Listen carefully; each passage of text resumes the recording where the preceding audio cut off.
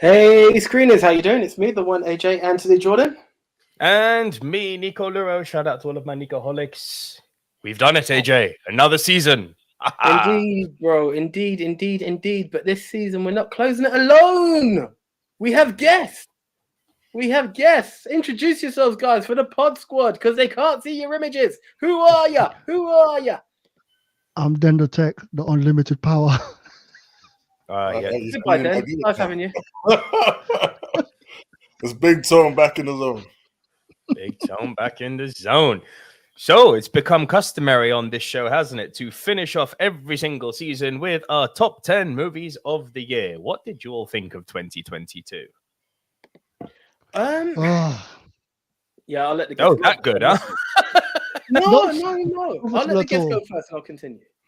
Right, I can say I'm coming from a different standpoint, so I'm not looking at it as like, yeah, good movies. I'm looking at it as like, cinema was dead this year. It didn't make me any money. It was, I'm in the, yeah. Come on, I can't wait for next year. Sequel City, money! You need to give context to that then. Why did cinema not make you any money? What do you do?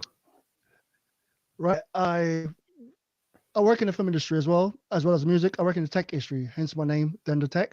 So in the cinema side of stuff, I work with a local cinema and we book films. So we go to all of the premieres, talk to distributors, try to get as much film in as possible, trying to make, the bigger films we get in, the more we can have in. The good thing about the big films, if we have those, we can have a smaller independent film or the film festivals, but we're losing money because we're still trying to host the film festivals. But anyway, coming from that, my cinema is called Rich Mix. It's in East London. Go check it out. It's not just a cinema. So yeah, cinema didn't work nicely for you this year, which is interesting you say that, given that there was a lot of big hits this year, actually. But hits? Oh yeah, big fun. Hits. Big Tone? There should be hits, but some of them didn't perform as probably as well as people expected. Then another factor is obviously the cost of living. People just ain't gonna really go cinema like that anymore. A lot of them will wait for streaming. Hell, I just seen, which made me laugh, after I rented Maverick Top Gun. It's coming out on Paramount Plus on the 28th as well. So a lot of people just wait everywhere for that, bro. You missed that one. The poster's been every I've had bus. People said to my face, "Are you going to see Black Panther?" I'll wait. It'll be on Disney Plus soon. And it will. It will. Which is just... It's interesting. I mean, now that Bob Chapek's actually gone and they seem to be getting their house in order, that didn't take long, did it? Point proven. But the fuckery they pulled over the summer with releasing Lightyear in cinema, and then 2 weeks later, while it's still in cinema, it then appears on Disney Plus. Exactly the same thing happened with Doctor Strange too. For context, do you know why Top Gun made so much money? Because it stayed in the cinema for long and it didn't go to streaming. And then after it went in the cinema, it then came back to the cinema 4 times. And then after coming back to the cinema 4 times, they actually did Ultra HD Blu-ray releases before it dropped on streaming. Now it's dropped on rent or buy streaming, and then it's going to release on streaming, quote unquote, free subscription monthly service. They have literally milked every single fucking penny they can out of this movie. And hey, presto, what happened? It made over $1.5 billion. Fucking weird what happens when you say, hey, here's something cool. People like it. Do you want to pay for it? People will say, yeah. Or you do what that dickhead Bob Chapek did is, oh, you like Marvel? Oh, it'll be in the cinema for 2 weeks. Then go to Disney Plus. Don't worry about it. Bro, you dumb. This is why you lost your job. This is why you're a knob end. I think complacency is a big factor, isn't it? You have so many wins, you start just feeding yourself on decisions that ultimately isn't that much of a good idea when you look at it. But hey, hindsight's a wonderful thing, isn't it? I mean, AJ will, I think, back me up and say that I saw this shit coming for the last year, the Chapek fuckery. I was mentioning we've had our clashes on what the future of cinema will be. And it's one of those things that I think the lockdown, pandemic, whatever you want to call it, whichever way you want to label it, had a thing that people have relied on streaming. Sadly, for people like Den and for actual cinema fans, it has had to take a hit. I mean, I suppose as a cinema fan, you know, you've got more chances of finding a seat, but it is sad because it puts stuff at risk. What is annoying is that the angle that happened on the Disney Plus angle for me, which I found really annoying, is there are stuff you actually wanted to see and you blinked and it was out of the cinema. So yeah, it's cool that you can actually go like, oh my God, it's there. A film I didn't even get a chance to see, and it might be on someone's list, it may not be. See How They Run. I actually remember seeing like this massive premiere outside Everyman. Wanted to see it. It was out before out, and I mean out of the theaters. You know, it's not on a screen anywhere. And I just turned on Disney Plus, and it's like it's there, and I'm like, flick me, like okay, no excuse to have not seen it, but it was. I'm not opposed to. Let me go back to something like Endgame, where I was dying for it to be on stream. You know, I'm dying for it. Let me be eager for it. As Nick said, going back to the Top Gun situation, milk it a bit because you can. If people want to see it, they'll find it. If it's not making money at the gate, I get it. Get rid of it. Yeah. But there are times when it's like you're not even giving something a chance to just like, you know when you're seasoning your meat, you let it marinate. You know what I mean? You don't just sprinkle and just stash it in the oven. So like this is what I'm wrong. Like it just needs give it a chance to marinate, guys. And that was the sad bit. What had Cinema 2022 meant to me? I got something else though with the cinema thing. Go for it. Everyone keeps saying it's COVID. I see Billy Man said that. It's not COVID. I had a Disney exec look at me and said, and saying, "Hey, what's coming up? Fox is Disney's buying Fox. We're gonna get a lot of property. We're creating our own streaming site. We're gonna be doing everything streaming wise to get that off the market. We'll be making a loss for the next 15 years, but after that, it's nothing but profit. No one will be going to the cinema again." And I went, yeah, but isn't that where you're making money? No, not really. We just do that to get people to come to our service. I went, are you for real? Straight up told me, we're trying to take over cinema. I went, yeah, but then if you do that, we won't take your films. And he went, you won't really, right? We own Pixar. And he started listing everything. You're like, oh shit, we're going to have to kiss Disney's ass. We're now kissing Disney's ass. You're going to put it in a larger screen for 3 weeks. Oh, but we got this coming out. It's either you do that or you don't get the film. And you're like, shit, we got to do it.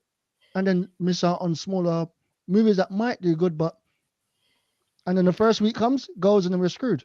So, yeah. Listen, you've heard me say this for a while now, that Disney are responsible for vanillifying cinema. They really need to get their creative game back on track, because we can go through each property. We all feel more or less the same way about the Star Wars sequel trilogy, hit and miss with the TV series. The world kind of feels that way.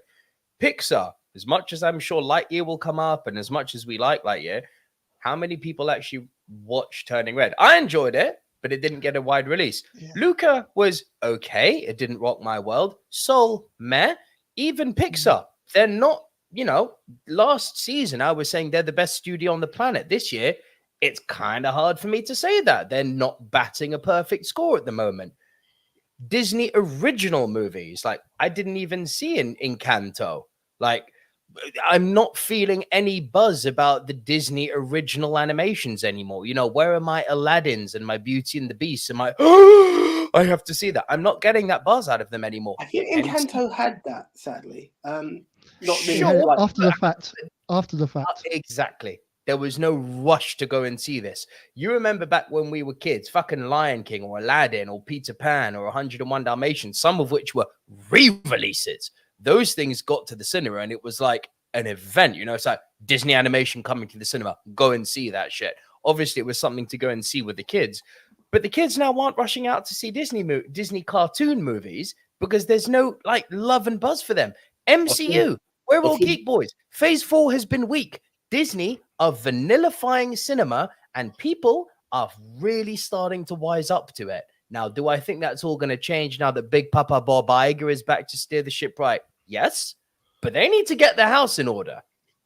I think you actually mentioned something which is actually one of the main problems, is that we are 90s children. We're used to a different era of cinema and how things used to work.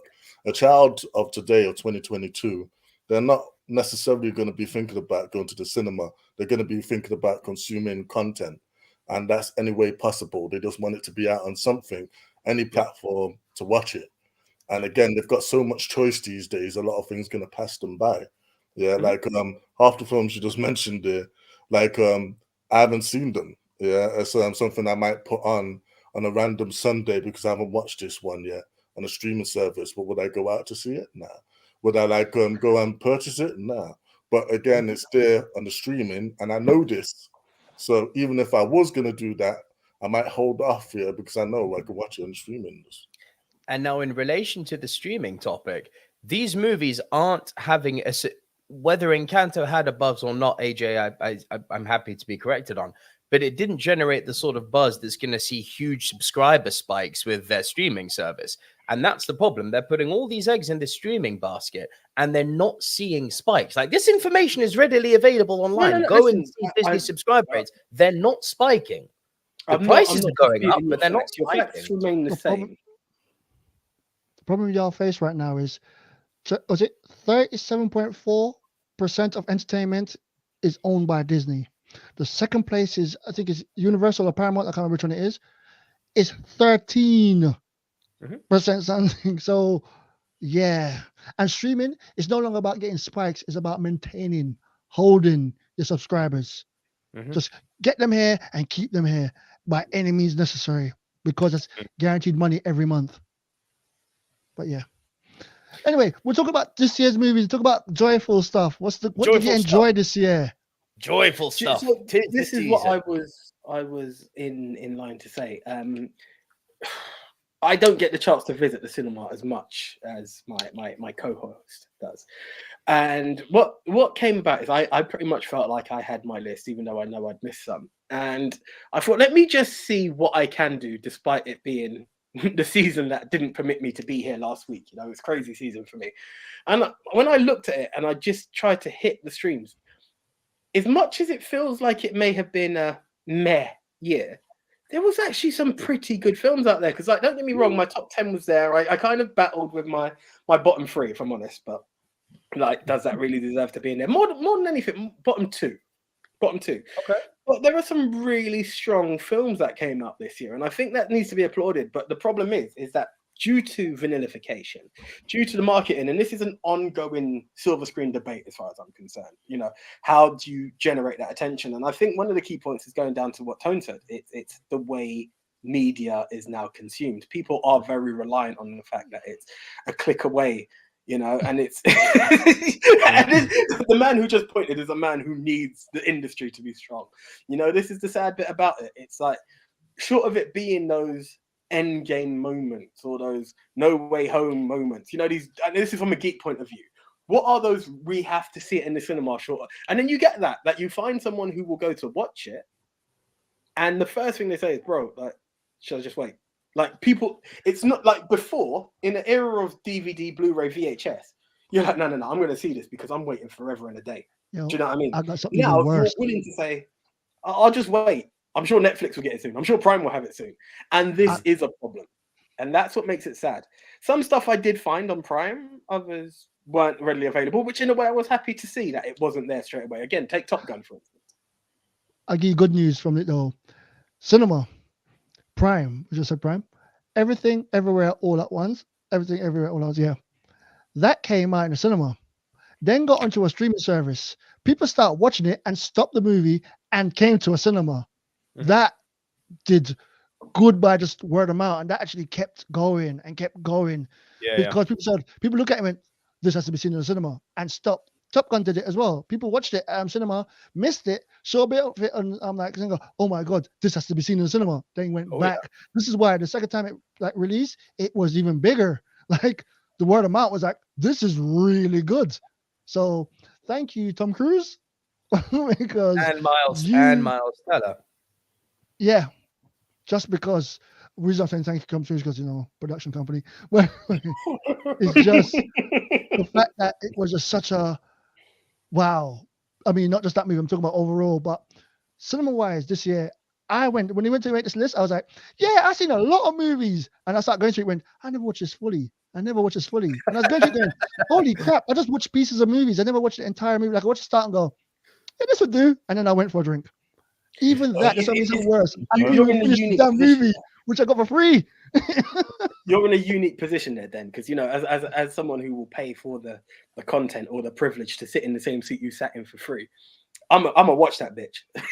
Like good, bad, or indifferent. I'm gonna watch that shit. It's like some of the cinemas I've been to as well. I don't have my my membership card anymore to be like, whatever, I'll catch it again. Like, no, I paid for this time. I'm gonna watch it.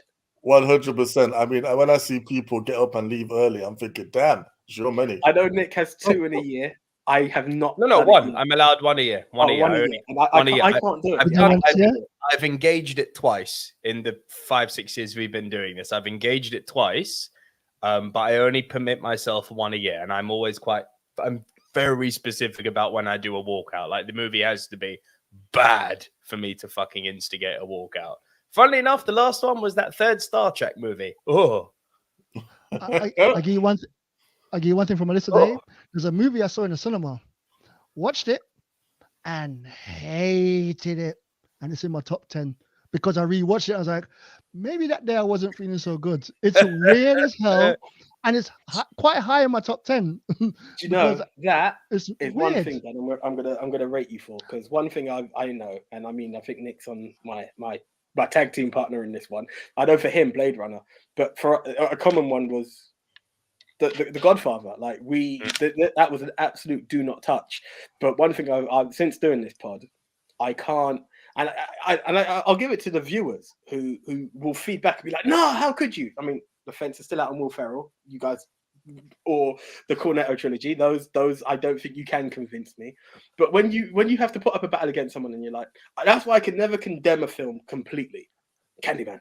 But I'm gonna rewatch Dune. I'm gonna rewatch Dune. My movie I hated from last year. Oh, you'd be surprised. You'll be surprised. No what jokes. can happen. And because I'll be at home and I know it's a part 1 this time, it might be different. You don't understand. I didn't know it was part 1. I went in there thinking I was watching a movie, and it ended. And I looked around and they were like, "Bro, yeah, that would make a good movie." I went, and they went, "Oh, I think we should put a part 1 at the end of this. Yeah, we should put a part 1." I was like, "You fucking think so?" And I went off. I was like, "You mother, you!" And I went, "Yeah, but everyone should know." I went, "I didn't." Bro, So I did not know. I think it was the experience of that. It was a slow build because it was like meant to be a slow build because it was the part 1. And I'm there thinking of watching the movie like, this is fucking slow. All the way to the end, I was like, this is it. So I hated the movie because I was like, now I know I'm going to go back and rewatch it. I'm going to sit there and rewatch it. I don't think it helps that the original was also just one movie called Doom. Bro, this is the thing. This is what I have to co-sign fully. This movie shows that the studios are over-reliant on thinking people have read the books. Now they realize people don't read anymore. You don't understand how this book is in one piece. It was just marketed in a way. The book is one book. The first film is one film. Out of nowhere, you've done this remake, and people are just going to consume the media as I did, as Den did. I remember my missus going, "So this is going to be part 1, yeah?" I said, "No, it's one film." Literally, imagine sitting there with a bunch of suits, not knowing this is going to be a ongoing movie. So you sit there going, "Oh, okay, I don't want to watch the first movie because people are showing trailers. Oh, I want to watch this movie. I'm a nerd. I should like this. This is pretty much Star Wars, the original, what Star Wars stole from. Let me watch this movie." Okay, so there's sand. Where the hell is Zendaya? There's no sand. Where's Zendaya? Oh, there she is. Oh, she's gone. I thought this was a Zendaya movie. More amazing. Bro, you don't understand. It pissed me off, and I sat there the entire time because I was waiting for it to start. And then it ended. I was like, "You son of a bitch!" And then the thing is, we should put part 1 on the end of this. We should put part 1. Yeah, we should put part 1. I was like, "Oh, no, they ain't put part 1 in there." Well, to be honest, like, you know, a lot of people did feel that way about Lord of the Rings, and then look how the trilogy turned out. So hopefully this is another scenario. Oh, you like Lord of the Rings now, yes? Yes. The stupid editions. Yes, the extended, yes? The ones that just doesn't want to stop. I didn't watch all the endings, though.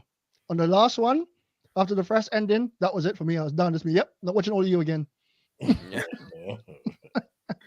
The very, very last ending of The Return of the King didn't need to be in the movie. They literally just did it to honor the book. That's the only reason they did it. They could have ended it with Aragorn. They could have ended it as the ship sailed into the west.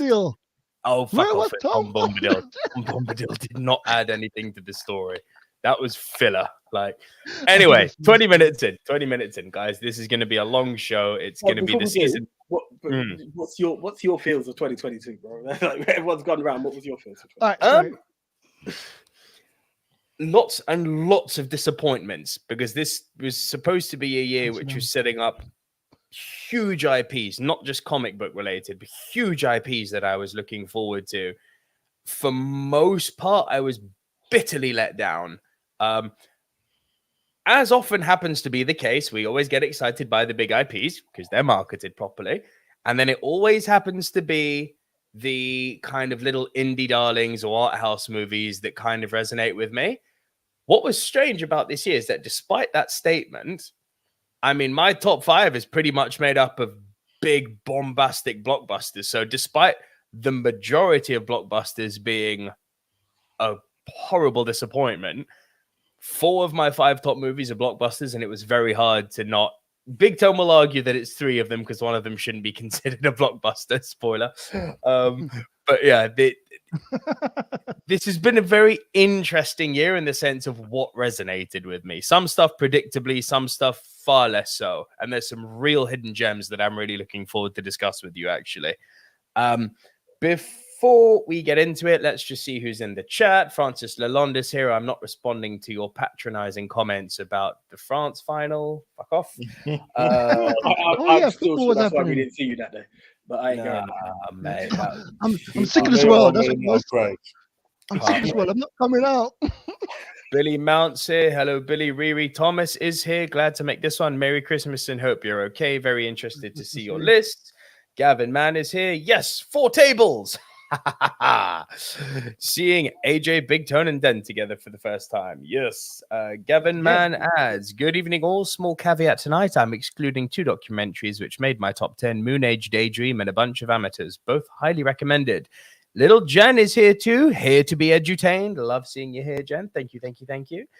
Who else have we got? A few more comments have come through, but I think that's kind of it for the film family for now. So let's, I guess, get right into it. So here's how the show works. It's our season 5 finale. So for those of you tuning in for the first time, thank you so much for joining us. If you are new, please do be sure to like the video, share the video with anyone who you think may be interested. And if you are listening to us on Pod Squad, if you are part of the Pod Squad and you're listening to us on podcast platforms, we are available on all podcast platforms, but please do be sure to rate and leave a review for our podcast. That will help us a lot with the podcast algorithms. And if you're watching us on video on demand on YouTube after the video has aired live, please do be sure to comment what your top 10 is below and we will respond to you on the next episode. How does the show actually work? Huh? Like the video too. Yes, like the video. That's always important. How does the show actually work? When it's 4 of us, it works this way. We all go our separate ways. We compile our individual top 10 lists. We come right back here and we deliver to you, our film familia, the silver screen dudes, our individual top 10s. We finish the year as we started. AJ will go first, delivering his bottom 4. I will then deliver my bottom 4. Den will deliver his bottom 4. Big Tone will deliver his bottom 4. Then we will trade our next 3. So AJ, me, Den, and Big Tone. And then when we get to our individual top 3s, we will trade 1 apiece. If at any point while we are rounding off our individual top 10 lists, one person has a movie in a higher position, that person will say punt. And we will punt and talk about that movie when we get to the higher position. And once we have both rounded off all our individual top 10 lists, we will combine and create the Movie Mount Rushmore. These are the 4 quintessential diverse must-see movies of the genre, which this week is top 10 movies of 2022.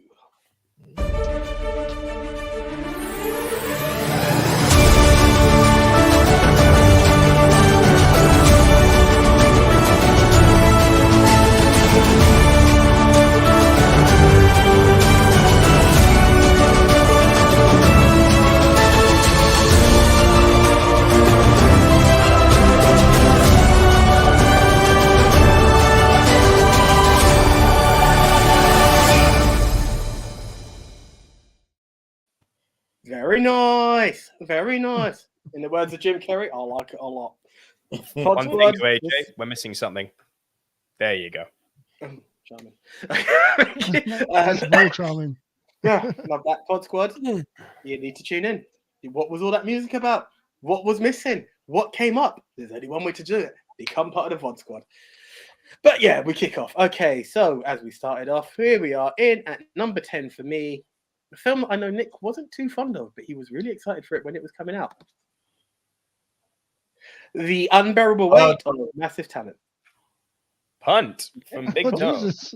Okay. You've been punted, mate. Just to double check, Big Tone, is it in your final four? Because if it is, or anyone, No, it's in my bottom four. All right, so then we can talk about it now. Where was it? Where did it land for you? 10, 9, 8, 7. Big Tone. If it's in that number, we talk now. All right, it's 8. It landed 8 for me. Okay, cool. So I'll let you take the lead if you wish, because you had it slightly higher than me.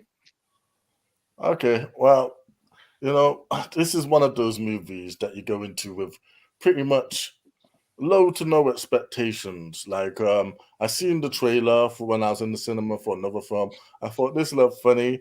I'm definitely not going to go to the cinema to see it though.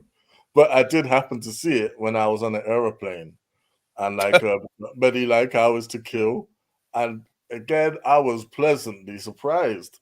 This was a funny film. It like has the type of cheesy humor that appeals to me, mixed with cheesy action. However, it's self-aware and it knows that it's doing it. This is Nicolas Cage. Everything you love about Nick Cage, his madness, his antics in Face Off and the like, you know, films like that. He's playing a mopey version of himself, like, you know, that's very self-aware that his career isn't where it should be. And like that's a good shout to say as an actor, because yeah, Nick Cage has had a lot of ups and downs in real life. He's had a lot of straight to DVD streaming platforms like Snorers that people just haven't come out for. And he's referencing that in that film. But you know what? It's the one line that probably made me put that in my list so high is when he screams out in the restaurant, Nick fucking Cage. He goes a lot longer than that. I was dying on the plane. I was actually suffocating. And if a film can do that to you, it should be on your list. So I'm going to somewhat echo what you said. It was one of those. I actually did end up seeing it in the cinema. Actually, it's one of those. It was. I didn't plan to, but it's one of those films that I could appeal to the missus of saying, "Well, let's give it a shot." And she was like, "Okay, look, yeah, it looks a bit of fun." And it was the self-awareness that made me really laugh behind it. And as much as I've not seen The Wicker Man, it was his Wicker Man reference as well that had me cracking up, because everyone on this podcast, who when we were talking about something, I can't remember what it was, talked about the horrible remake that he made of Wicker Man, and not the beast. And when he quoted that at the end, I was like, it was gold. There were some parts that I felt were really stupid. Like, it was so on the nose that you knew where it was going. That's what kind of bugged me with it. But in terms of sitting back, and I remember I had one terrible cold that day. I felt so bad in the cinema, but I still was able to soldier through on it. And I had a great laugh with it. And that's what I liked, is that it delivered more than I expected from it. And I just remember being like, you know what? It's self-aware, which I was new, but it gave me more of a laugh than I wanted to. So I thought it needed its mention on. Yeah. I felt exactly the same way.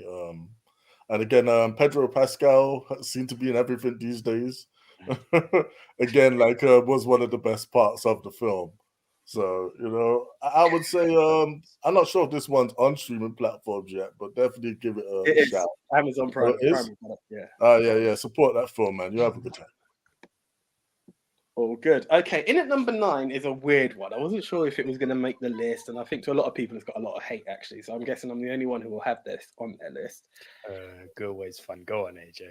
Bros. Oh, this got trashed. It's a weird film. It's a weird film that the trailer looked like it was going to be better than it was. No, the trailer made it look like it's something worth watching. It wasn't as good as the trailer made it out to be. But I like the angle they took. And it's not for me like just waving the diversity card, but I appreciate what they did with it. For anyone unfamiliar with it, it's the first gay rom-com that came out. It's one of those films that you can sit back, you can watch and appreciate. You get a couple of giggles, but the angle in which they delivered it in, I kind of saw stuff from a different angle, which made me open my eyes a bit. Watchable, not hilarious. And that was the thing about it. But when I came out of it, each of the films that I've had this year that I've seen on streams, on TV, I've put a rating to it. And funny enough, this was rated higher than some of the other films that I saw in the year. I was like, well, this is interesting. It's got something in it. It had it. The punchline is the end result was weak. I remember that being weak but as a narrative that you could follow, quite fun. So I've got some support for that film. Cannot comment, my friend. Have not seen. This is. I don't think a lot of people did. It's not great, but it's not terrible. It's not as bad as what I know the reviews for it were going to be. Do you know what I mean? Your main lead in the film, not my ideal choice for a lead, but it worked. He's this like cynical character. The angle was weird, but it worked. Okay. This is one that is either going to be in people's bottom 4 or it's a punt. My number 8. Yeah. Doctor Strange and the Multiverse of Madness. Yeah, in my bottom 4 as well. Anyone else? No, I'm afraid. Hell no. Shock horror, mate. That, despite the fact that the Good Doctor is my boy, no way. No way. No. I can see why you might take that stance on the film. Do you want to start, AJ, or should I? Who's got it? I'll start on it because I reckon you'll be able to build on it, right? No, AJ's got higher than me, I think. Mine's number 9. Number 9. Okay. Okay. All right. This, maybe the shock horror for everyone, is my only entry in the world of comic book movies. What the hell? The Doctor Strange. Yeah. The Doctor Strange is only number 1. The Doctor Strange, well played. Sorry, that was quite good. I like that. The Doctor Strange. So I don't know why I find that so funny. Because it's not typed. You've actually heard someone be able to it. Well done, Dan. I watched the show. I watched the product. I'm a fan. I'm a fanboy on my show. You got the joke of the evening, yeah. Oh, okay, V-joke, the full V bottom 4. Sorry, sir. Go ahead. Is this your only comic book movie? I can only do one comic book. Okay, Is this your only comic book movie? Wow. AJ's growing up. I know you've seen others. AJ's growing up. 3 out of potential 5 or 6 that were released this one. Comic book movie or MCU film? No, comic book. What the fuck? All right, carry on. Yeah. I like the twist. I like the turn that this had. I was really unfortunate, and you still have my spare ticket because of it, because the 3D screen didn't work when we went to watch it. So yeah, if I can find those tickets somewhere. What coach was I gotta wearing find them? I'm relying on this. Yeah, that was a slight letdown. But what I liked about this film and what it delivered was it took a different turn. It's not. I'm not going to say it's a horror movie or like it was going to make my top horror movies of the 21st century. But I like the dark turn that it took. I think what made this film take a lot of heat from a lot of people is people saw the multiverse when what Spider-Man created, and they were looking for something very similar. So when you have the moment where certain characters appear or certain things, and I don't want to spoil it for any, even much as on stream, it's still out this year. Some people haven't caught up with all films, but certain moments that hit you in a multiverse mode that had you like, oh my God, it's happening, just didn't hit. But as a film itself and the angle it took, the dark turn that it took, I really appreciate it, to be honest. And that's what stood out for me in this film. Everyone knows I'm a Wonder freak as well, so to see the Scarlet Witch on shift was a good moment for me as well. Kicking the doctor's ass. Come again? Kicking the doctor's ass. Look at him. Kicking the doctor's ass with ease. With ease. No, like there is no doubt the Good Doctor has been nerfed the fuck in the MCU. We all know this. Yeah. And like, what's worse about it is at different times he's not. So it depends who they're fighting. Yeah. Okay, you want me to go straight into mine? Okay, I'll let you continue with that. Yeah, so basically, there's the good and the bad I can speak. Which one do you want first? Hit the bad. Let me hit the bad then. Like Nico said, Doctor Strange is nerfed to hell. Yeah, like we seen him go one-on-one with Thanos with 3 Infinity Stones. That was his appearance, like, you know, prior. Like he was in No Way Home, and then like before that he was going toe to toe with Thanos. Then he lost to Spider-Man in the next film. And then like now, oh yeah. yeah.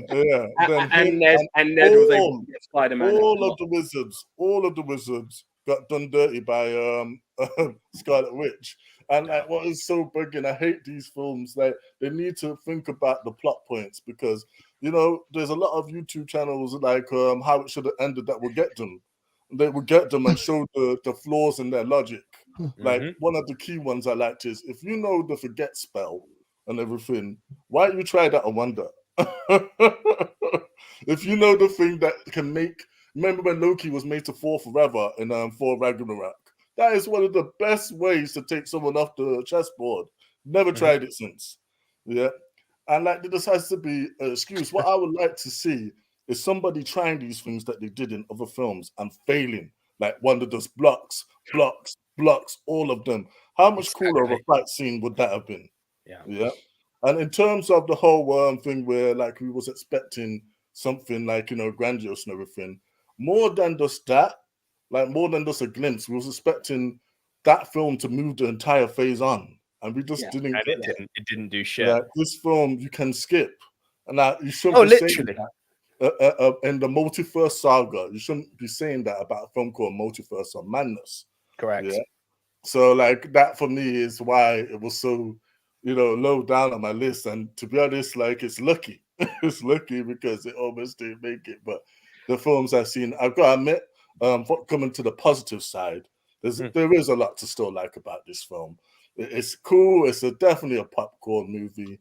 Like I enjoyed it, like in the cinema. And then again, that was one of the films I rewatched on the plane as well. And again, bro, you and me were nudging each other in the cinema, weren't we? Yeah, like, hey, definitely, you know, definitely. And like, you know, Wanda's whole fight against the Illuminati, that's a great fight. Yeah, especially so the brutality. Was it though? Was it though? No. I don't want to get into it. That's the part that I was sense. It don't make sense to get it, but it was a good fight. Yeah. All right, you ready for me to say something really fucking unpopular? John Krasinski was not good as Reed Richards. Well, you only come on, like that's another thing though. You only had like what 40 seconds on the screen. And do you know when an actor? Yeah, but do you know when an actor has not got into a character properly? That doesn't mean they're a bad actor. It just means they. So from what, because it was very jarring for me, like when I saw him, because that's obviously the casting that everyone wanted. I like John Krasinski as Reed Richards. Yes. Well, I read about this. Apparently, Kevin Feige apparently it's not a thing. Like he's not going to be Reed Richards. He's categorically. Now, I don't believe a fucking thing anyone involved in the MCU says anymore, simply because we've now seen Andrew Garfield being a lying liar. We're like, don't buy it. They're all fucking lying. They are actors after all. NDAs, NDAs, brother. That's it. But I genuinely have a feeling we're not seeing him again as Reed Richards, because from what I read, Feige apparently got on the phone with him literally as they were wrapping the Jack Ryan season. I said, yo, we're not going to have you in this for long, but it's a fan thing. We're thinking about having you as a director too. Could you come in and do one day of shooting? And from what I read, he apparently was sent the script while on his little private jet going over to Disney Studios, and literally got into the suit, got in front of a green screen, and just had to memorize some lines. So do I blame him? No, he had to obviously, act on the fly, and he didn't have time to get into character properly at all. But fuck me, it showed. 100% believe you when you said that, because that's what I saw as well when I looked on the screen. Was a case of like, let's get the fan service in, where we get this one in, we get Professor X, get that, which they're now using so much. The wheel, the hover chair, just do everything to get everyone buzzed. It was like, finally the mutants, these people. But yeah, multiverse of 3 universes. Yeah. And then clips, once again, a bunch of clips. People's expectation for that movie was way higher Dennis, if people didn't think that much was going to be, it would have been it's all right. But because everyone's like, this is the one that's finally going to make this damn Phase 4 work. It's going to put the Phase 4 together, and it didn't. Yeah, they wanted Fantastic Four, they wanted X-Men, they got nothing. I wanted multiverse. Phase 4 is finished, and it hasn't worked. Let's be real. I wanted the multiverse. Yeah, to be honest, for reference, they went more places in Bill and Ted than in the Multiverse of Madness. Now, that for me, that is madness. Yeah, it should have been. They could have made this film like literally one of the best MCU films of all time, because you had the Range Scarlet Witch literally tearing down reality. Yeah, for a motivation that should have been better than what it was, because that was done as well. Yeah. But they could have gone from universe to universe to universe, and we could have seen crazy stuff. We could have seen stuff universes. They did a lot of stuff in What If. Yeah, they could have seen outcomes of different. It's a pretty film. It's a pretty typical Marvel film. If you haven't seen it, you'll probably enjoy it. I'll end on a bit of banter then. Let's just say that the first Hispanic hero that they entered into the MCU, powers was crossing borders. There we go. We'll leave that where it was. Fuck me. It was a meme. Okay. And AJ's been cancelled. Okay. It's the MCU. Damn, AJ. So now I understand why you want to build that wall. No. Never been one for all. Right. Nick mentioned this earlier. It is from the world of Pixar, and it's in at number 7 for me. Punts. Yeah. Cool. It's in the same. What? I'm in the same with you. Is it in your bottom 4? If it's in bottom 4, guys, it's not a pun. No, it's not. Sorry, my bad. I apologize. It's in my bottom 4. It's not in my bottom 4. So it's a pun. Whereabouts is it for you? For me? No, Tone. If it's yeah, it's a pun. Doesn't matter. I've spoken like I was who's going to start on it. I've spoken like you enough to. Guys, it's a punt for Big Tone. It's a punt for Big Tone.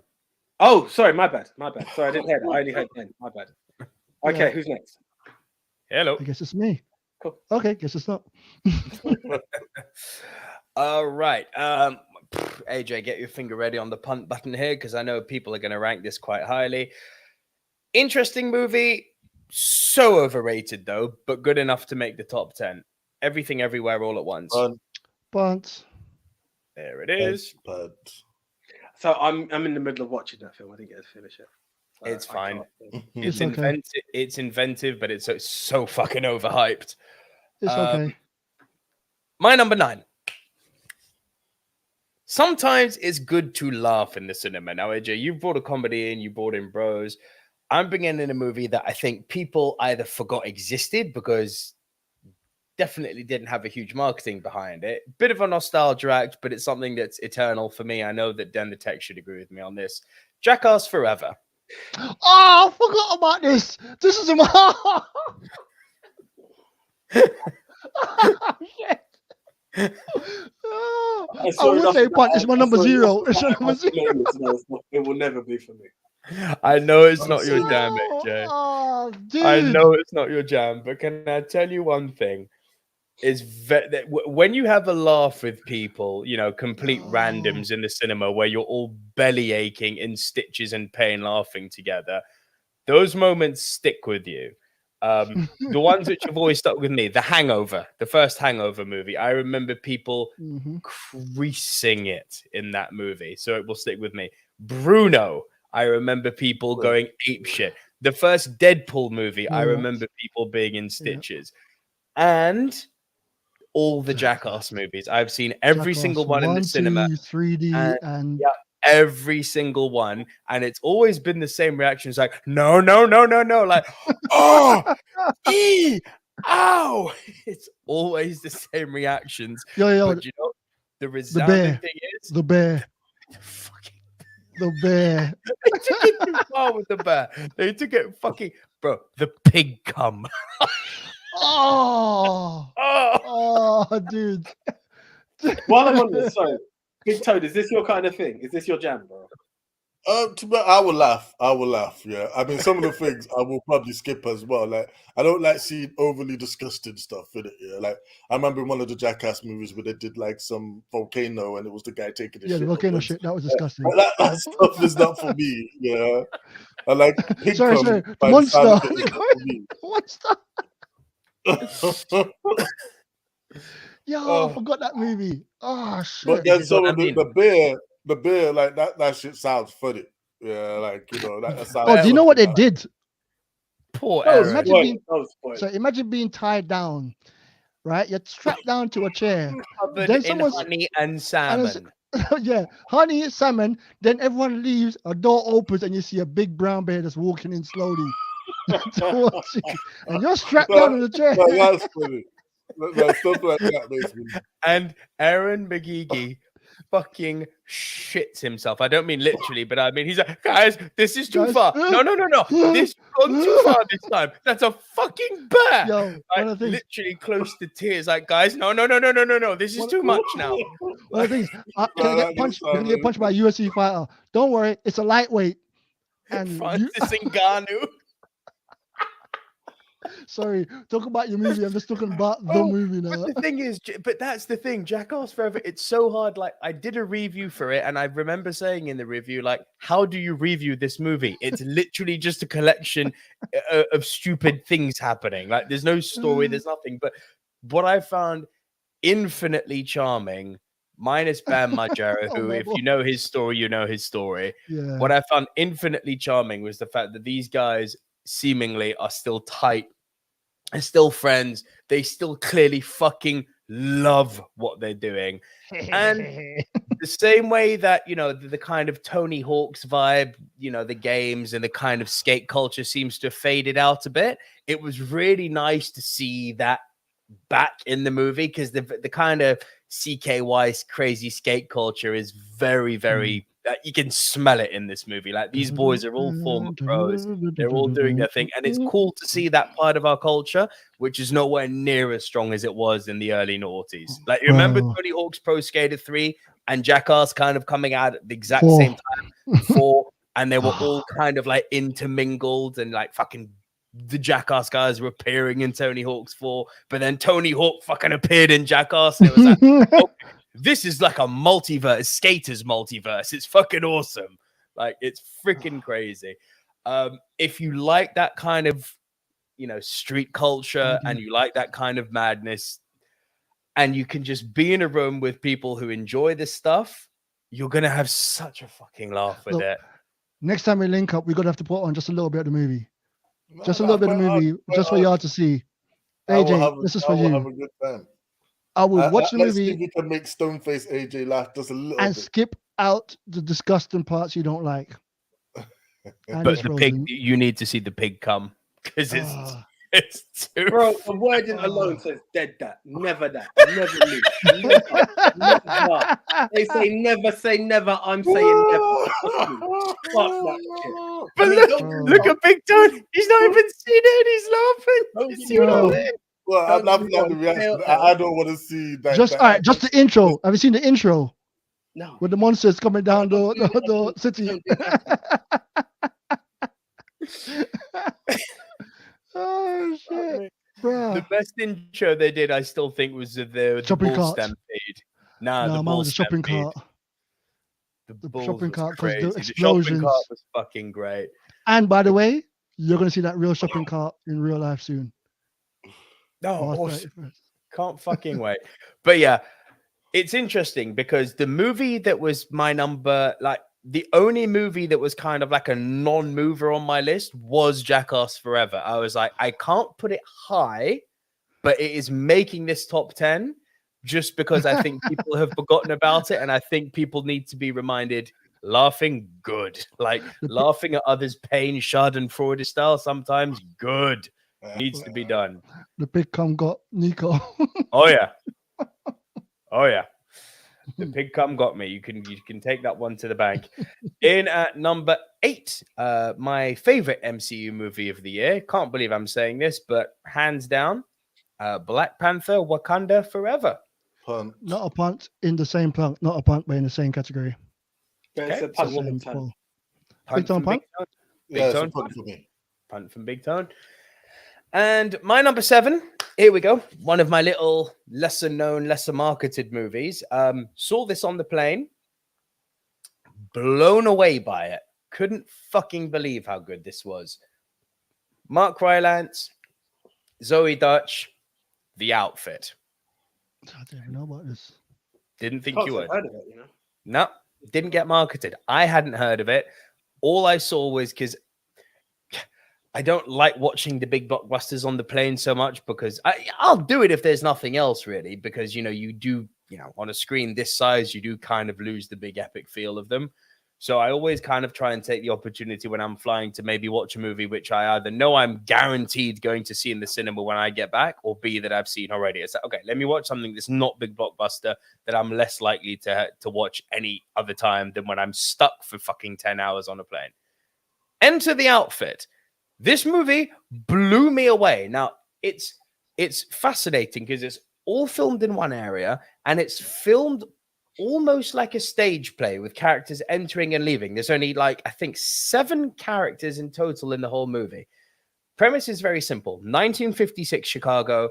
Mark Rylance runs a tailor shop, and the tailor shop is a front for the Irish mob, right? Now, Mark Rylance's assistant, played by Zoe Dutch, happens to be dating the son of the mob boss, Rob Royal. Okay? Now, on a night where the son and the henchman, a guy called Francis, something goes very, very wrong. Something goes very, very wrong. The son shows up, and hang on 1 second. Where's AJ gone? Just getting my charger. Be right back. Cool.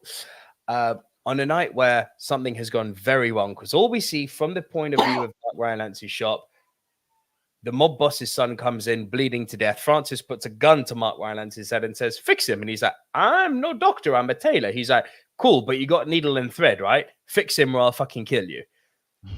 And from there, we have Mark Rylance unassumingly playing these two guys off against each other, and then playing them off against the mob boss's father, making them believe that one is an FBI informant, making them believe that the other is an FBI informant, making the dad believe that the son's gone missing, but the son to the other guy might be dead. You've got this web of intrigue all set within inside this fucking tailor shop. And I'm not going to say more, because the question that ultimately the audience is left scratching their heads is, who's the FBI informant?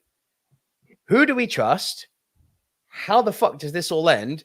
And it ends, without giving away exactly what happens, with one of the Louisiana black gangs coming in against the Irish gangs, all in the shop, all asking the same questions.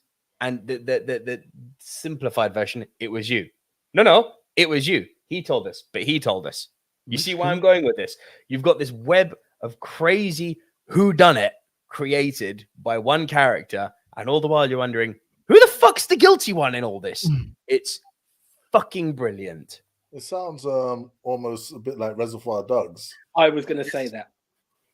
It's like Reservoir Dogs meets an Inspector Calls. If you've read the Bro, exactly the two I was going to. I was looking more for Cluedo. Okay, that sounds. Those are two of my faves right there. So this film's got me. It's on Sky at the moment, if you've got Sky, and it should be on Now TV by proxy if you've got Now TV. Movies, yeah, because I just googled it and it said Now TV subscription. Yeah. How much is Now TV? Depends which package you get, but I think you can get it for like $7.99 a month. I think it's not much. Is that with films? Okay. The film one is $7.99. The sports one I think is $10.99. They vary in price. Francis, to answer your question, The Outfit, very much a drama. Very, very much a drama. Superb little movie and criminally underseen. Because listen, when I put the tweet out, what's your favorite movie of 2022? One person mentioned The Outfit. No one brought this film up. It's sensationally good. And it's one of those films that really... Jen's seen it. Ooh. Jen saw The Outfit a few months ago, and it was brilliant. A clever movie, and the intrigue was amazing. Yes, Jen. I'm into that one. It sounds like there are films that how can I say it? There are films that intrigue me and I'm like, it's on the list. There are others like I'm watching it tonight kind of thing. I can't do it tonight itself, but very near future. I think. Yeah, it sounds interesting. Really does. It really is, guys. It's a goodie. Big Tone, you are next, my friend. Okay. So my number 10 is gonna trigger Den straight away. Nope. I don't think any of you have seen it, but Black Adam. That's all you, brother. There you go. Enjoy. The floor is yours, Big Tone. If I saw a few movies and this was on there, I'd have picked 9 movies on the list. Easy. I see, like for a lot of people, this film is coming in like Marmite. Fair enough. Like I went with Nate. We both had a great time. Like that's our personal friend, and like the cinema as well. You know, everyone was a buzz. They laughed at the jokes. I think is I knew exactly what we was getting going into this film. Yeah, it was getting literally The Rock as a sort of pseudo Superman doing his one-liners and offering bad guys. And that's all I wanted from it. Now, does this film suffer from a lot of annoying tropes that many action films and superhero films have? Yes, it does. For one of them, stop basing the story around teenagers or like children actors. You know, that's a trope that needs to die. Like you don't need them to push the like plot along. Yeah. Also, it makes me laugh as well. Like they're very formulaic and almost like a game with the final boss at the end that just sort of sprouted out of nowhere.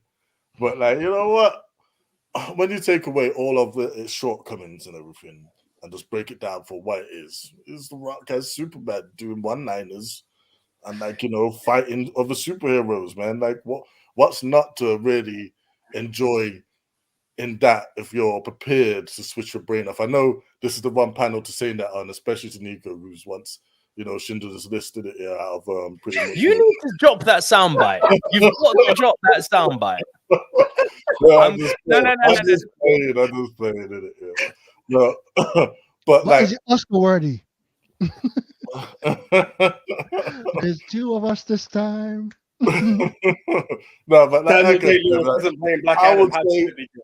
I would say this is also probably a film that's fallen victim to the whole we'll just wait to see it on streaming.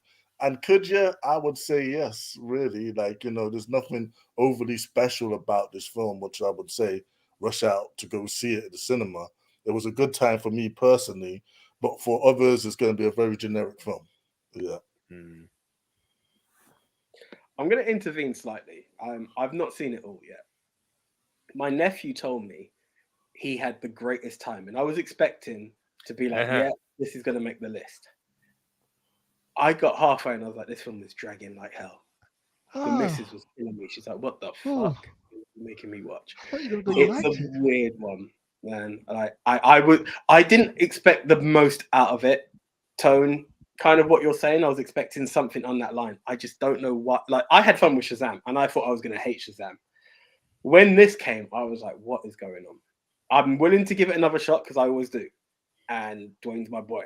But fuck me, this film is. Did you enjoy the one-liners though? It reminded me a lot of Commando with some of the silliness in it. Like we just throws the guy in the sky, and then like Dr. Fate comes down, ask him a question like, "Oh, where's the guy?" He's like, "Oh, he didn't make it," and you see him land in the background. Come on, like that. I remember that one. He's like, "Did you kill him or something?" And he's in the air. He's like, "No." He's like, "Oh, he didn't make it." Yeah, it had a little humor, but it wasn't enough for me. Like maybe it was in the wrong zone, but it just didn't. Plus, he's not a good guy. He's a bad guy. I swear he's a bad guy. I swear no. He keeps doing good stuff and saying, I'm not the good guy. He kind of pissed me off. Sorry, I don't want to go about the movies. I had my rant last week. I want to calm down because, damn, this movie is bad. It's so bad. It's so bad. Like, I haven't seen a lot of movies this year. I've seen some really crap movies. And this is definitely in the list of really crap movies. I can't believe it's on your list. I do understand why it's on your list because you had a good time in the cinema and it's about how it makes you feel. Plus, it's art and art is subjective. So, hey, I'm happy you enjoyed it because you had more fun. So good. Sorry, just backtracking. Bro, as I've said all the time, like in a world where one person enjoys a movie and one person doesn't, the person who enjoyed the movie wins. Yeah, definitely. I mean, like I said, I do acknowledge it has a lot of problems, and again, I feel some of the disappointment with this film is a lot of what I said with Doctor Strangers as well. This film has been years in the making. They announced this, I swear, all the way back in like 2014. 2014. You see what I'm saying? That this is what we got, the end result. I can see why. I think it's even more than 2014, bro. I remember it being 2014 because it was the year before I left Thailand. I still remember. The Rock had hair. The Rock had hair. He was still in WWE when they announced it. Bro, yeah. Like I remember exactly where I was when they announced Black Adam. It was when it was pre-Collider. It was when John Campea was still at AMC. Bro, AMC. this goes back. This goes AMC. back. Yeah, John Schnepp was still alive. R.I.P.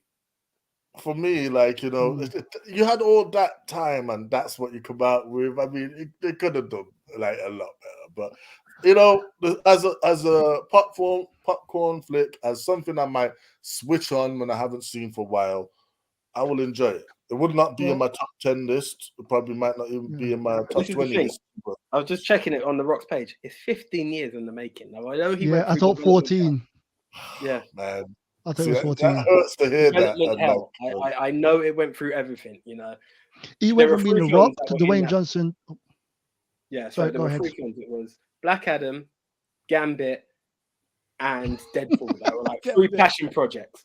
And, you know, Deadpool made it and you thought the other 2 were dead in the water. Somehow, I believe Gambit is truly dead in the water. Somehow Black Adam made it. It was one of those that you keep seeing posters and you're like, fuck off, it's not going to happen. It made it. And for that, I was happy for The Rock. I was happy for everyone involved in it. But I knew I wasn't to expect a lot from it. And which is the perfect moment to bring in Francis Lillon's statement. To paraphrase Mark Hamill, those who have low expectations will seldom be disappointed. Yeah, 100%. But I had low expectations. And I got disappointed. I'm saying it still happened. I couldn't go any lower than I did. 2023, I might come back. 2023, I might come back and be like, you know what? Yeah, I get it. But that first viewing did not work. Did not work for me. Delete it. Blocking the porn. Just before you carry on, Big Tone, let me just, blocking the porn quickly. Just before you carry on, just a few comments I want to address here. Mixed Memorabilia, great to have you here. Film Familia, still celebrating Argentina winning the World Cup. You are the best film familia ever, my friends. And it's an old one, but the film In the Hands of God, a brilliant film. Noted. And if it's a Mixed Memorabilia recommendation, listen, Billy Mount, Nico, what number are we on? Thank you for coming back to us, Billy. AJ and I have both done our bottom 4s. Big Tone is just done his number 10, which was Black Adam.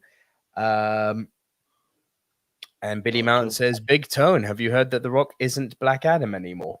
I have, but again, I've also heard rumors that The Rock is saying, like, there's a lot of sources reporting different things. Apparently, James Gunn is rebooting the whole DCU. It's not even called EU anymore. It's just DCU. DCU. Apparently, like they want a younger Superman, but also apparently they've talked to Cavill and said, "Oh, we might be like interested in future projects." That's what's nice to say. A lot of stuff. So, to be honest, I'll just take it all as a grain of salt. Let's just wait to see what comes out. Let's get the last 3 DC EU movies out the way. Yeah. And hopefully, you know, there is a thought-out plan this time. Hopefully, you stop competing with Marvel. You don't have to be Marvel. Just be something different. Be your own guy. Because when it worked for you the best is when you was doing your own thing. That's what I just want to know how bad Batgirl was that it got completely shelved and Black Adam. Why didn't they just finish that and put it on streaming? I mean, like, it would have got panned. I would have just put it on stream. Like, it was done. The film was done. It wasn't done. That's the thing. It needed 40% of it still had to be shot, and Zaslav decided. No, it wasn't done. It wasn't done. I thought it was Zaslav looked at where they were and looked at the script and said, "Sorry, why the fuck are we putting more money into this?" No, that's fine. Zaslav fell. Well, you know what? I wish someone would have done that with Birds of Prey, but hey. It's the world we Well, live tell me about it. Tell me about it. But David Zaslav wasn't in charge then, and I've got neither was Alan Horn producer, neither was James Gunn running the ship. Listen, James Gunn put out a tweet a few days ago in response to that big Variety article saying like, "Oh, we've had this, we've had that, we've had this." Do you know what James Gunn said? Some of it's true, some of it's not true, some of it we don't even know yet. And I think that's the telling part, is that they are literally, as we are doing this podcast right now, they are in the process of mapping out this world. And So- to be honest, the one thing I really want to see out of all of this, all right, you're starting again. Let this be it. We don't need to see a film next year. We don't need to see it the year after. We don't need to even see it the year after that. Well, we do, because James Gunn's got 4 years. Yeah, Oh. we do. They've given him Alright, 4 years. My point is, just take your time, like build it slow, do what you got to do. Don't rush it. Don't be like so many big companies pushing out a product before it's done. Yeah, we don't want no Fallout 76 or Cyberpunk 2077 like with the DCU. Let's get it right. Yeah. With Alan Horn as the producer and James Gunn, who is working as Kevin Feige's number 2, and given that Zaslav is now running the whole show, they've got a fucking dream team at DC at the moment. Like, Alan Horn is the guy who oversaw phase 1, 2, and 3 of the MCU and then said, "I'm out." Just made the most successful movie ever. Fuck, they re-released Avatar. See ya. But no, Alan Horn was Feige's boss. Like, and then he's at DC now. James Gunn was Feige's number 2, and he's at DC now. Zaslav is a guy who's been shown he's not afraid to make the big decisions. They have got a fucking dream team at DC at the moment. And yeah, Well, in the words of like, I hope I'm not saying like what Angry Joe likes to say sometimes, you done fucked it up. Like, I'm hoping like we go to the star, we go to the moon, and then one day it'll be crazy. In about a few years, we look at it and we say, "Oh, DC's better than Marvel," and that's the definitive. I think that now. I think that now. On what I've seen from DC in the last few years, DC is better than Marvel at this moment in time. Yeah, I don't think that. No. You know what? Once again, it doesn't matter if DC is better or Marvel is better. If you're a comic book fan, you should just be happy there's a bunch of comic book movies out there. This is the thing. That's better As long than as you've what got, came back in the past. I'll go back to what Nick said in a wrestling term. A raising tide raises all ships, you know. Raising tide raises all ships. That's what it's about. If you've got a solid product on one end and the other side, if DC can develop in a part where Phase 4 has been weak, and they go, shit, we aren't the only comic book company out there. Remember, in the era that Phase 1, 2, and 3 was out, when they first started this shit, we had a Nolan verse that had just been done. Not that it was great, but Fox were also doing stuff. Then it became, oh yeah, the MCU runs this shit because everyone else is failing. And you can see that in Phase 4. A bit of competition in the comic book world doesn't hurt. It's a good thing. The thing with DC, their standalone movies are great. The universe they were trying to create sucked. Do you know what it is? I always say it, and I've said it enough times on this pod. I felt that they looked at the Marvel plan, which is the obvious way. You take standalone movies, you join everyone together and go, no, we're not going to do that. We need to do it differently so they don't say we're copying. Now, had it happened that when DC were going to do their universe at the same time Iron Man was released, had it not been scrapped, they probably would have done it that way. Because they were so far behind. They went and tried a different way, and it stunk. I remember. Guys, I'm just looking at the time. We're an hour 9 in, and we've done too much comic book talking. Go on. So what's Big Toe number 8? All right, so number 9. We've done your 9 we can actually like skip my 9 and 8 because we've already talked about them. Doctor Strange and the Multiverse of Madness was my number 9. Yeah, and number 8 was The Unbearable Weight of Massive Talent. Which we've discussed. So Big Tone, your number. Bringing on to my number 7, Bullet Train. Punt. I'm glad to hear that. You shall not speak, Big Tone, no more. Right. Tech. Cool. So mine's gonna be quite quick, and I'm gonna start by saying I only saw 18 movies this year. I thought it was 12, and 15 of them were in the cinema. Was it 19? Because you forgot. Oh yeah, 19. I forgot about what's called again. Jackass. Jackass. God damn, that was so good. But anyway, yeah. So my pick is just based off. I'm picking out 80 movies, picking 10. So don't Do you want to judge me. strip some of your entries, given that you wanted to have you can put Jackass in if you want, bro. No, I'm a look and done guy. That's what I pick. Alright. That's what I'm going for. Right. So my number 10 is a movie that's not that great, but it's my number 10 out of all of our seen. I gotta say it, which is Fantastic Beasts: Secret of Dumbledore. Ugh. I I know. was thinking of putting this on my list, but didn't make it. Yes, understand, all right. Y'all Holy know I'm a what's it called again? I'm a Potter fan. So, and I'm a completionist. So if I start watching a trilogy or a setup thing, I hope they never make another one though. I hope this is it. Finish the Fantastic Beasts here. I don't care anything else.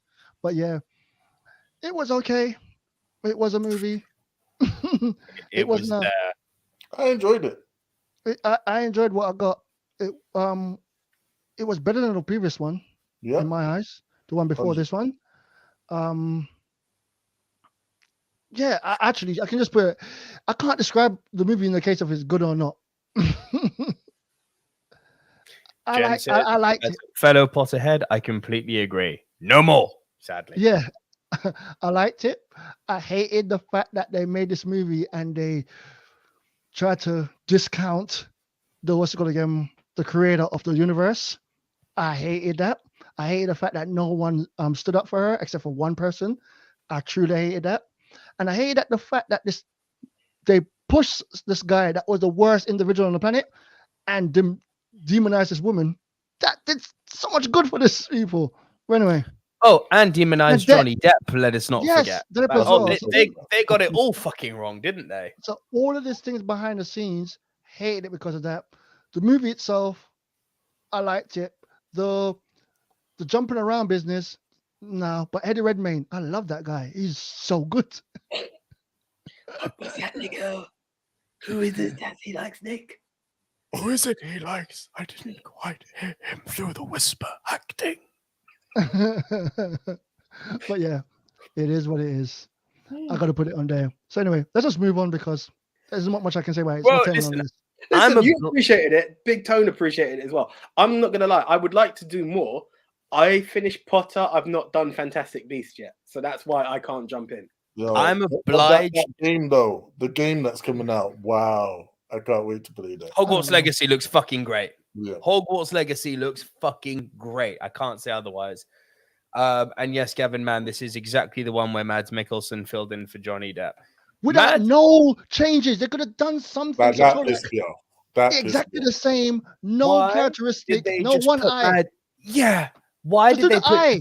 Mads the hair? It was Mads Mikkelsen in suit. One line in the film explaining that he changed his face again. Like, I'm getting too familiar. People are getting too familiar with my face. I've had to change. Oh, have you gone back to your real thing? Cool, yeah. Have you stopped drinking the polyjuice potion? Something. Just like even in a film like Iron Man 2, they addressed it, in a joke way. Like, and they didn't even have to, but they really did, and they did. And he's at the start, and he's such a anyway. But it's fine. It ticked the boxes because Dumbledore's gay. So yay. Mission accomplished. Yeah. Well, for those that read the book, knew he was gay from a long time. This is what I'm saying. It's like the hard push to make this a thing is like, guys, fuck me. How about instead of being like, he's gay, deal with it? It's like, I don't give a fuck if he's gay. I care if the movie's good.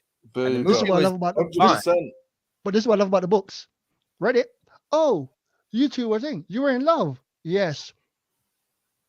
And that's it. That's it. You don't have to go into it. You don't have to like fly to anything. It more just say that it was this guy, and like that's it. No one's even gonna bat an eyelid. Yeah, like you don't have to shout it from the stars. We get it. Anyway, move to my number 9. I just want to move on from this. All right. Big Tone, do me one favor, brother. Tilt your camera down a little bit because your name tag is cutting off your face, bro. There you go. Oh my God, who's that handsome fella right there? God damn. Man with a man with a you got a chin, motherfucker. You got a chin. Right. My number 9, Wakanda Forever. Pants. Black Panther. And that was the punt from earlier, wasn't it? Yeah. Yeah. Still a punt. Right. There's a movie I punted earlier, which I shouldn't have punted. I made a mistake, so we can talk about it now, which was Lightyear. My apologies, AJ. That's all good. Run with it. Lightyear No, but hold on, is Big my Tone. number. It was a Big Tone's thing, isn't it? Big Yeah, Tone. yeah, it's higher on the list for me. Yeah, still Okay, a punt. cool. Still a punt. All right then. My number 7, a movie I know is on. I want to do it, Nico. A movie I know is on nobody else's list because no one went to cinema and watched this. I was there all on my own. It was 3 of us on the screen, and that's Clerks 3. I'm so jealous you got to watch this because I love Kevin Smith. I fucking love Kevin Smith. It's not a great movie, but oh my god, I wanted to. I was doing that walking out the cinema, not blinking. Don't blink. Don't show sadness. Walk away. Do you know Does it get you the way Jay and Silent Bob reboot gets you? Oh, bruv, it gets you hard at the end. Yeah. It's like this movie starts, nostalgia. The first part of the movies are like, yay, nostalgia. I remember that. Oh, I remember that line. Yeah. The middle part, oh my god, this is just okay. I see what they're doing. They're just copying his life and they're making him. Oh, they're copying the movie in the movie. Yay. The last part, just sitting there. Movie ends. Get up. Me and my friend walk out the cinema. All right, bro. I'll see you later. Separate. Gone. If you know Kevin Smith life story recently, you know he had a heart attack.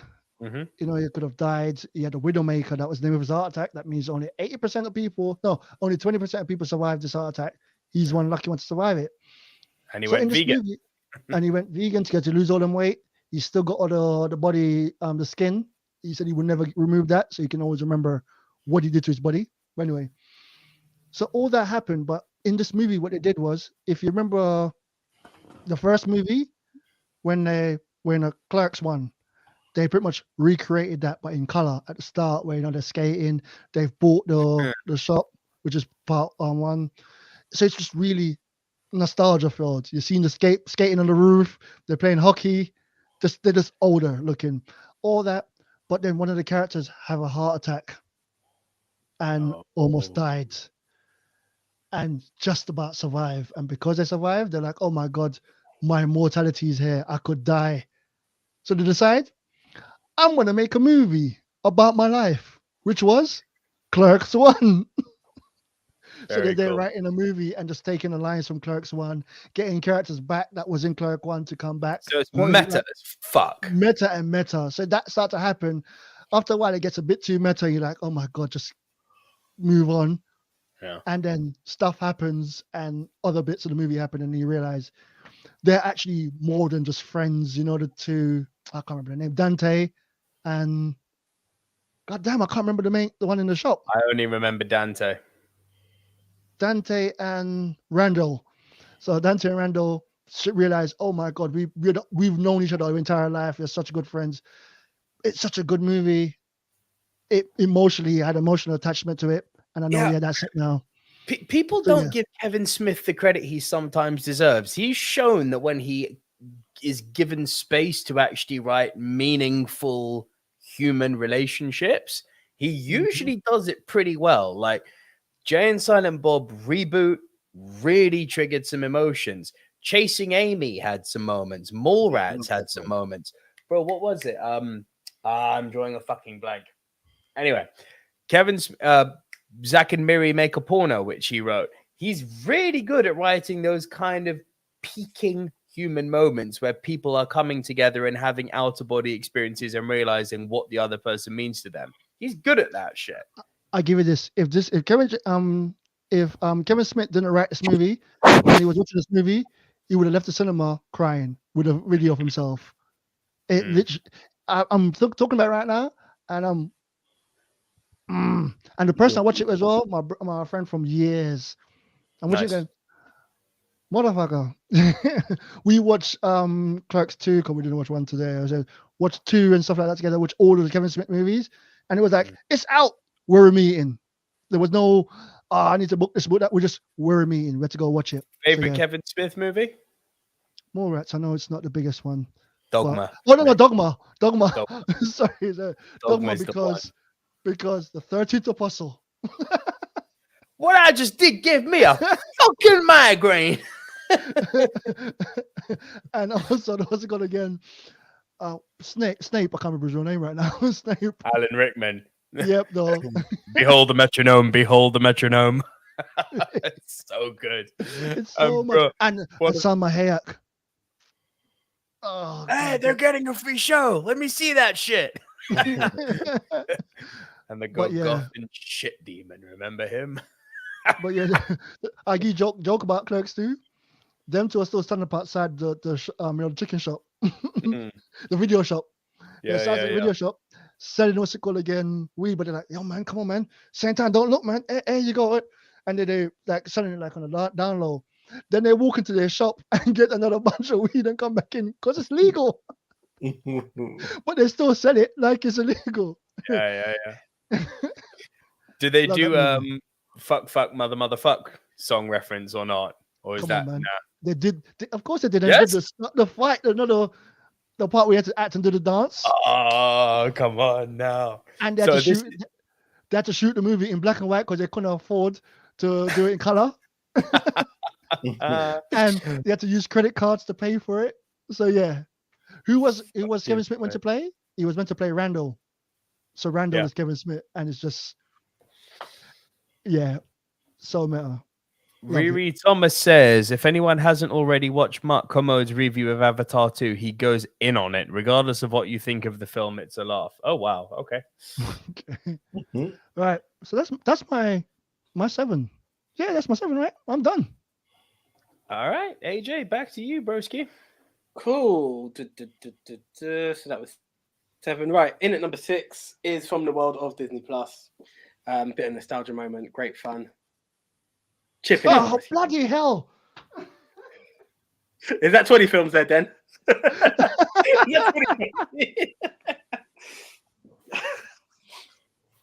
could have got rid of Dumbledore. you had Jackass, brother, Mr. I lock shit in. I lock shit in. That Chipping does eating that brilliant, man. Yeah. It was one of those unexpected, I think is the best way I can word it. I was aware it was coming out. I didn't think I was actually going to. The way that they mixed animation with the new form of animation. Loved it. It's a cameo. It's a movie. It was a cameos movie. It literally was. It's like everyone just started popping up. It was like a new age Roger Rabbit. It was a crossover. Do you know where Space Jam 2 failed? Chippendales didn't.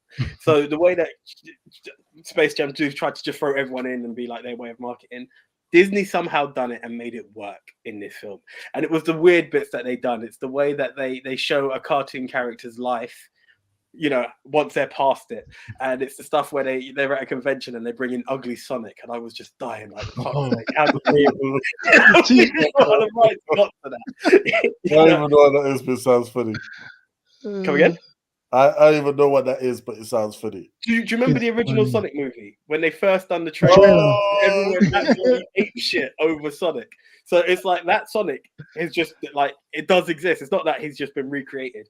Ugly Sonic exists. So they're at a convention and everyone's signing up, and like Ugly Sonic has his own little booth there, man. And I was just, that is early on in the film, and you see that, you know, one of them's had the makeover and is now like more video graphics and all of that, and the other's still animated. And it's just these mad bits that cross your memories of nostalgia versus the new age of animation, and it just meets in the middle and just gives you all this stuff that just gives you such a throwback but an appreciation of where we're at the same time. Again, it's one of those films that I remember saying to my girlfriend, oh yeah, let's watch it. And she's like, oh, you and your animation films.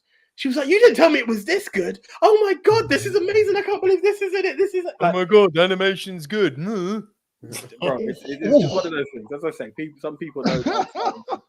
Yeah, we can see where people's beefs lie. But no, it was don't so fuck with much animation. I hate it when people label animation as kids. Look, stuff. I get it every year. I said it, sorry, kind of with this one. In 2010, I said the best movie at the time was Toy Story 3. And everyone was like, no, man, it's this movie where it's a dream and a dream and a dream. I was like, fuck off of that movie. No, not 2010. I can't remember what it was. But I kept saying Inception was 2000. Inception. And I was like, no, Toy Story 3 made grown men cry in the screen. Oh, yeah. And kids was crying with them. And Inception people come up and goes, man, I don't even understand it. It's a flipping heist movie that anyway,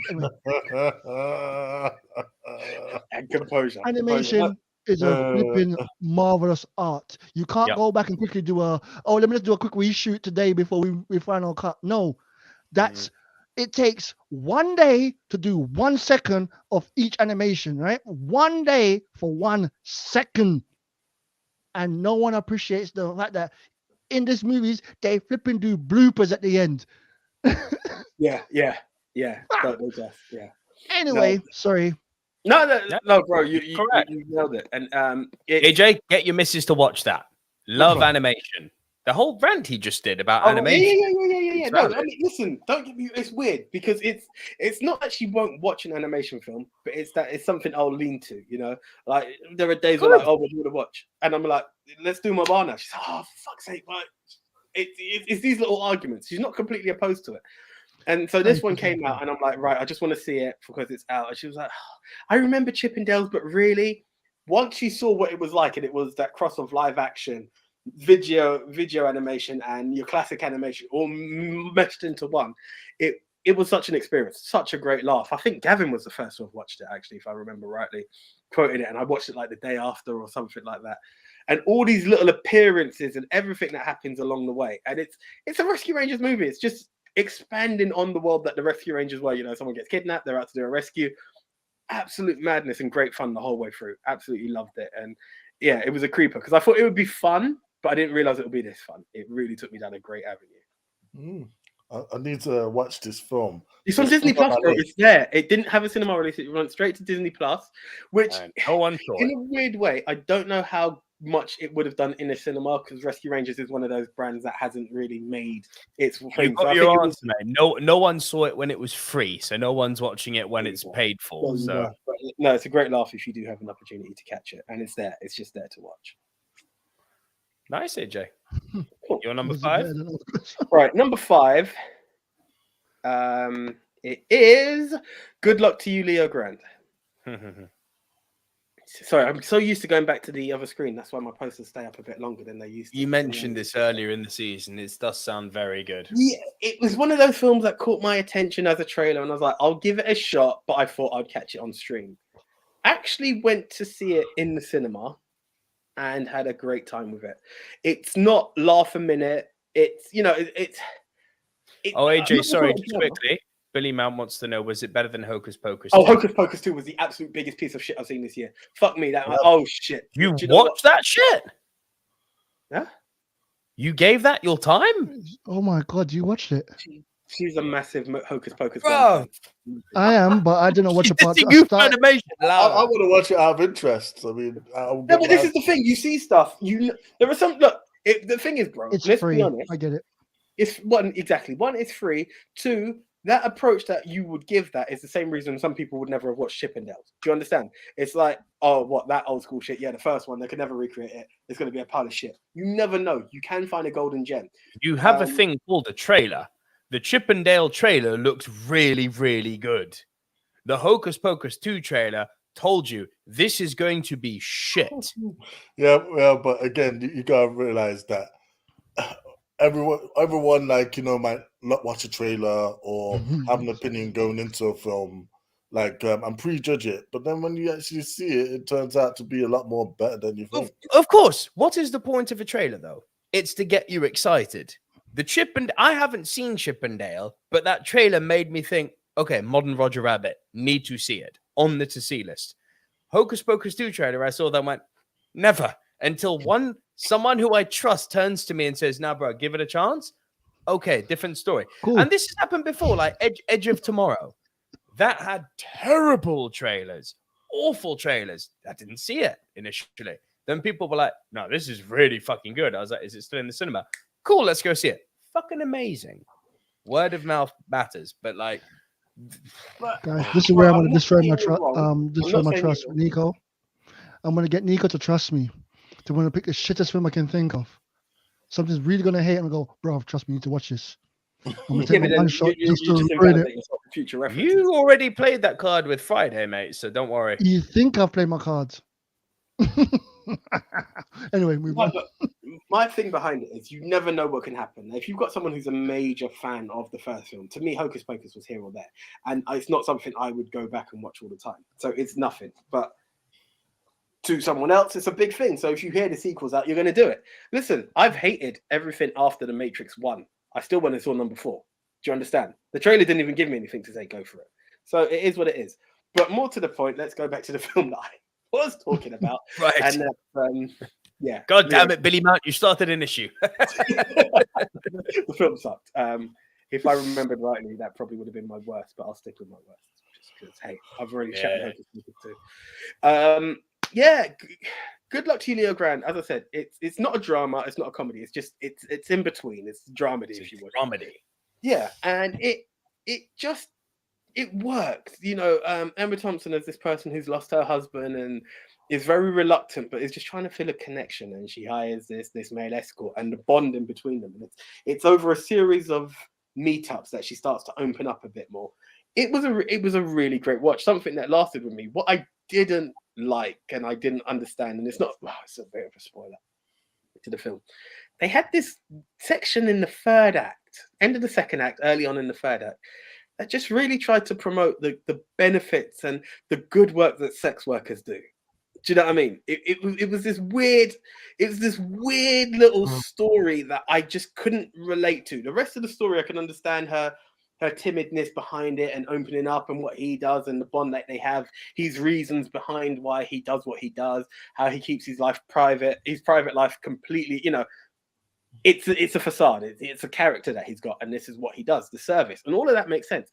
But it's when she realizes of how much it's helped her open up, and it's like, oh, you know, maybe you should let people know of the great works that you're doing. And I'm like, I'm not saying, look, I'm not here to shit on anyone's method of trade. How you make your money is how you make your money. Do you know what I mean? But the way it went, don't worry about it. Mandy Rose here. Like, it was just this weird tangent. I was like, are they really trying to promote sex workers right now? And the worst bit was, she was meant to be a history teacher in this, right? And it's like, you've now got this history teacher, or no, religious studies teacher, who's now the strongest advocate for sex workers. And I'm like, yes, it Pretty may be Woman. Literally. Pretty Woman. Yeah, bro, I know what the film's about. Yeah, but the Pretty Woman was a fairy tale. Oh, I'm an advocate for this, for that trade of work. Never used, but advocate for it. It'd be a lot safer. It's an adult with another adult. Yeah. Instead of them being on the streets, like not with being drugs, cared. like with drugs, that shit should be nationalized completely. Yeah. It would be But this so is the much whole- safer for the workers. It's ridiculous. Exactly. I don't deny And it'd be it, but taxed properly. yeah, but that was the part that just I get what they're saying. Again, make it legal, what have you. But it was the way they tried to like wave the flag for it. I was like, is this really what you're trying to push, guys? It was just a bit of a weird angle for me that I couldn't relate to. But apart from that, it was a really good film, which I'd recommend most people to. I don't know a lot of people who have seen it, but it's a good watch. Great watch, actually. Mexican jokes and opposal to legalizing the sex trade workers on this episode of the Movie Mount Rushmore from the one AJ. I love you, brother. Don't worry, AJ. You can never get, no matter what you say, you can never get as bad as the infamous episode what I saw on Rushmore. the cancelled episode where man is talking about X, talk Y, about the and infamous episode, the one that starts the following week with, I'd like to apologize for my actions. I don't know what I had taken that week. I don't know what I was thinking. Yeah? Jockeys, TOK. Yeah, I'm the bad guy. Yes, this week. Don't worry. I remain Starscream in a lot of people's eyes. It's all good. Oh my god! Where are we going to? What? How many is it? Bottom three, next three, yeah. So next three, so it's 654, brother. Yeah. Okay. In at number 4. I know Nico doesn't like this one. I don't know if you guys have seen it. Belfast. Not that I don't like it. Snooze fest. I felt very differently about it. I somehow was able to catch it just before our St. Patrick's Day episode, and it was just something warming about the story. The childhood innocence behind it, the family life to it all. It just worked for me. I know it's meant to be a semi-autobiography from Kenneth Branagh, I don't need it to be Kenneth Branagh's story. I just like the story that was given to me in it. You know, there were some parts where you expect, like, you see the dad going off all the time, and you think, oh God, please don't tell me he's up to dirt. And guess what? He wasn't, which I just thought was like, thank God. Like, some of the negative thoughts that you expected to see come from didn't happen in it. It was a movie that was just there. I wouldn't call it a snooze fest. I found it warming. I had a good time watching Belfast. So there was nothing so depressing. I don't know what you found warming about it. No, bro, it just had every. No, aircon was on in the cinema, innit? Coming in? Aircon was off in the cinema that day, so it was quite warm. Dumb Dumb joke. Dumb joke. Biggest Rich Red joke yet. Well done. But the family lifestyle that was there, the relationship he had with his grandmother, his grandparents, both sides of the family. It's not reminiscent to my life. I wouldn't say that. And I've never been in, Catholics and Protestants at war and all of that. And my dad having to justify himself to someone and standing up to someone and being the great big I am to someone. Like, no, it's not that. But there were parts of it that I could relate to that just gave me the good feels about it. Jen says, sorry, AJ, I agree with Nico on this one. I needed more substance in the film. For me, it was too dull. Fair enough. I really enjoyed it. I just had a great time. And in this world, AJ, you are winning. Let's not forget this. Yep. There's no shade being thrown at you. You win in this debate. No. Listen, it is what it is.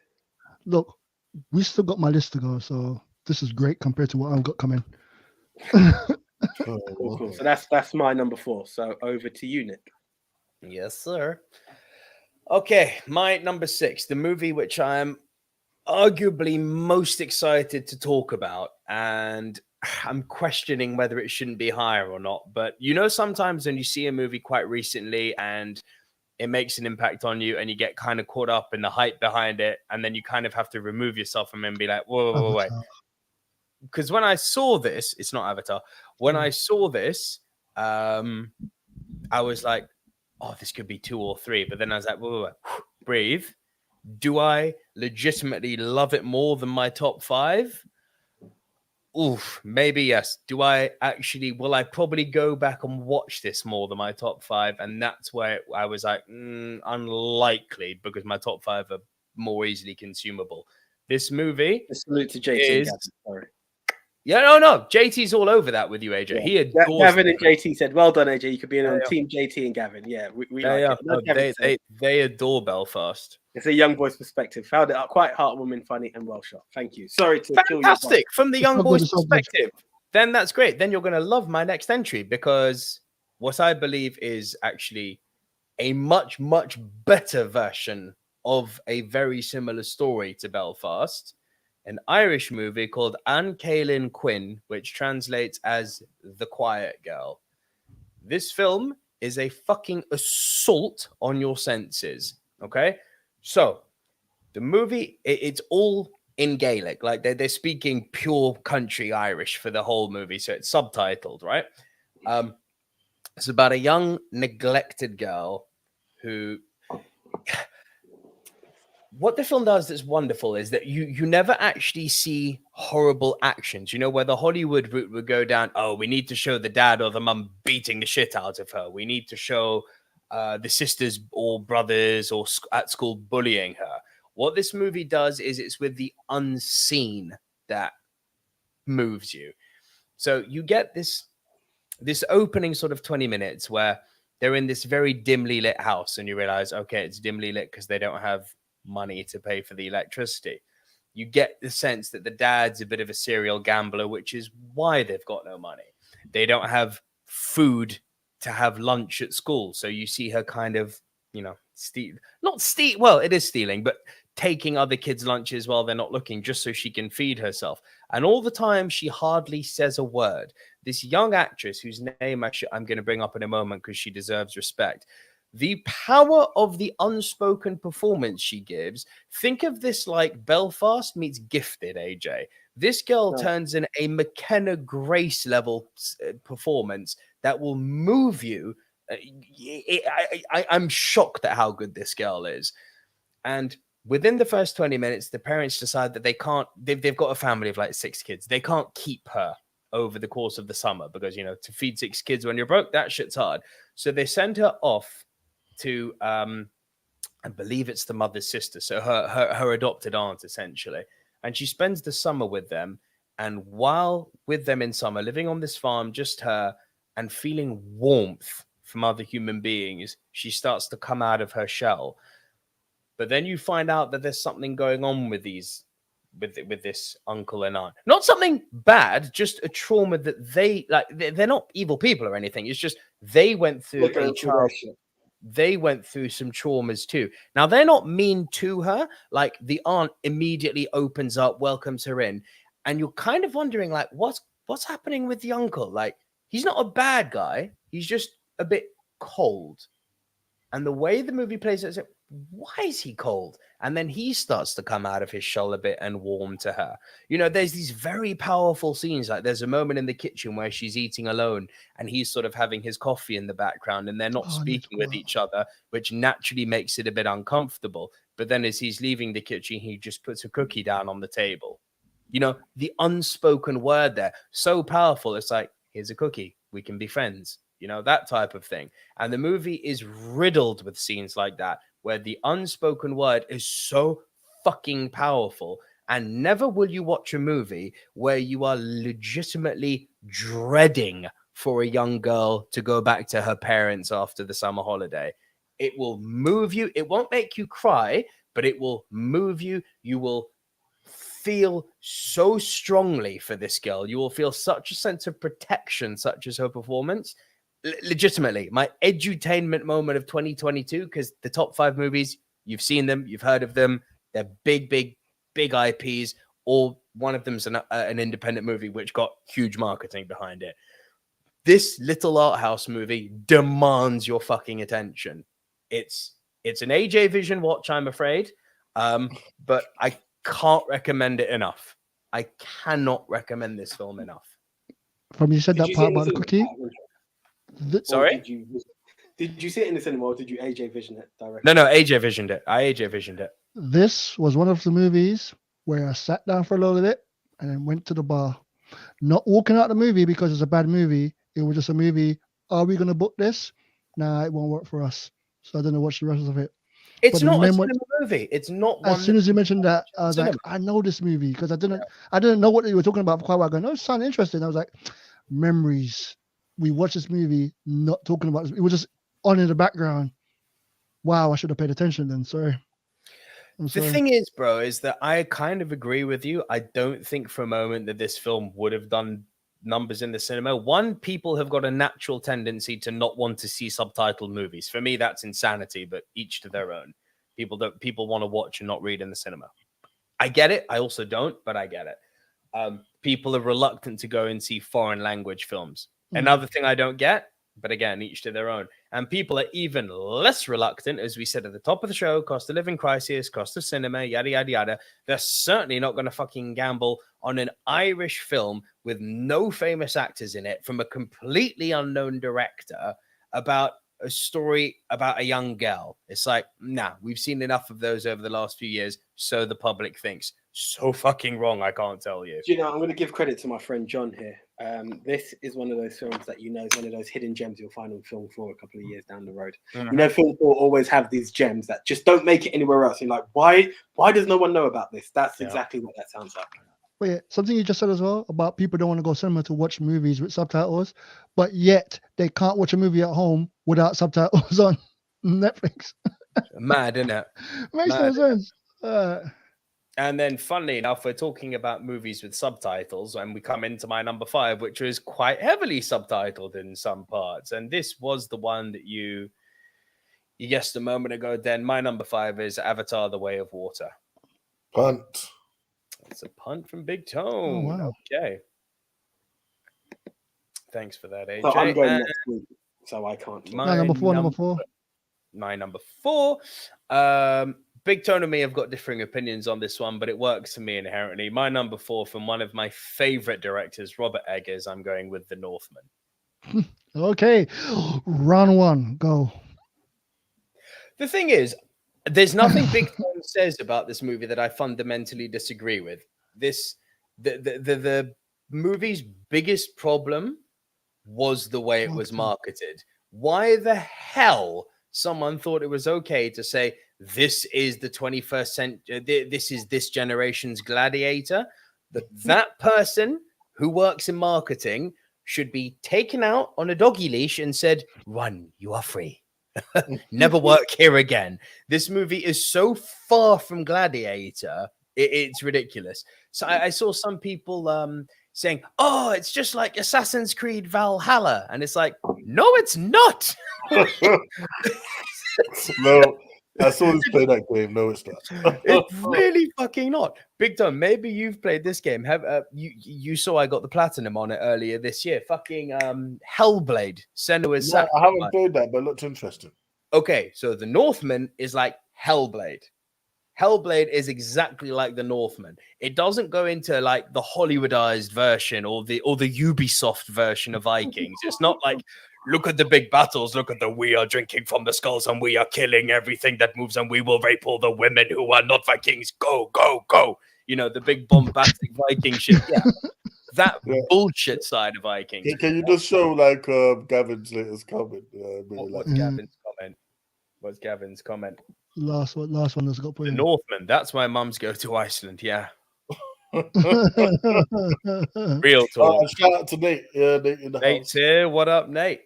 But Nate. yeah, the Northman goes into the kind of ritualistic, the pagan side of Vikings. It goes into much more Viking culture than Viking battle.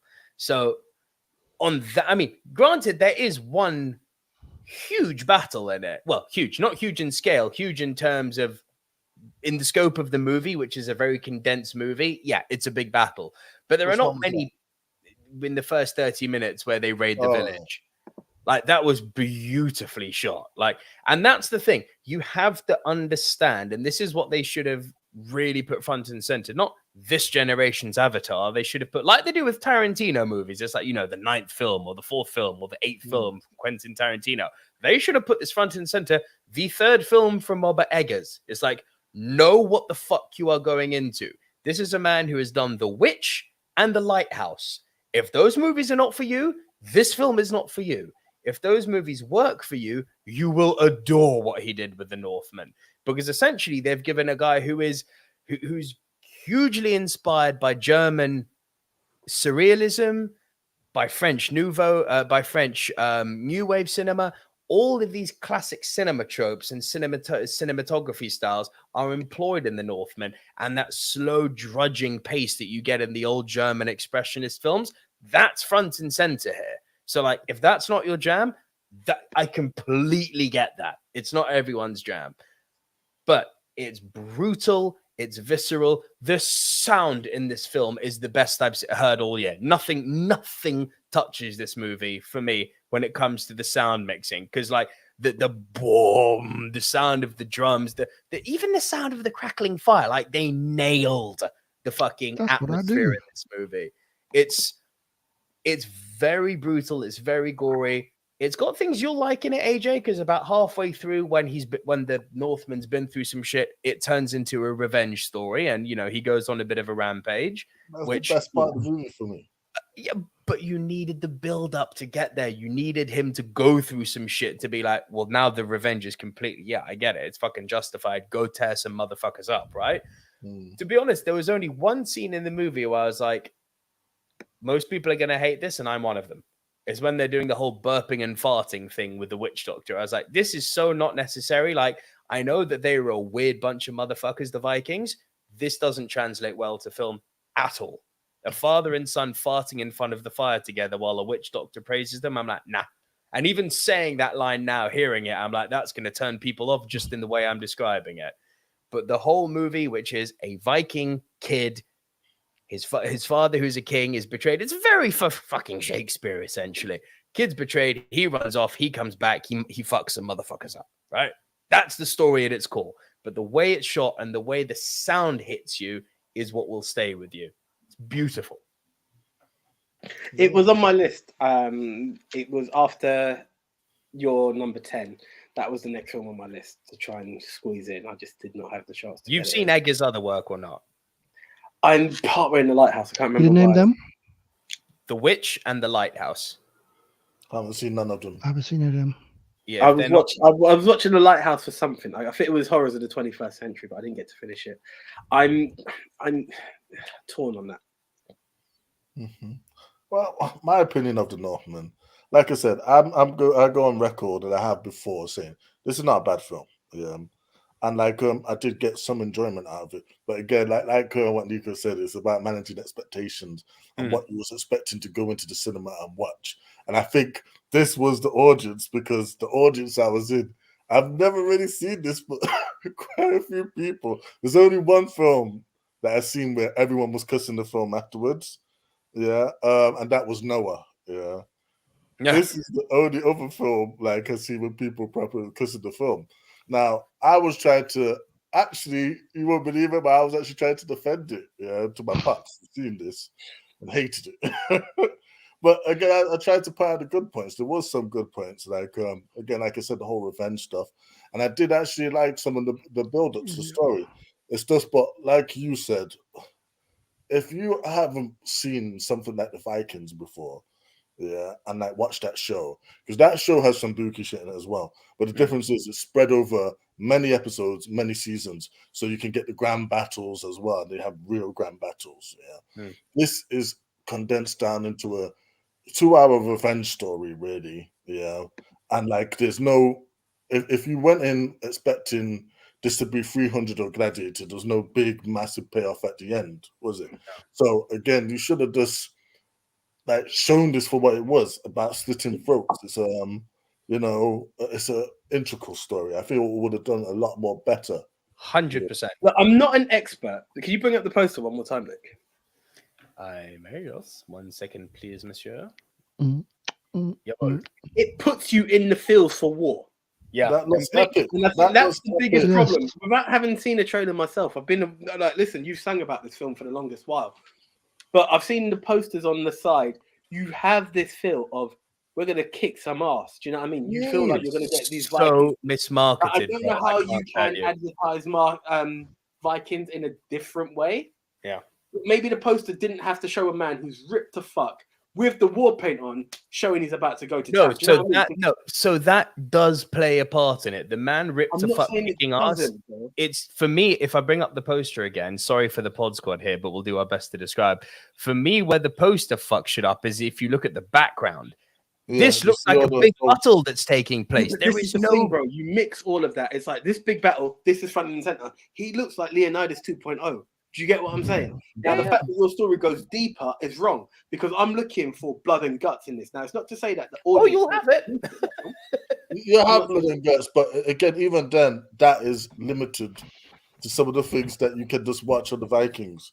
And like, it's a pity. Maybe I might have actually liked this film a lot more if I have never seen the Vikings, because again, I've never seen Vikings. Oh, you've never seen it? Okay, nope. Fair enough.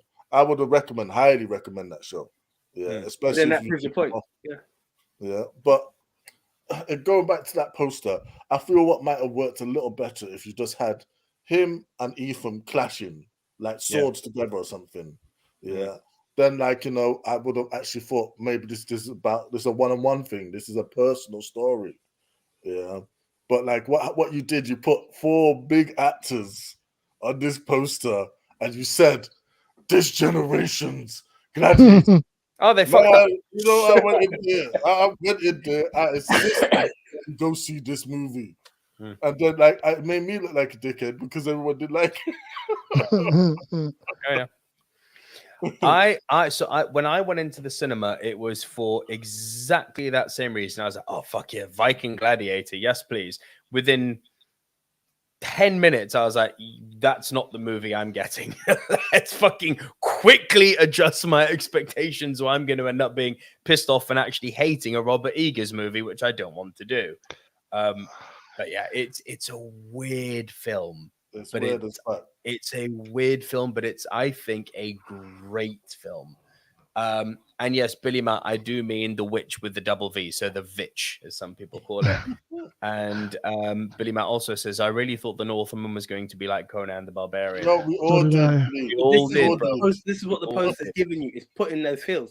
Like, I know it sounds stupid, and I don't know what parts of it, but had you had him in like more garms or maybe on a boat, having not seen the film, I don't know what to point out to, but something that tells me it's a story not a war movie. Do you understand? Like, Yeah. you're just looking at that poster makes me feel like, as I said, I feel like I'm watching part 2 of 300. Like, okay, we've done this side. Let's see what the Vikings can do.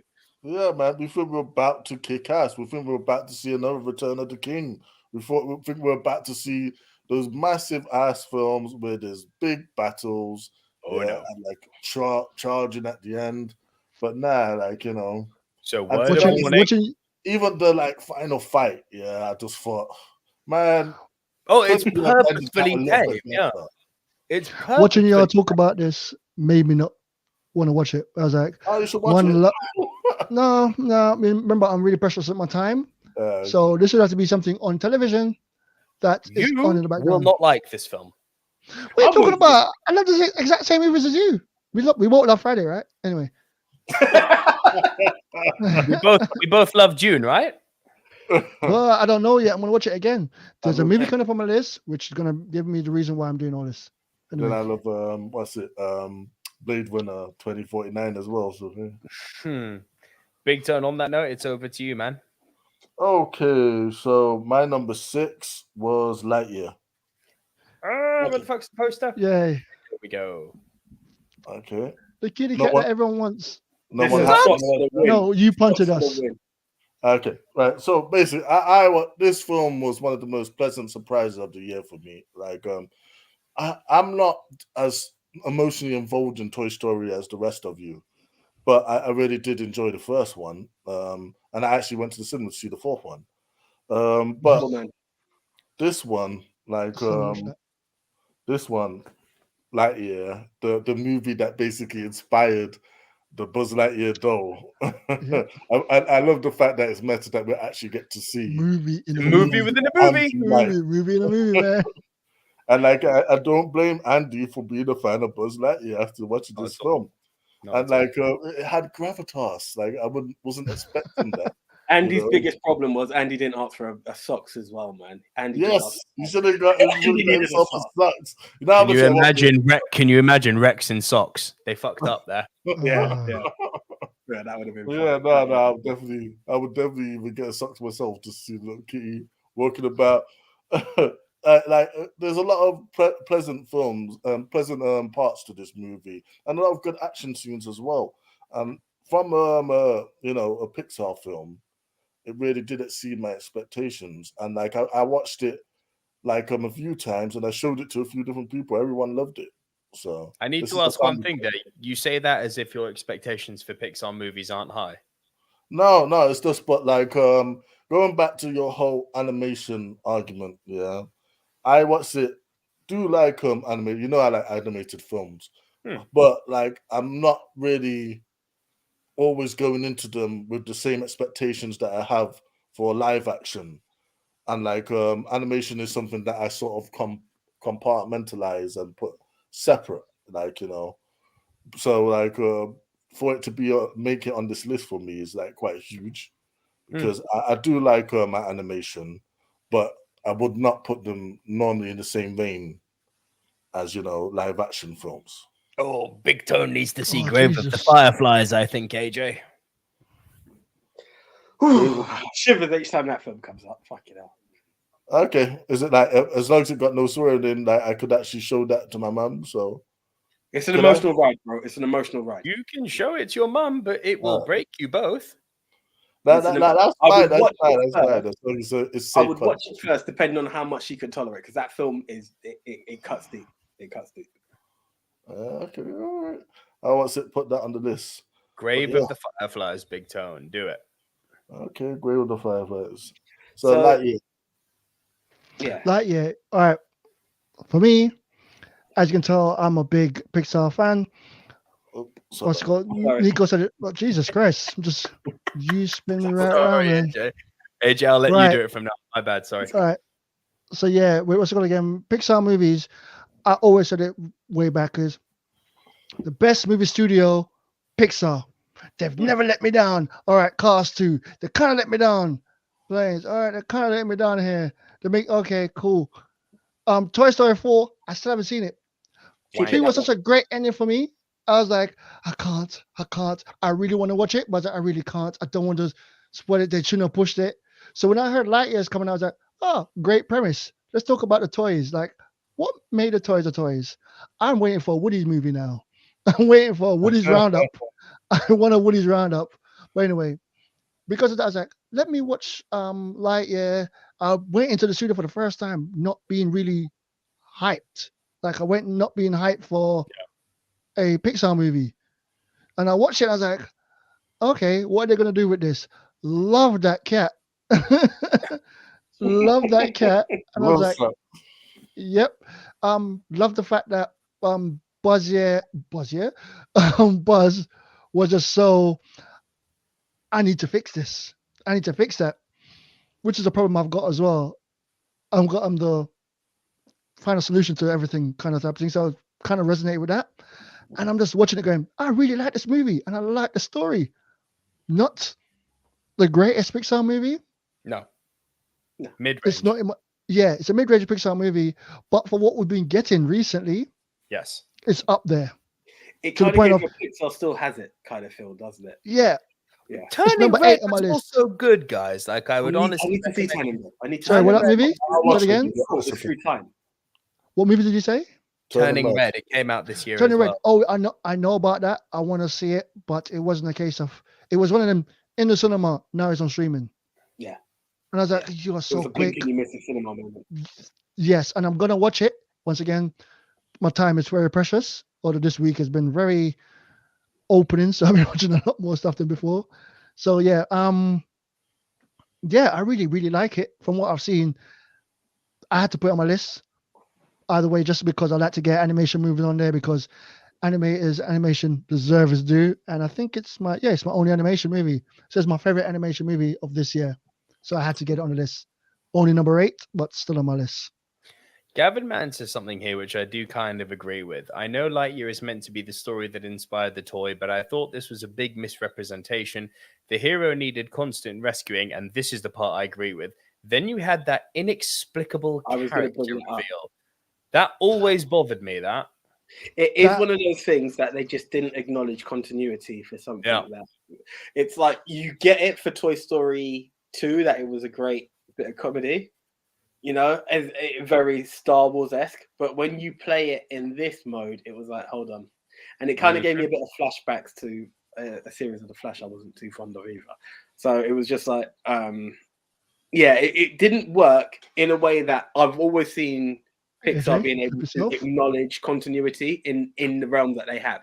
Nothing's ever gone majorly wrong in that frame, but that one they just done something where you're like, well, why would you do that? How is that even possible then? And it just leaves you questioning something. Where Pixar, as you've always said, Nick, has been a smart studio. Mm-hmm. So if you make me stop and think, you've now had me going, well, no, that's wrong. You know, it was able to hit the emotional side. I know it made you cry, it made the missus cry at the exact. Oh yeah, it got me. It got some very good, and that's the thing about Pixar. They know how to hit those moments along the way. But I will agree with Gavin. Again, it's great as a movie. How can I say it? It's great to have a movie in a movie to be that meta.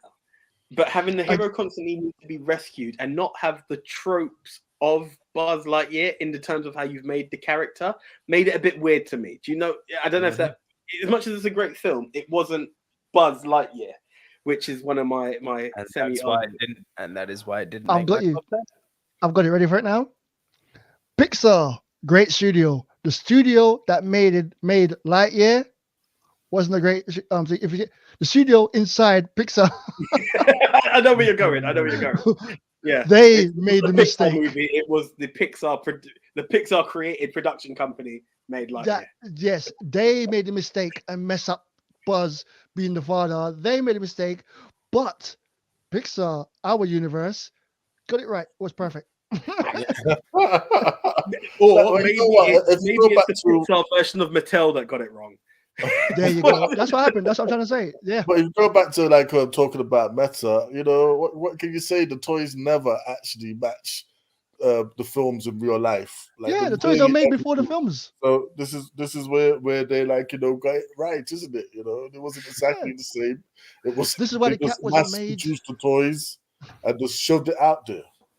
They didn't realize the cat was going to be a big hit in the movie, so they didn't make the cat. as a toy. Then it was too late to produce it, and there was never a Lightyear There you 2. go. So yeah, Big I mean, time. I remember as kids we used to get stuff like Aliens toys. Now, obviously, Aliens is an Robocop. 18 movie. Why are we getting Yeah. toys as kids? Rambo, You're number 5. You're number Alien. 5, big You're time. number 5 time wise. Oh, all right. So number Just 5 time. was mentioned earlier. Everything, everywhere, all at once. Then is that a I punt for believe you? this is mine as well. I don't know if it's a Mhm. punt or mine. Sorry, I don't remember my list. Let me. No, just check. I'm a number 5 as well. Number 5 as well. Yep, All right. So Oh. this film again, it's another film where I wasn't really going in with much expectations. What's it like? Seeing the trailer, I thought, oh, this looks like crazy and everything. It looks zany. And like we was at the cinema one day, a luxury cinema, and like with the chairs, ooh, date night and all that, yeah. And then we had to pick a film, and I £50 for picked 2. Everything, Everywhere, Always at Once. And man, this film, I love this film, man. It was so crazy. It had Yes. so many parts that Very just crazy. cracked me up. The Like even editing. from a very subtle reference to Ratatouille, the movie, and then that doing it was with a fucking raccoon. great.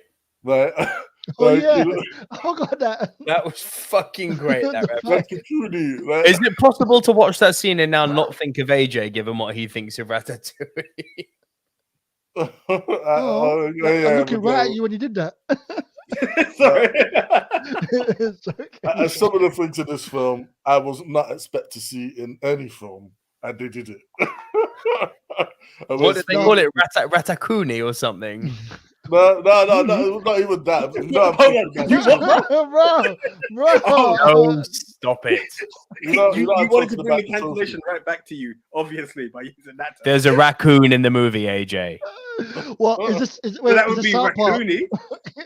Captain It's Cool. literally called Raccoon. Ratatouille the raccoon. Ratakuni. It's literally called Ratatouille. Look, I'm taking a piss. South Park did it with Captain Coon. Listen, I'm called Coon and friends. Coon. Yeah. Yeah.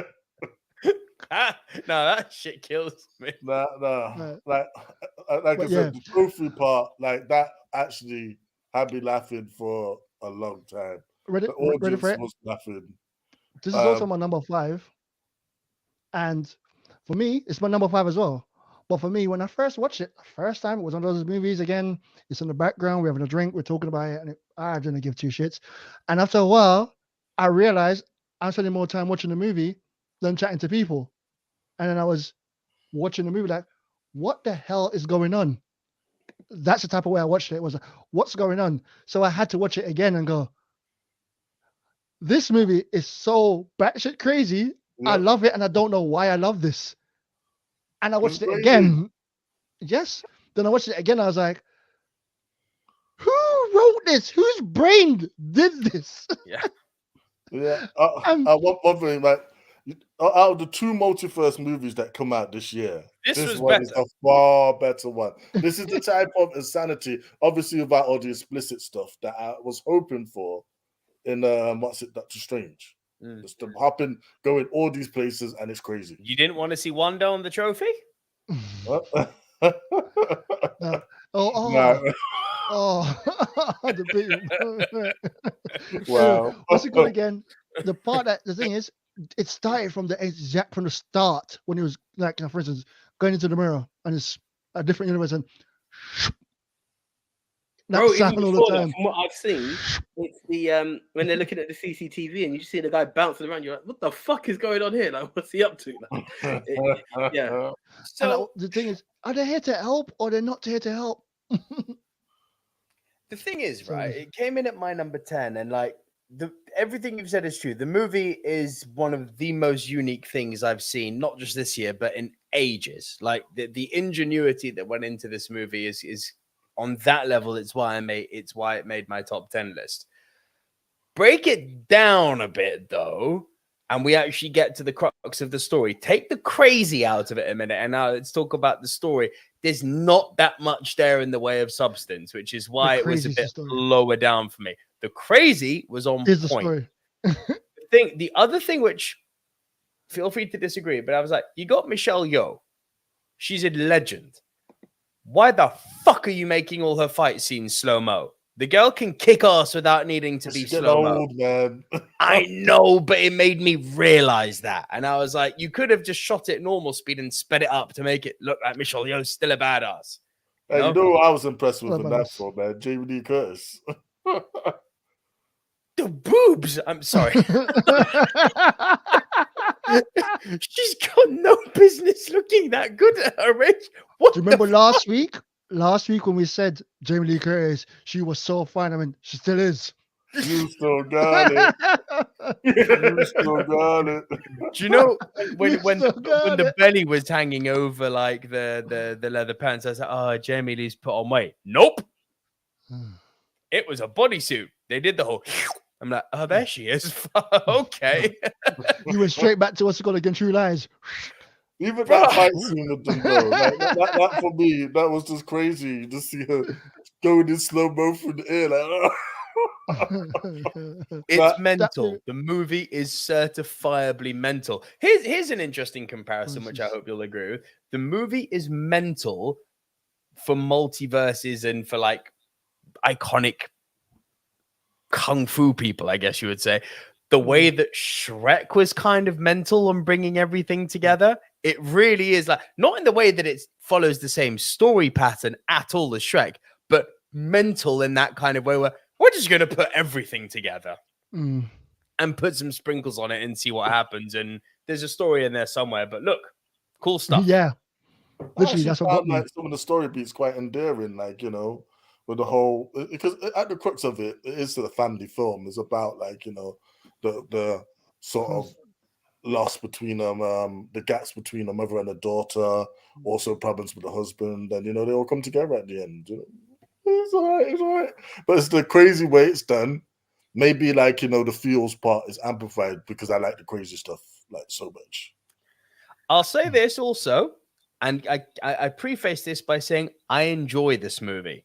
A lot of the time people say this comment and people then take it to mean, so you didn't enjoy it. It's like, no, I enjoy this movie, but I think it is fucking overrated.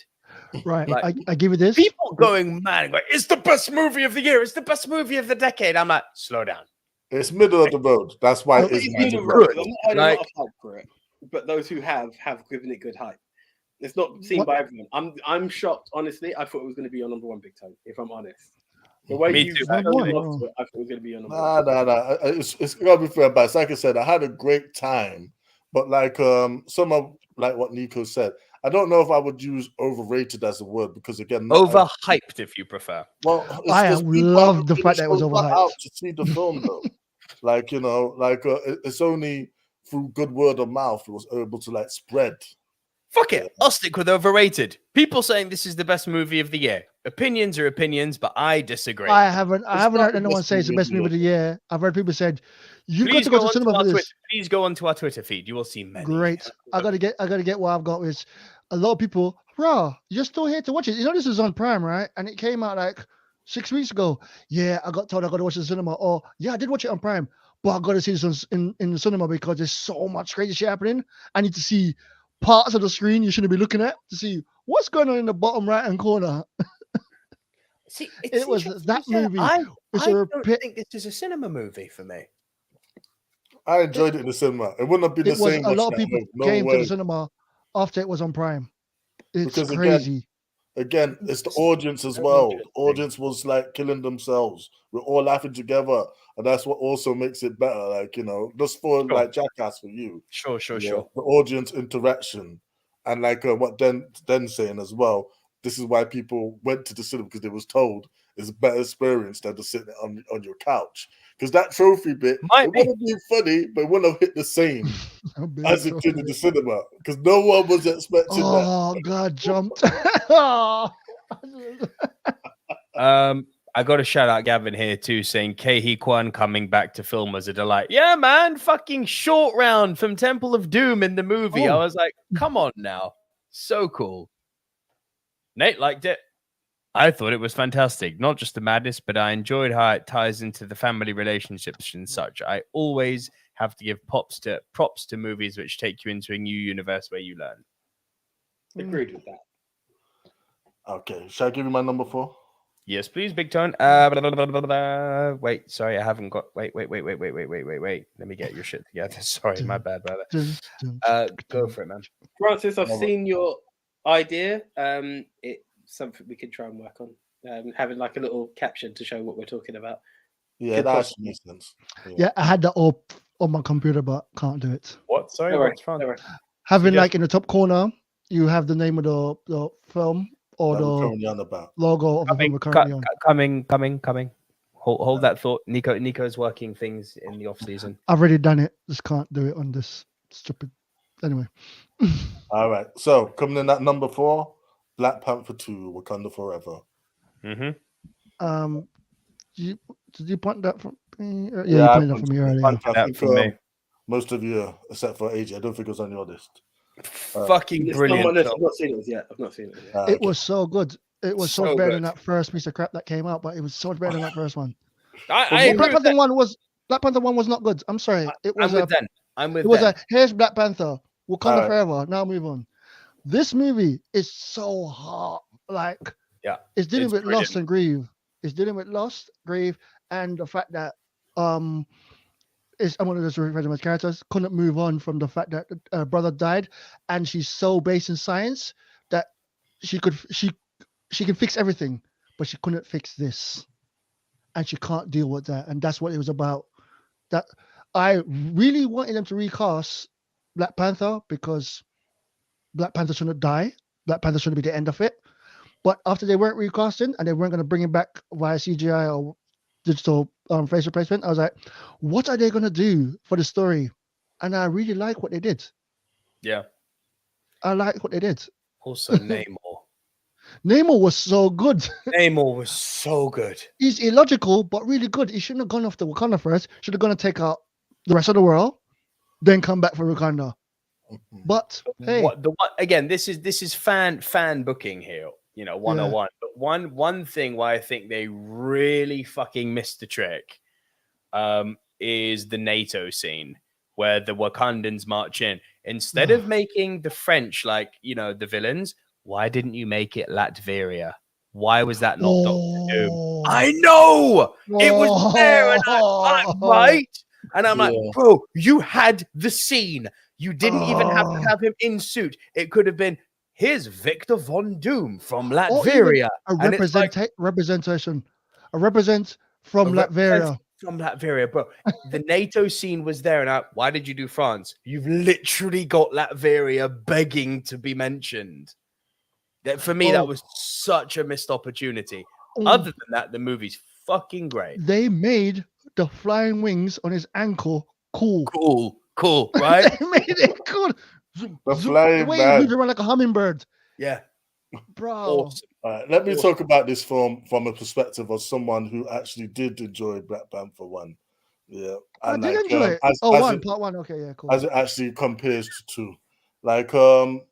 For one, the reason why this movie is so high on my list as well is a lot of what Den said. This movie is emotional for me personally because I experienced a loss very important to me this year, and this whole movie is a eulogy from the way it started. It's the most emotional opening to a Marvel film. It was the silent. They showed all of the clips of Chadwick, and they got me. They got people crying in the trailer. People start crying at the start of the film. Yeah, like a lot of this film had moments where people just cried all the way through because it deals with loss, and it actually really got to me at the end where she's on the beach and she's melting like crying. I felt it. In terms of the action scenes, pretty good. Some of it falls apart. I think the last battle. Yeah, it would have been far more grander. That was stupid. Yeah, it take place in if it actually took place in Wakanda. It was silly that it took place in the sea. And with just one boat and everything. And the plan, I really hate it when this is another trope that needs to start dying. Start giving your enemies time to get ready. All right, so when come back once you're fully ready, once all of the plot of the movie happens, and then we'll have our battle. Why are you doing that for? You had them on the ropes. Finish them there and dead. So, but this is typical things of a lot of films nowadays, The especially Namor Shuri fight on the beach was great, though. Yeah, That no, I that really was great. But like that didn't have to happen there. It could have happened on the beaches of Wakanda, man. Like, you know. Correct. Like no, but the reason why I couldn't have it on the beach of Wakanda was to have to keep away from water. What I didn't like was that arc. I'm gonna call it a boat. I'm gonna call it an arc because what the hell? It's just a big giant arc. There's something on the top. It was an arc. You're correct. Yeah, let's go fight on the in the middle of the ocean on something really high where we ain't got the advantage. Yes, but we're trying to draw him out. That was stupid. But I don't want to go into that part. It's just. Am I echoing? I'll give you one thing like that was better than I expected. Again, was the introduction of Riri Williams, because for me, I wasn't really thinking that needed to be in a film. But like again, it was inoffensive, which is as good as it could get, really, from what I was expecting. So you know, Roland Ironheart. Hopefully, you know, it doesn't disappoint. Reason why this was number 9 on my list and not higher up, there was so much. Let's put this in. Riri Williams is number 1. Why was she in this movie? Filler, really. Filler. It's because they're introducing for a Disney Plus show. Let's introduce her in a big thing. So let's bring her on here. I'm like, yep, not needed. Ironheart looked like a friggin' like a little what? Anyway. No. She said it very well in the film. Very, very little girl. But yeah, it was what it is, and I kept going and going. M'Baku is going to be the next Black Panther. Then I saw the trailer. Bald-headed demon. He owned this movie. M'Baku was the one, mate. Right. So the thing is, and also seeing M'Baku got smashed by Namor. He going, oh, he's the strongest person I know, and Namor took him out. Queen Mother dealing with loss. Angela Bassett was so fucking good in this movie. Oh my god.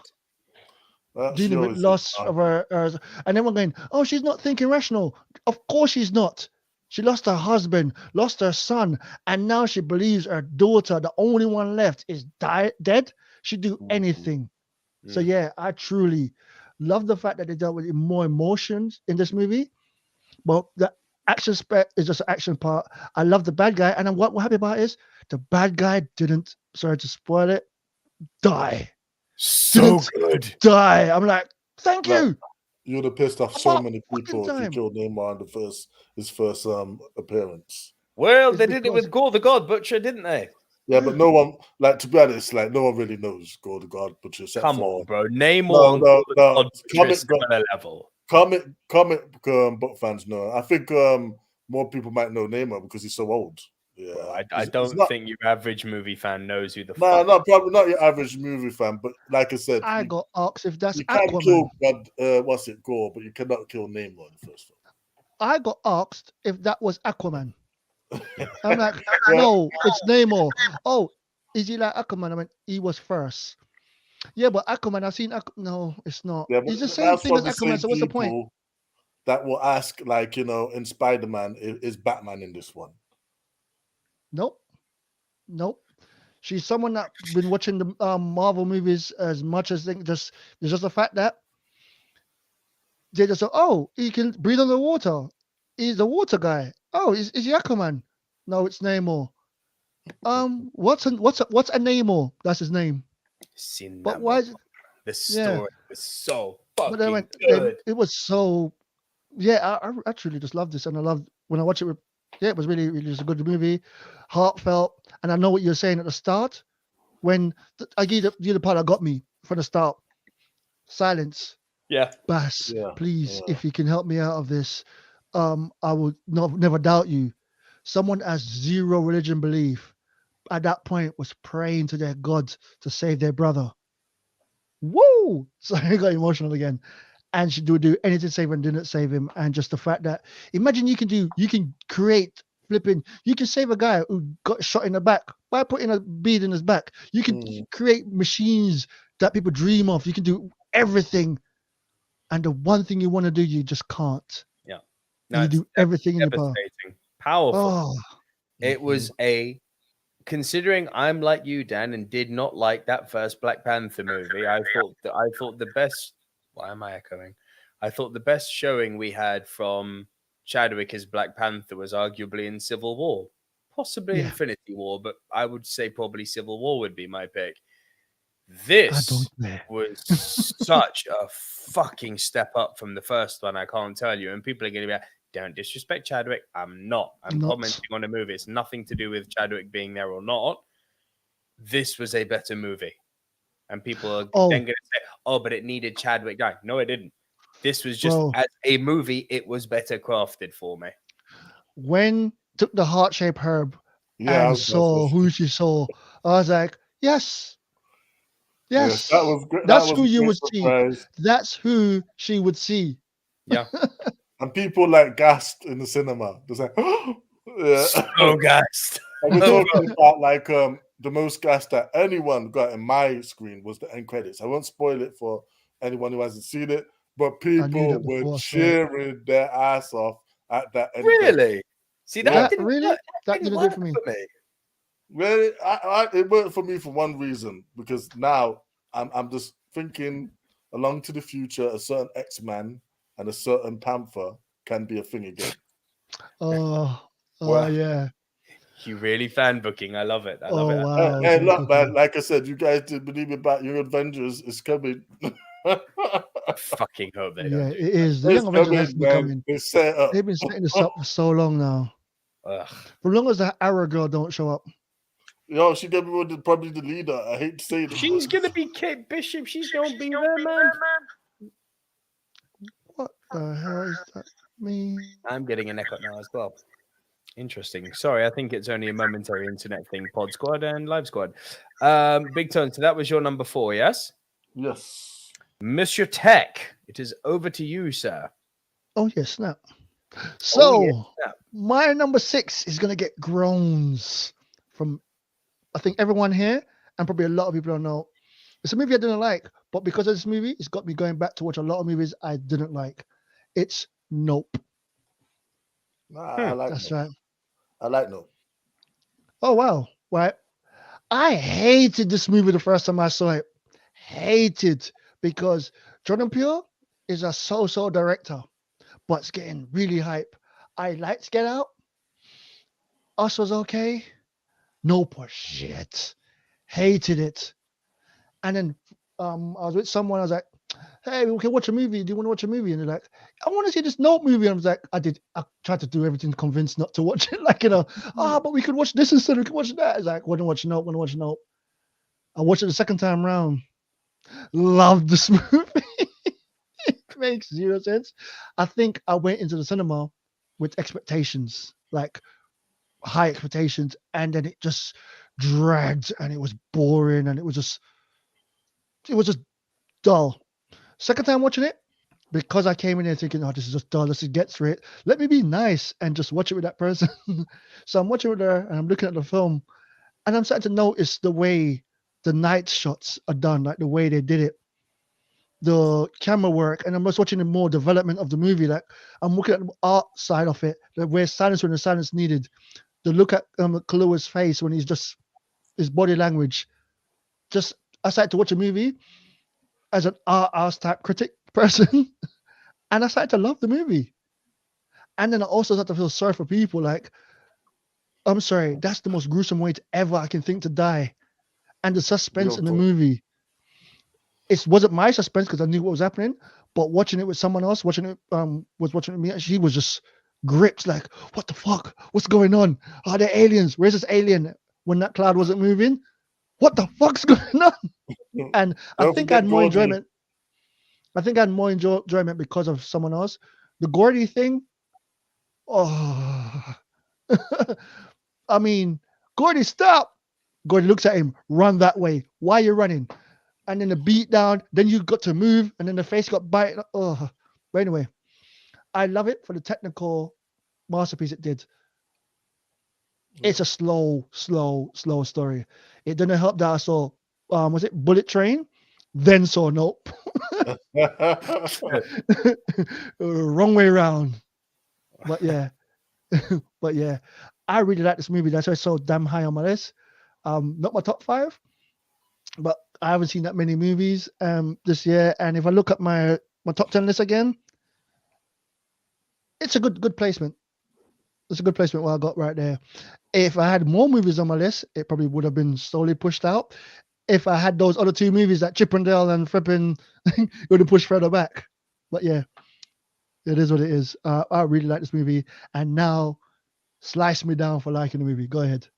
No, I'm going to Listen, slice no, it down. again, I we like go back to that point where you say, you and Nick quote, if you find pleasure in it, you're the winner. I'm yet to see that with Jordan Peele. I felt that Get Out just couldn't deliver.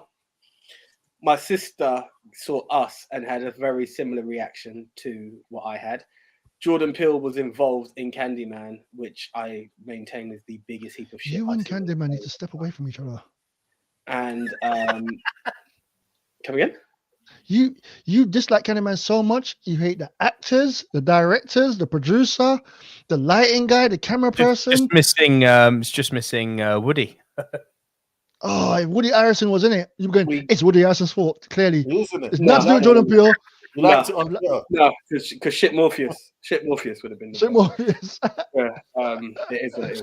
No, But yeah. it's difficult for me to give him time. I find that a lot of people find appreciation in his films, and again, I am a man of second chances. So all of these films, I just found Get Out just didn't have anything attractive. There was nothing.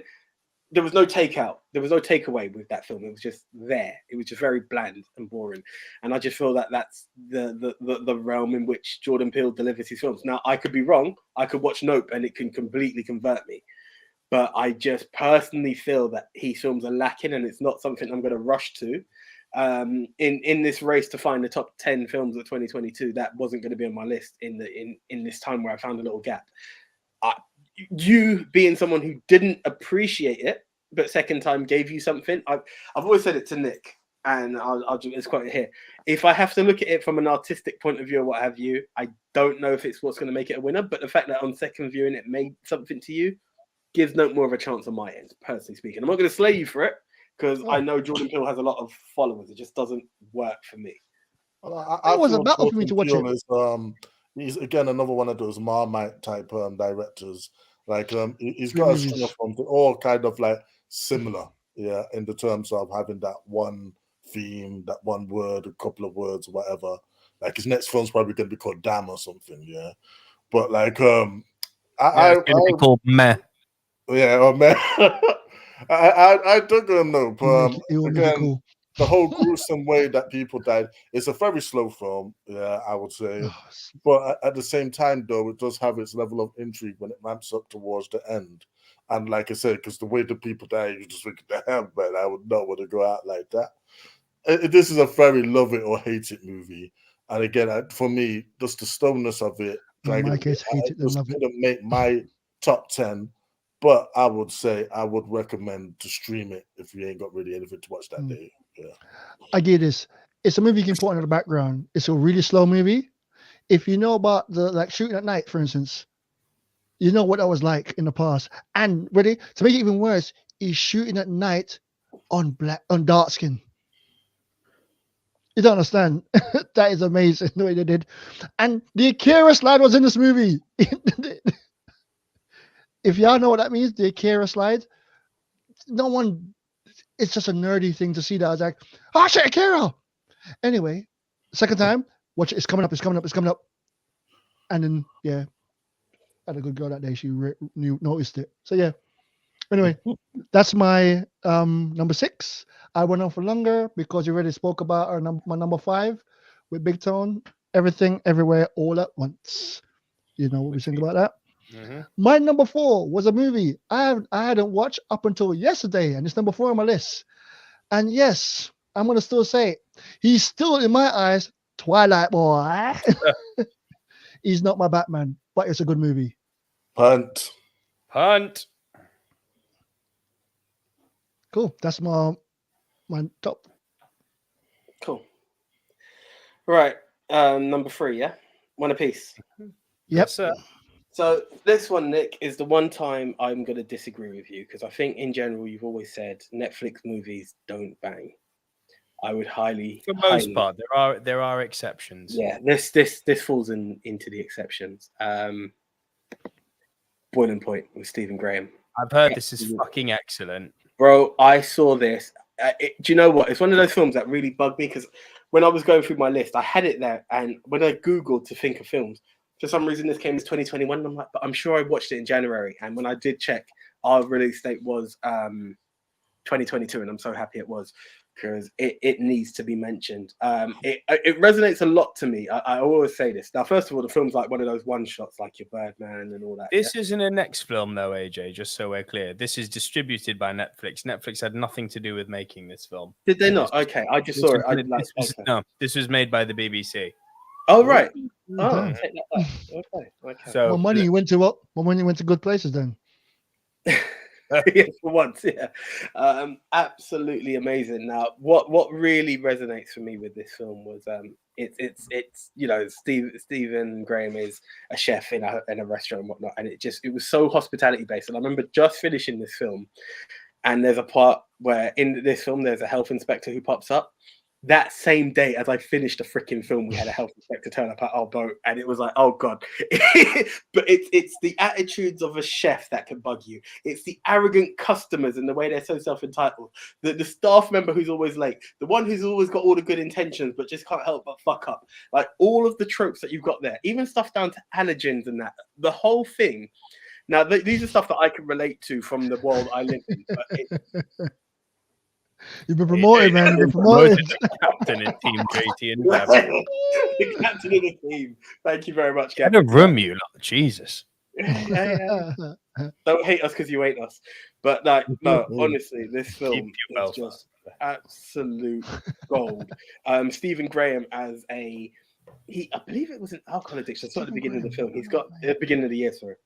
He's got a bit of an alcohol addiction, a distant relationship with his son, and he just wants to.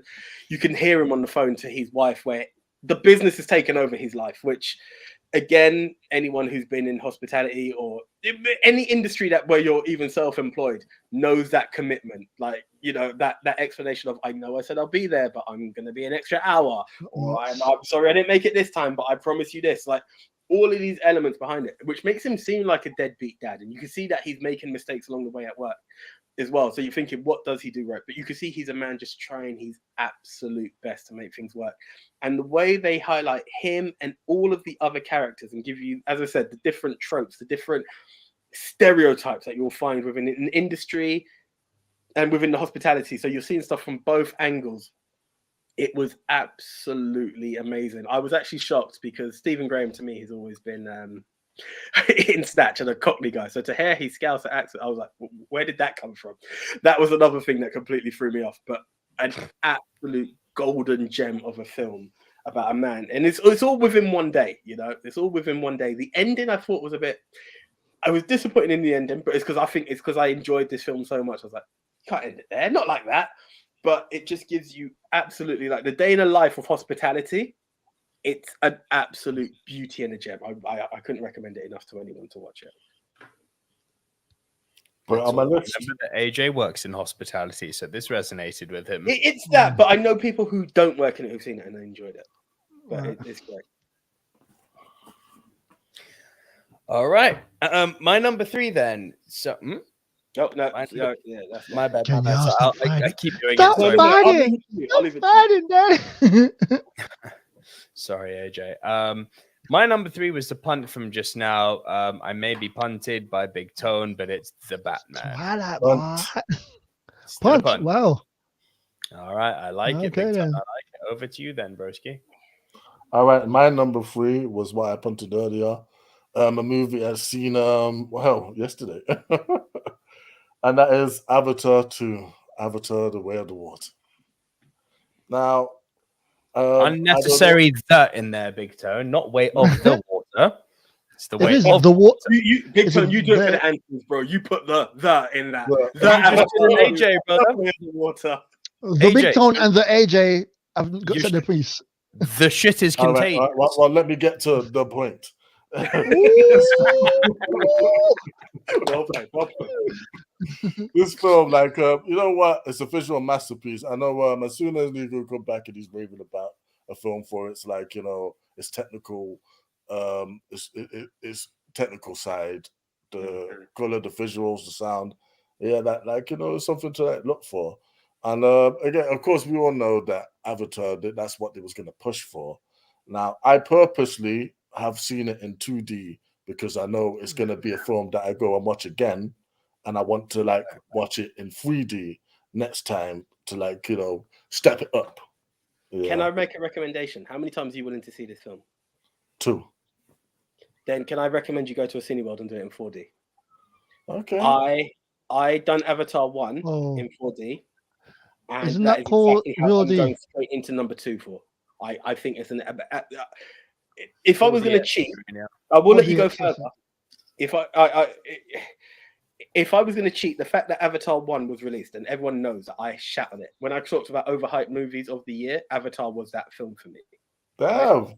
It got re-released, and Nick said to me, give it a shot.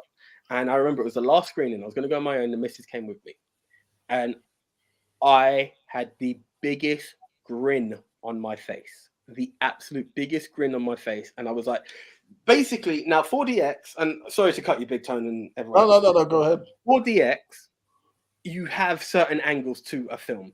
Like, for instance, there's a film that I'm going to bring up that's there. Possibly Black Panther 2. Now, I muted you guys there because it just felt like spoiler territory. But I've not seen enough to know what is there. This film, however, is built for 4DX. The elements that Avatar has got allows the elements to... It's not just a moving chair. It's the spraying of the water. It's the gust of winds when a gun shoots at you. Now, it's absolutely batshit crazy that I called it. If I could have put Avatar in, or I'd seen Avatar 2, Avatar 1 is my greatest cinema experience. Now, 3D is something. You will get that 3D experience, but you will get that and more. So if you are only going to watch it twice, I would skip the 3D because you're going to get that element, but embrace the 4DX behind it, bro. Agreed. All right, you know what? Never watch an action movie in 4DX unless you want back problems. There's another film I'm going to bring up after, and I will say like it has no means of being in 4DX, but I'll let you continue. Oh, no, that sounds like a good shout, and I'll try and persuade my pops if he's on that. Let's go watch it in 4DX. But as for the story itself, I'll tell you why I really liked it and this film was impressive with. Because for me, Avatar was always should have been a one and done. They told the story, it was done for me. It was finished. I feel they had another story to tell. I was wrong. They actually basically put together something where I could see, all right, there's more to be told here. They've gone to a different location. And they showed the marine life, just making it look as beautiful as how the forest looked. Fuck me. They hit you in the feels quite a few times, and they managed to do something that was quite impressive to me. I absolutely fully getting on my nerves when they build a story around disobedient children. Yeah, and this child ran off to do this thing so the plot can happen. However, you know what? Here, it wasn't that bad. It worked. It worked because, again, you could see why they, in particular, would do some of the things that they do, and the relationship buildings were strong. They've obviously set up this new generation to carry on the sequels and everything. I don't want to say too much because, again, a lot of people wouldn't have seen this film. Appreciate that, bro. Yeah, but again, the villain. I don't know if this is a known thing. But I had no idea. It's pretty obvious. I had no idea. I had no idea going into it. That really didn't see trailers. Oh, that's actually probably it. I wasn't 100% so interested in this film that I watched more than one trailers. Yeah. I mean, I do love Avatar, the first one, and everything, but again, like I said, I was operating on the whole thing. It should have ended, but they continued it, and I'm steady looking forward to the sequel. So. Well done. They learnt their lesson. They did not mention unobtainium again. Very good. Good move. Now, the reason it wasn't higher for me, despite, as you saw for my WhatsApp messages, loving it, it was 5 for me. I thought the opening act of this film was ropey as fuck. The opening, the scene that they show you at the end of the re-release of Avatar 1? No. That's all good. That's all very, very good stuff.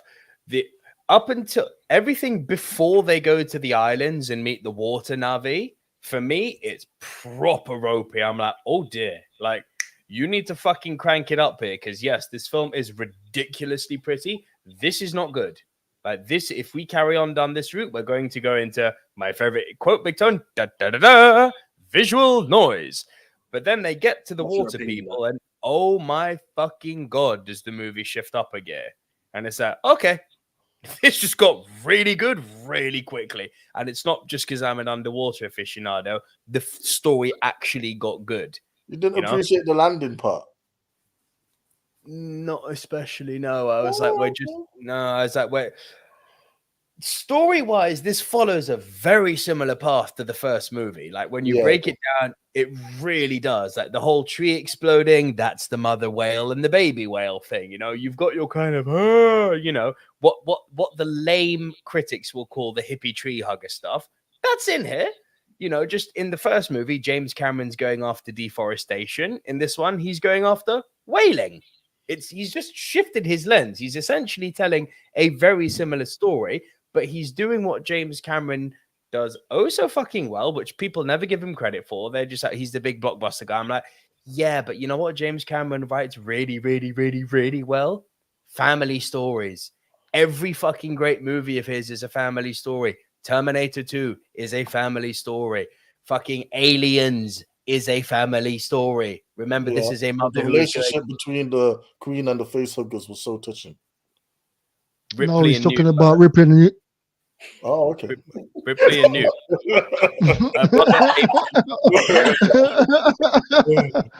Don't kill me, bro. But the Queen Alien is a valid point. But no, James Cameron has always been good at writing family stories, and it's not something people ever focus on in his filmmaking. And once again here, because we didn't have that in the first movie, there was a very much fish out of water story, and there was the Navi family. But no, here you've got an actual fucking family dynamic going on. You know, you've got different generations, even within the kids, who are all having to integrate. What also the thing I loved is that we actually have different Navi cultures. I was like, okay, that's cool. They're a different shade of blue. They've got different markings on them. I'm like, cool. Yeah. So this is actually a big fucking world with many different cultures. Well done. But no, the family dynamic, the first one lacked. Brilliant. I thought it was brilliant. I was worried until we were getting up to the third act. I'm like, you've kind of done Zoe Saldana a little bit dirty here. No, don't worry. All is good. All is good. All is good.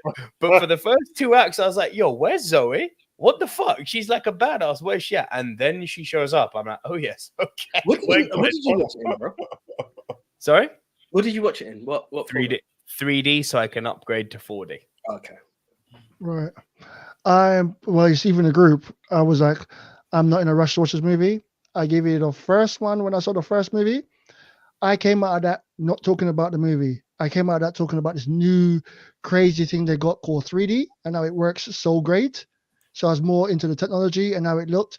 Yes, I am one of those people, as Nico said, don't be one of those. It's just Ferngully. I was one of those people. So Avatar for me wasn't a great movie in the story-wise. It was a great visual piece and great technology-wise with the training. So when they were talking about originally, they're going to make a new one, and James Cameron's working on this new thing, and everyone thought it was going to be 60 frames. And I was like, please no. And then they did it with The Hobbit, and everyone was like, oh, please no. And I'm glad he stepped back from that and did let's just do underwater mocap, something no one's ever done before. So I was like, yeah, I want to see it, but I'm not a big fan to go and rush to see it. Plus, the runtime is keeping me away from it because it's 3 hours and 14 minutes.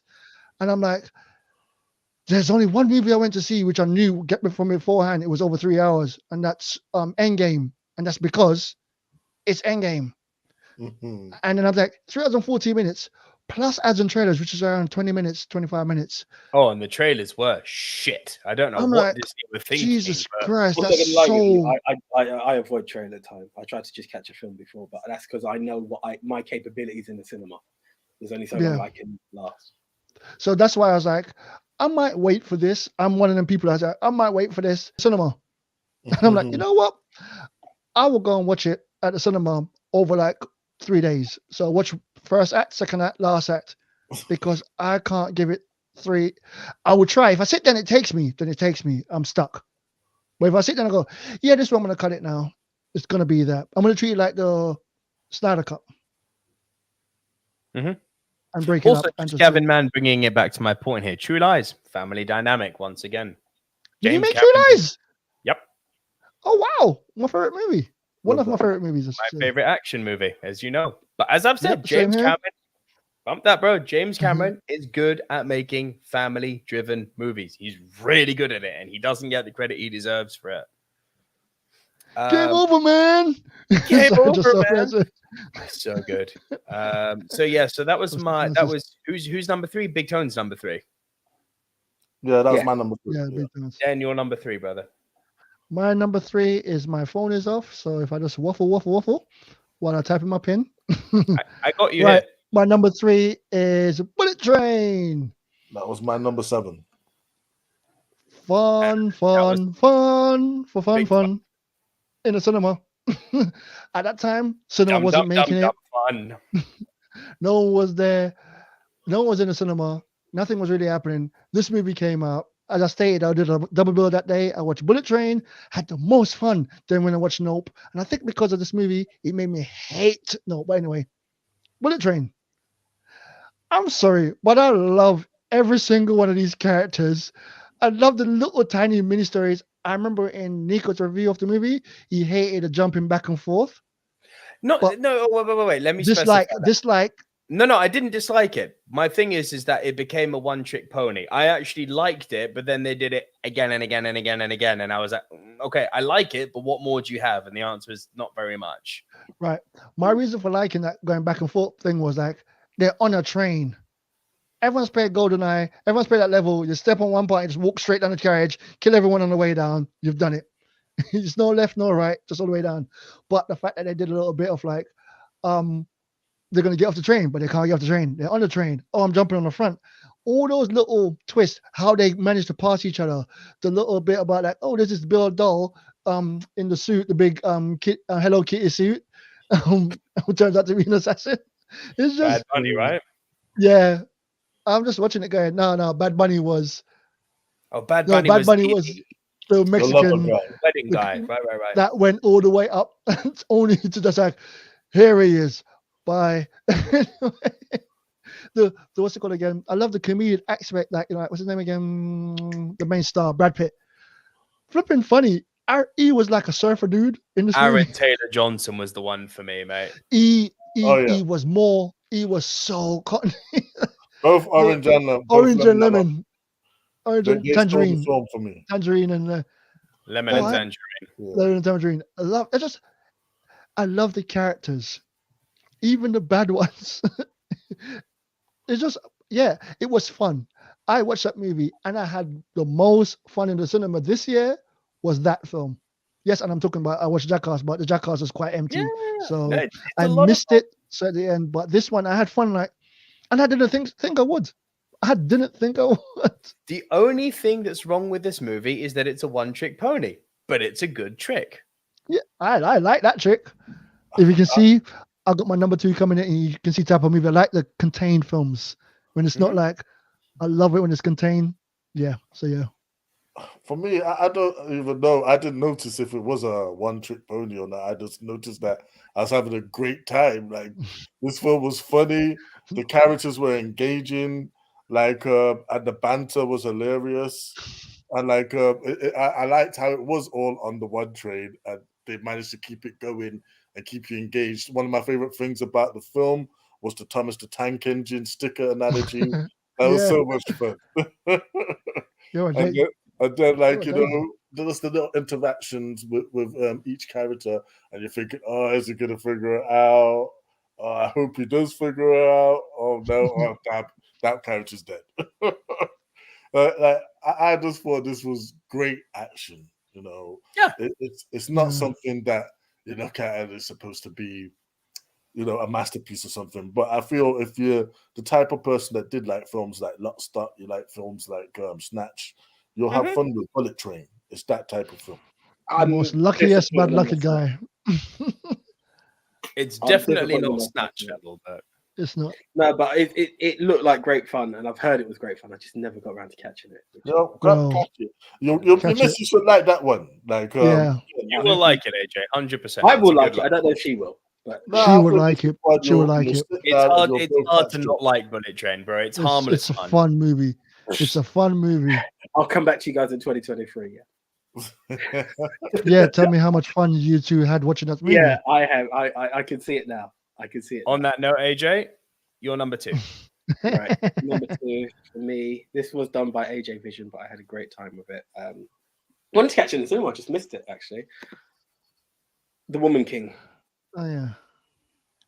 I heard this Is was that good. Sorry, Den. Was that you saw it and didn't enjoy it, or you just didn't get around No, to it? I mean, I would yeah, not because I mind. know someone that really enjoyed it, and I was gonna watch it, and it's one of those movies I went to see while just chilling, and I was like, I really should like this, but I'm not paying attention to it, so I left it.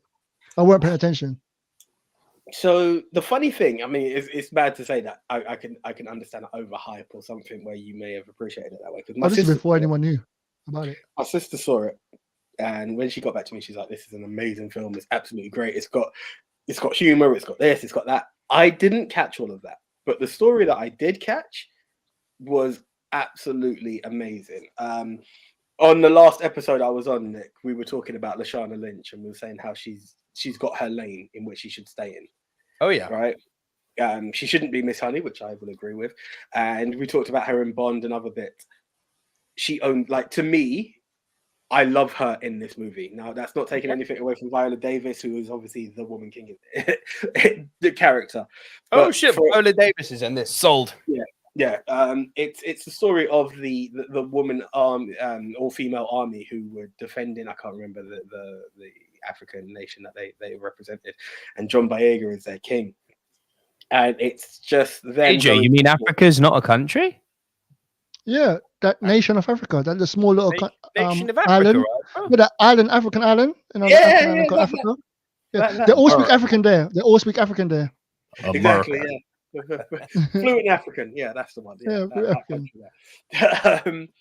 yeah, I can't remember the country that it's no longer there, but that you could see them go, and like these ladies are the true life inspiration to Dora Milaje. I know that's me doing a AJ's three things are guaranteed in life, but when you see how they can kick ass and what they do and how they go in, it was just an amazing story. And what you see them at war with some guys at first, and then it's them training the next generation of young ladies. And the particular story is one girl who was going to be married off by her father, tried to marry her off to some guy who's at least 3 times her age, and she rebels against it, and that's where she's then dropped off as a gift for the king, and it's for her to join this army. And it's you've kind of follow her story while still following Viola Davis and Lashana Lynch, so there's like different elements of all the characters that you build behind it. And then there's an element of the slave trade that kicks into it, the Portuguese who come into town, and it's a matter of defense against the slave trade and what have you. But it was a really powerful hitting film, yeah, and it was the action scenes as well as the storyline behind it. They tried to give a little family twist, which wasn't necessarily needed, but overall it was just this great story. Okay, yeah, I like biopics and historical facts. I wasn't I was aware that the Dora Milaje were inspired by an actual female army before. I wasn't too deep into it, and I just happened to see this film. But the emotions that you get behind it, and again, Viola Davis is the main star, but Lashana Lynch was the standout to me. And like throughout the way, I just really stuck into it. It was a great film that gave you a small gem of history, really, into what happened in the past. I know someone that went to watch this and was upset with me for not paying attention to it. I was with a black woman that was watching this, and she truly loved this movie. Came back, she went, "How do you feel?" Flipping in power. This movie was great. I'm like, sorry, just wasn't in the mood right now for a movie. I think it had that. Going back to it, to me, because I'm not seeing Black Panther 2 as well. I was like, this is the film Black Panther wished it was. And again, seeing the reaction my sister had talking to her, I think where Nick, before you previously talked about what Captain Marvel meant for your wife, I think this is something that Black women / Black girls can look at and feel ultrally empowered and motivated, but like it gave something to show what could happen. I should have mentioned that as well, actually, because looking at how my sister appreciated it, that touched more than I did. Great film with a great, great touch on a film. Really empowering. Cool. Man, my list is getting big. All right, my number 2. I know you guys won't have seen this one, but nope, definitely not. Said earlier. No, no, okay. No, 100%. You guys haven't seen this one, which is a crying shame. I did the out of theater reaction for it. It was on Instagram and YouTube. Man, this was pushing hard to be my number 1. Jesus. But my number 2 is starring Colin Farrell and fucking hell, why am I blanking? Brendan Gleeson, The Banshees of Inisherin. So I've seen it, bro. Come on, man. I know. Bro, you have seen it. Yeah. No, I want to see it. I haven't seen it. I saw it. I saw your reaction video. Well, you can lead with this one, my friend. I want to know why this isn't on your list. Do you know the same way you feel like, and I'm not knocking this film in any given way when I say this, the same way you felt that Belfast was just there? I've kind of had that with this. I just felt like there was a story that I was following. Bro, listen, I get it, and I'm sure there's a lot of love. There you go. But I was watching this story, and I think I wanted an answer as to what led to this random change of heart. The emotions that came to me very much. I felt a lot of sympathy for Colin Farrell's character, a lot. But I'm still going through this question of what is going on. You know, it's a complete different spin from In Bruges, which I'm familiar with. You know, it's the same. Completely, 100%. And the emotion for me literally came end of second act, beginning of third, and it was with the donkey. You know, that's when I started to feel it. Bro, that was the emotion. But even that, with it left me questioning. I'm not afraid to say I may have been taking it on a too dumb of an approach on it, and I started to try to focus on this film to try and appreciate the greatness of it. And it's not that I thought it was a shit film. I just couldn't think that's possible. Everyone's got their own perception, bro. No, but you can't. If you say, look, this is why I get angry about where opinions and fact get blurred. Not liking something, completely get it. As I've said, The Northman will not work for everyone. This will not work for everyone. The Quiet Girl I brought up earlier will not work for everyone. This is fine. But there is a huge point where we get into subjectivity versus objectivity. If you know anything about film in terms of, look, here's a camera. If my hand is steady versus if my hand is shaky, factually, that is a better shot. This is not an opinion anymore. Hey, maybe I want a shaky cam section. No, but again, that's for the wait. For the purpose of what Den has just said, if you specifically wanted a shaky cam shot and someone gave you a steady shot, flip it. Then you have got a bad shot. If you were going for something shaky and someone gave you something clean, the shot's shit. That's not an opinion, it's a fact. What you wanted to achieve hasn't been achieved. It's shit. It's not usable. There's no way you can look at a movie like The Banshees of Inisherin and say, based on how it is acted, based on how it is paced, based on how it is shot, based on the sound score, based on the color grading. You're going too deep. You're going too deep. No, you can't. No, I'm going to give you nope. I'm going to give you nope. Literally stuff you just know, you know it. Could be all day. Nope. There's a lot of people that hate that movie. I was one of them. And there's a lot of people that love that movie because one of them is shit. One of them it's great. What you just described. I'm separating things here, bro. You can listen. You just broke down. No. I'm breaking this down very specifically. You can think something is shit. Yeah. That is an opinion. You can break down why is it shit. I didn't like the characters. The story was too slow for me. I wasn't really interested in the subject matter. Yeah, these are all subjective things and that is where for me art will differ from person to person. Yeah.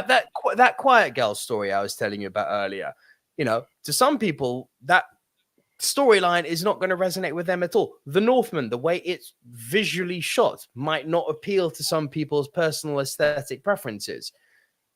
But you can't actually be a student of film, a cinephile who understands how a film is made and not be able to separate whether you like and dislike something versus how the film is fucking made. You can't objectively say this film is shit. You can say you don't like it or you think it's shit for X reason. You can say it's shit.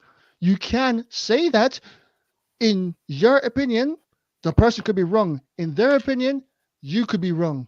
This is all the point I'm saying. Say that. Once again, it is still art. Do you think the film shit?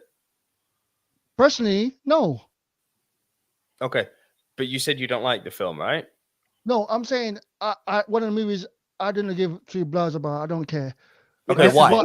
This is what I want to break down. Why? What is it about it that didn't work for you? It made not work for you, but made you go meh. Made you indifferent. Yeah. Specifically. Now let's dig. This is the interesting part of the debate. Okay, let's do a Nico discussion. It dragged for me. I walk in and gone, why isn't he talking to him? Oh, I don't really care about the story. It's about a small little story in the island. I don't care about this. My mind shut off. I no longer care about this movie. Cool. Subject matter didn't interest you. But this is what I'm saying, bro. When you're saying you're incapable, hold on. When you're saying you're incapable of calling a film shit, I was just about to change the screen. You're taking it on a cinephile level. Yes, which is what I am.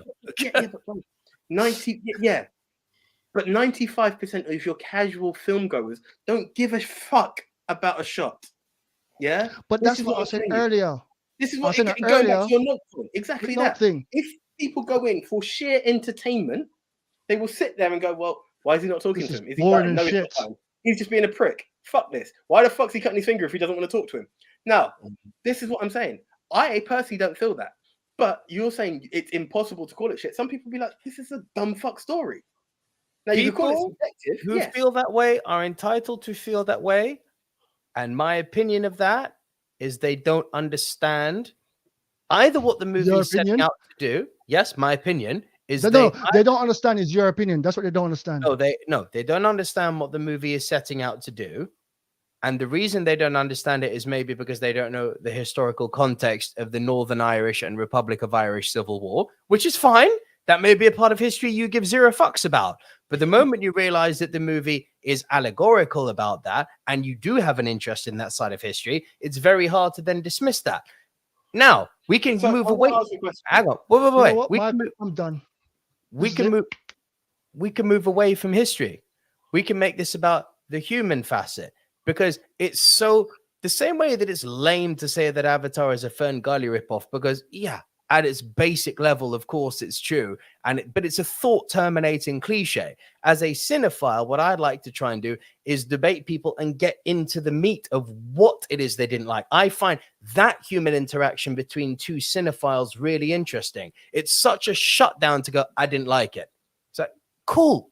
I am legitimately interested why you didn't like it. But to say this is shit.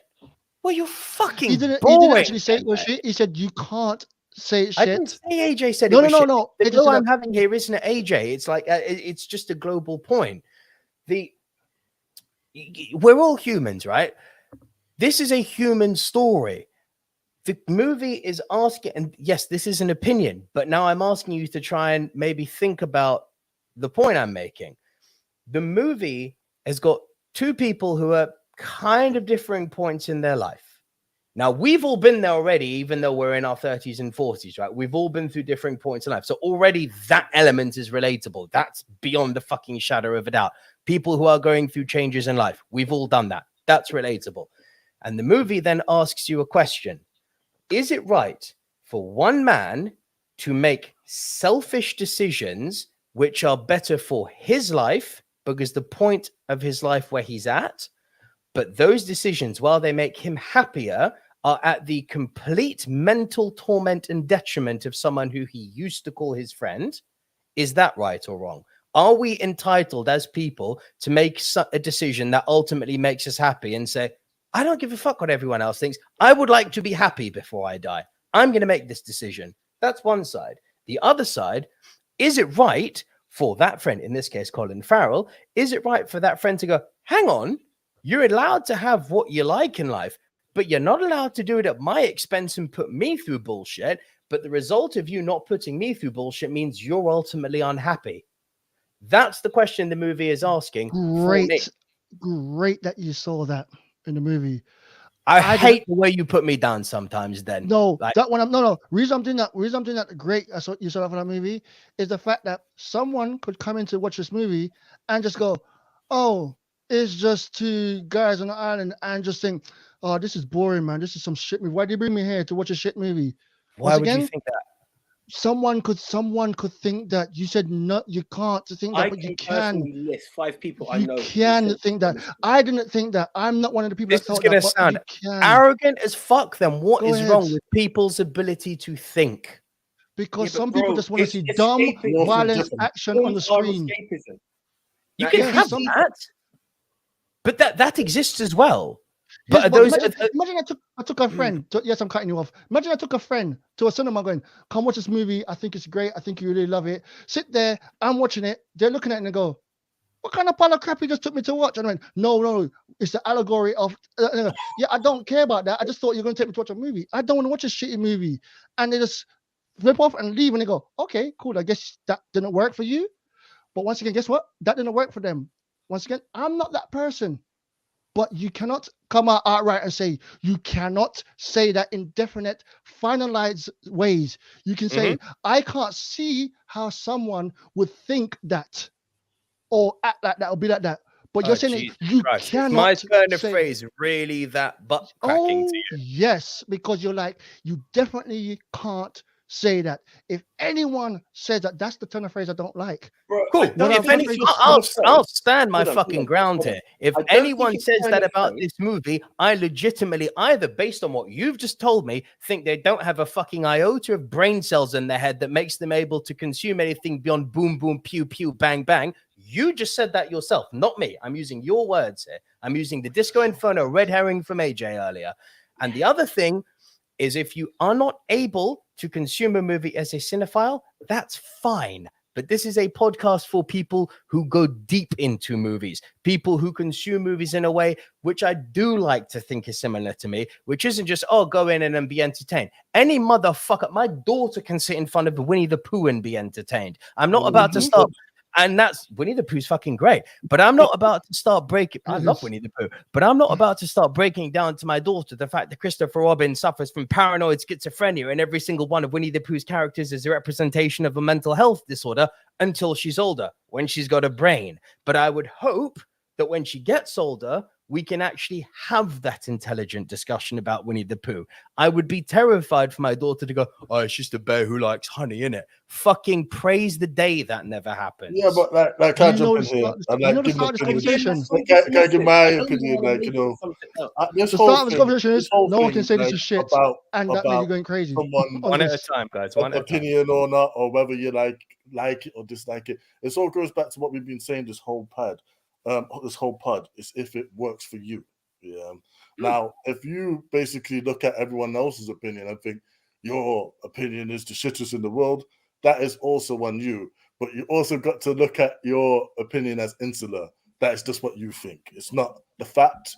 It's not like the standard. Yeah, it's just generally what you think. You can think that anyone who goes to watch that film and didn't get it because a talking film is not ready for them. Yeah, you could think they're a shit moviegoer. They don't have an iota of brain cells and all that. That's fine. That's for you. I didn't bring all that shit to the table. No, I know. I'm just saying like that. I'm just breaking it down like that. Basically, that at the end of the day, we're all here for entertainment. Yeah, even this part is just about entertainment. And how you get your entertainment, and that's on you. That's up to you. And I think it's a great thing. I think it's a great thing that you like all these art house films and all that. Films that I would like not really even ever have heard of. Yeah. And I think it's also great things that I like. Films like Black Adam, Big Boom Boom, like, you know, the things that but make do I like that as well? The whole point and the important thing to take away from all of this is, did it make you smile? Did you get enjoyment of it? If you did, good, job done. But I agree with Let me just intervene slightly. It's the point where it's not the turn of phrase, it's the breakdown that comes with it that makes something dismissive.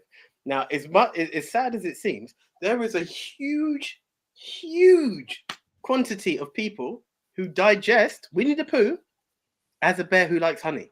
And to say shudder the day, and I'm not wishing it on your daughter to not understand or see the perspective. For God's sake, her mum works in that field. So yes, she is to appreciate that.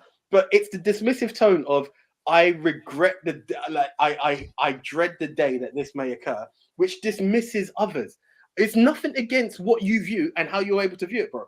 It's actually a gift to be able to see that. The fact that you brought in some Irish Civil War that I totally missed, that was the question I was going to ask. Like, please break that down into how this broke down, because I don't know which side these guys are on. I just saw a fight between two friends, and he was like, "I just want to better my life. You're boring," which is fine. But this is why I said the film can drag. The same way I saw something that was quite warming and relatable in Belfast, and you couldn't see it. This is the part to take away. It's the turn of word when it becomes dismissive to others. When I said someone can't say it's totally shit, and you said no one can, I'm like, well, they can. It was moving on. It's when you start to say it's a matter of subjective versus objective. Most people go into a cinema for a good time, bro. They're not here to check the actor or this, that, and the other. They'll be like, yeah, it was acting, but it was boring as fuck. I'm not saying I did, but that's the way, and that's where this gets longed out. Podcast is a Cinephiles podcast. This podcast is for people who have mentioned movies that, bro, the very fact that I can talk about the Banshees of Inisherin relating to two humans' interactions about where they are in their life and the Irish Civil War by proxy means it's definitely not for everyone. Everyone's welcome, but not everyone's going to appreciate it. If everyone's welcome, then it is for everyone. And you take the breakdown of the two hosts of this show. There's going to be people that like these very obscure films. And to be honest, I feel this is the beauty of the podcast, because you'll learn about that. Someone who's coming on the casual, someone who only watches Fast and Furious and Transformers, they can learn something. None should be dismissed as being higher than the other, because I feel that's unfair, because deep down inside, you get your enjoyment from what you get your enjoyment on. Who is anyone else to tell you you're wrong for enjoying something the way you enjoy it? No, see, that point is completely correct when it comes to a pure form of enjoyment. And this is what my fault if I didn't make this distinction very clear at the beginning, but I was enjoyment might be the more appropriate word then. I was very much trying to make a point of subjective opinion. I should have changed with the word enjoyment. You can very easily not enjoy the Banshees of Inisherin for all the reasons we discussed. Subject matter doesn't entertain you. Didn't click with the fact that it's about the Irish Civil War. Even if it did click, you may not give a fuck about the Irish Civil War. You may not be at a point in your life that, you may be 19 and banging your girlfriend with this podcast on in the background, in which case, go for it, my man. Hope you come 2 times. If you don't at the age of 19, something wrong with you. You know what I mean? You gun that ship like it ain't, my brother. If we're in the background and you're listening to this, what up to your girlfriend too? But the fact of the matter is that you cannot get an enjoyment out of it. But what I'm not even demanding, what I'm requesting, since my turn of phrase here is obviously rub people up the wrong way, what I'm requesting is that when you don't enjoy something, much the same way as I said, I don't particularly go crazy for everything everywhere all at once. It was my number 10. But I can appreciate how batty it was, despite seeing its flaws. Am I ever going to rewatch it again? Honestly, probably not. It didn't give me a level of enjoyment where I'd be like, I must go and see that again. Is that seen it? Cool. It'll stay with me because it was crazy, but it's not one I personally won't go to people and say, you must see this film. That is an opinion which people I know will differ on. I think these types of movies, and this is, yes, my opinion, but I do think with these types of movies, they're not easily consumable. They're not just put out there to entertain. That doesn't mean they're put out there to educate. I've never been the motherfucker who says movies are there to educate. They can lead to a form of self-education, but they are in essence created as a form of entertainment. But what I do think these movies demand, not me. These movies demand that you dig a bit deeper, and they ask you that you question, okay, at face value, small little Irish town with island with 20 people living on it. Not much is fucking going on. At base root, that doesn't make for a very engaging movie. What the fuck am I watching? And instead of saying, what the fuck am I watching? Fuck this shit. I would say, ask the question, what the fuck am I watching? What am I missing? Because it could be that you are missing something. It could be that you are missing something. It could also be that you completely get what's going on and you just don't enjoy it, which is fine too. But what I'm requesting is that to have a rudimentary understanding of film, like the skill it takes to compose a shot, the skill the editor needs in the post-production to color grade something, the skill a script writer needs to make two characters interact and for you to see both of their points, but not necessarily fully relate to them, but still get their point. The skill a director takes to be able to get you to see those two characters' points. That's what I'm asking people to look at. And when you look at these movies with that lens, that's when I would say, I really find it hard to believe. Nay, I'll say what I said before. I don't think you can say this movie is shit when looked at through that lens. You should not say this movie is shit. Lens. You should not say this movie is shit at all. But yeah, you can get that one or two. It could be a million people. One person could come and say shit. But yeah, love your talk there at the end. The one you just said there about, enjoying the movie, all that stuff. Seeing it, going there, expecting that. Great. But yeah, you should not be saying this movie is shit. If I hear anyone saying that, you shouldn't be saying that about this movie. Being it's a movie that you should know what you're going into. Yeah, you shouldn't be going into there. You shouldn't buy a ticket, going to there, watch it like that. But yeah, well, my standpoint would be, it was just all about the tone, the stuff you said at the start, the way you cannot, and I hate the definite stuff. But apart from going from that, everything else with you, I truly agree with you. Apart from that, come on, I'm the guy that argues about the flipping 612, and I'm still to this day animate about it, and I'll go fight Kevin for it. That's right, Feige, not the robot from thing. But, yeah. But anyway, so I agree with you. The thing which I think is really sad is we've deviated from the film to get into a subject matter that. So that was whose number two was that? Whose number two was that? Actually, number two. The gold behind the gold behind Nick that I would always acknowledge is there are films that I will sometimes not have an ounce of interest for. Like we could take The Favourite, it just didn't work for me. He can work it deeper and he can make you want to watch those films. And this is what I was looking for with The Banshees, bro, because you can define it in a way that will give it to people from an artistic point of view, from a deeper point of view, and to give you a chance to appreciate it from that angle. It's the dismissive part that made this blow up, and this is the thing. So what I would like to request... entertainment, all right? Listen, a film debate is that, because let's be honest, to call this a cinephiles pod and have me as a co-host could never work. It's just not realistic. The comic book guy. You are now a cinephile. You need to get on board with that. Season 5 AJ compared to season 1 AJ are different people, brother. Listen, I know who I am. I know how. Listen, I was a cinephile in season 1. It's just what I consumed, right? It's the way it's consumed, and this is what I try to respect from all angles. Even look, we go to Avatar, and the Banshees will be spoken about shortly, people. I promise. Avatar, I respected the visual beauty of it, but I said the story is long, it's boring as fuck, and that's where Avatar stood. Greatest cinema experience of my life is because I understood how the man made the film. And this is the part of it, bro. The reason this all blew up, and again, great entertainment, is the edutaining side of it, of you can be anyone at any level of this spectrum. It's to convince people to see it differently. The same way we said by knocking on the door, with Alcoholics Anonymous, or being that people saying meat is murder if you're a vegan. It's the way you word it. It's not, you have no right to say this, you're too thick to see it. It's convincing, bro, and that's where you win. And on that note, please explain The Banshees. I swear down, I kind of already have. Yeah, he has. He broke it down. Yeah, we broke. That's been broken down so many times. I want to see this film now. He made me want to go watch it again. So much passion that I definitely feel, it's worth a watch. I want to see it anyway, but now surface level, it's an allegory about Northern Ireland and the Republic of Ireland and how they. That's the allegory, and it's really just there as a kind of backdrop, which is why during the movie Off the Island, you can see on the Irish mainland they're fighting. It's foreshadowing how their relationship's going. The movie is about two men who have been friends their whole life, and they get to a point where one of them decides, I don't want to be your friend anymore, Republic of Ireland. I don't want to be your friend anymore. Why? Because I think you're a boring cunt. Why are you a boring cunt? Because you're literally telling me about what was in your little donkey's poo yesterday. You offer nothing to me. Now, yes, we've been friends our whole life, but I am now older.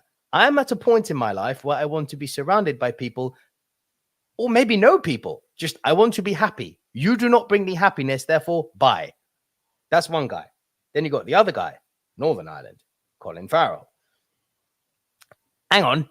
We've been friends for years. Now you're just going to dismiss me? And it is mental torture that Brendan Gleeson puts him through. Let's not be under any illusions. What Colin Farrell is subjected to, even before his little donkey having trouble, is mental torture.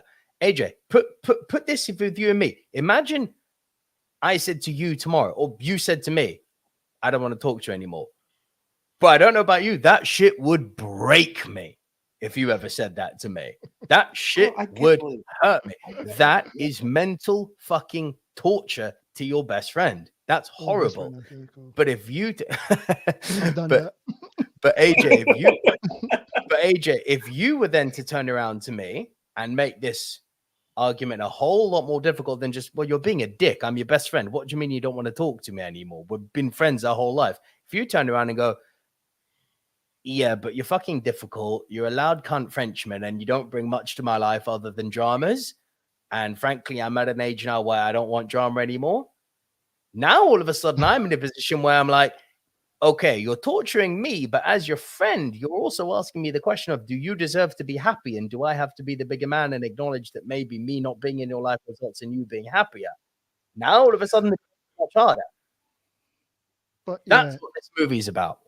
Great. So I'm glad you were able to stop for number 2. Honestly, can I just ask? Was this by reading? Like, no, sorry, I'm not even taking the piss. This is just genuine. How were you able to do that allegory? Was it written? Like, is it the dates in the calendar? Watch my instant out of theater reaction. That was the words that came out of my mouth when I left the theater. There was nothing like, I'm familiar with the Irish Civil War. I watch every single one of them.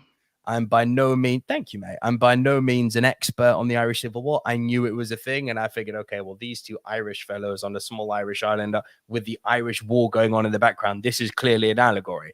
And the part where they were just like, you know, fighting about and whose side you take, because they're kind of both wrong, but also both right.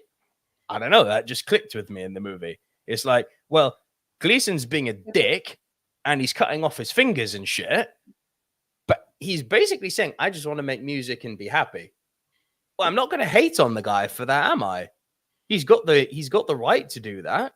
And then Colin Farrell's like, yeah, but I want my friend. Yeah, but you being his friend means he's not happy. Who's right? It's very philosophical. It's really philosophical, and that's why it did bang to me, and why it was so close to being my number 2 and my number 1. I give this right for y'all for this movie. I told y'all before, I see a lot of movies, but I don't really see it. This happened to be one of them. No disrespect to the movie, but you're tired, you spent all day at work, and now you have to watch a movie that you didn't plan to watch, and it's just like, yeah, we're gonna show it, but you still have to watch it. That's what it was. So I just want to go home. In the background, all I can hear my song is in my head singing, I wanna go home constantly while this damn movie was going on. So that's how I felt. So it could have been Bullet Train, which I had for my number 3. It could have been that. And I'll just be like, just fucking hurry up and finish so I can leave this goddamn place. That's the vibe I was in when it was on. So I didn't want to see any allegory. I didn't care about what it was. I didn't care who it was. All I care is like, I'm at work and I don't want to work. I want to go home. That's my experience of this movie. Then this movie is not for you. If that's the headspace at that time. No. At that time it wasn't. But just like my previous thing now, I'm revisiting movies. I dislike to see why did I dislike you. I'm never going back to a movie I really like, because then I watch a movie that I really like, then I watch it and go, oh shit, you are crap. Why am I watching you again? So yeah. AJ, rule of thumb, just going back to the question you just asked me, rule of thumb I have when I'm watching a movie about a friend is I kind of always put you and me in that situation. Oh, I did with this film. Yeah, I try and project us onto it, and I go, who's wrong? And in this case, both of us. Wait. Which one was you in the allegory? Oh, I'm Brendan Gleeson, 100%. I'm the horrible Wow. cunt. 100%. 100%. I'm the dick. Like, I would be the one continuously knocking like Nick. I know I shouted at you, but I do apologize. And then you next are thing the you know, the diplomat, cunt throwing yeah? three of his So, own fingers back. Like, hey. All right. Let's move on. Cool, Just cool. number two. We will watch it now. Here, Wonder Woman. I'm sorry, Nico. I'm about to spoil your number one. My number two is Top Gun Maverick. no, you're not, because that's a pun. Punt. That's a punt. That's what I'm saying. We spoke the reveal. Wait, I haven't done my What number the 2 reveal. yet. I haven't done my number 2 yet. Your number 2, Dan? All right, for my number 2, I'm gonna spoil it, but no, I ain't. It's a movie that's on no one's list. I just watched it yesterday for the first time. It's one of my movies I've been looking forward to. I hate the actor. I hate him personally. I didn't want to watch anything with his big ass nose in it, but I love the movie. It's The Menu. Wow, you don't like Ray Fiennes. Oh, we can go suck a fucking dick, and next time I see He him, I'm gonna punch did him get in his into face. it. It's a personal thing. We're going to bam. So yeah. Anyway, but Wow. what a good movie. Suspense. It flipping had me. Like I want to watch it. Like, yeah, whatever. It's just The Menu. I want to watch this movie. It's one of my movies I wanted to watch because I've been seeing the trailer for so fucking long. And what is this movie about? What the hell? It's And I was Battle like, Royal, isn't it? No. No? No. Do you know anything about it? I know that like people are invited to an island to sample food on this like big high profile chef's menu, and then it turns into a killing game. No. No? Right. Yes, people die, but it's Yep. not a killing game. It's a bunch of people came Cannibal to the game. island. A bunch of people come to the island. It's a restaurant, and these are high to get. $12,000 a head, right? So people are there, and everyone's got their own different characters and stuff like that. But they come to the island, and it's just like weird as fuck. Like you're watching it going, what the hell's going on? This is weird. Why is this like that? Why it's like really bougie restaurants. If you've ever been to a bougie restaurant before, you know they're serving those little tiny canapes. You get like 7-course meals, and it all And not one of introduces them this make and up that. for one. It can do, you know. But anyway, you get the little meal, and each one, it's not spoiling. Definitely not spoiling because I want people to watch it. So yeah, you got to watch it again. So everyone's watching it going, I'm going to get a little meal, but in every section is a little story about why this is that. And it goes off right away. And you just feel this, you watching it just feel this nerve like, what is this about? What's going to happen? Because it's an R-rated movie. So you know something's going to happen. And you're watching going, why is that happening? And the same thing I say, oh, the food is definitely the people. It must be people. No, it's not. What the hell? And you're just literally trying to figure it out. Therefore, And as it goes on, you're just like, oh my God, what the fuck is going on? Canopies. Maybe that has meaning for the movie. Oh.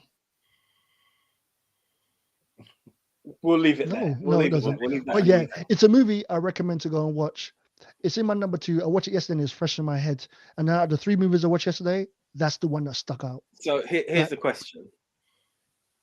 Is it, I mean, it's the question we kicked it all off with. Is it a must-see in the cinema, or can it wait to be in the... Wait, it can wait.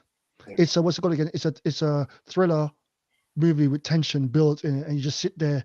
If you're in the cinema will just be quiet looking, going, what the fuck? No, that silent cinema, that's what it would have been. That proper, don't want to chew their popcorn because you want to hear everything.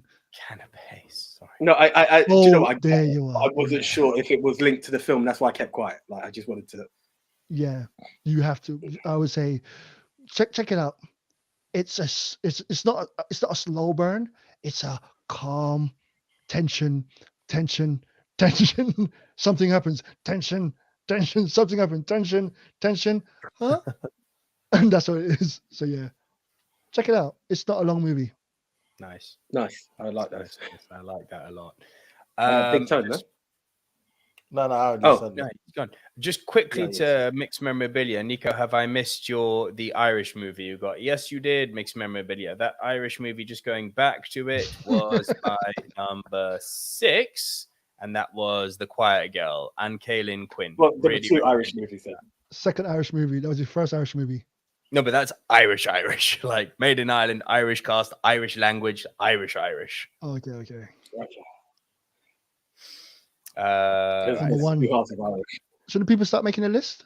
People should start making their list, but after 3.5 hours, I fear we don't have that many people watching anymore. Oh snap! Oh yeah! Oh snap! This is going to be one. Guys, if you are still about we appreciate you, and please send in your your Rushmore or your top 4 films of the year. It's up to you. 4 films of the year, 10 films of the year. Your worst, AJ. So, worst. Initially, it was. Yeah, we're not done yet, boys. Ticket to Paradise. Ticket to Paradise. Absolutely nothing. I had that and Mrs. Harris Go to Paris, which are 2 films I watched with the missus as a comedy. Harris Goes to Paris isn't good, eh? It just dragged. It was just watchable. It's not terrible. They're just watchable films. Yeah, that was the problem with both of these films. And the reason Ticket to Paradise got my vote as worst was just because you had the high profile of Julia Roberts and George Clooney, but just couldn't bang. However, we now did bring this up. Avoid at all cost. Hocus Pocus 2, absolutely boring crap, nothing endearing. The only thing that did come up is I think they're trying to build a new franchise of witches, and who knows if that. I'd probably go down TV series because I don't think it's even worthy of being a film. Now, honestly, because you bring in 3 new witches, spoiler, I apologize because I know no one's going to watch it anyway. But look out for Witches, the TV series, I reckon, because I don't think it'd be worth it as a film. Anything that you found magical or gold from Hocus Pocus does not exist in Hocus Pocus 2.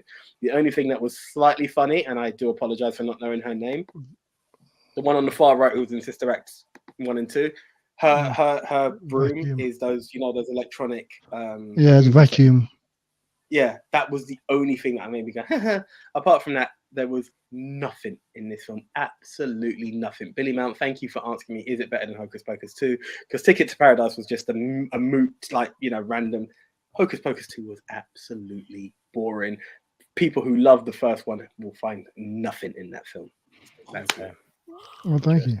All right. My worst. So look, there was a few competing here, but then I realized that the others were more disappointment than actually vying for worse. Like Jurassic World 3 was in contention for me because I was like, you done fucked up there. You brought the whole cast back together and you made a movie that was nonsensical and it was just kind of stuff happens. To quote Simon Miller, sometimes stuff just happens. Literally, it was a case of that. Thor Love and Thunder was competing, but that really, really fell into disappointment because there was like Taika Waititi returning to Thor.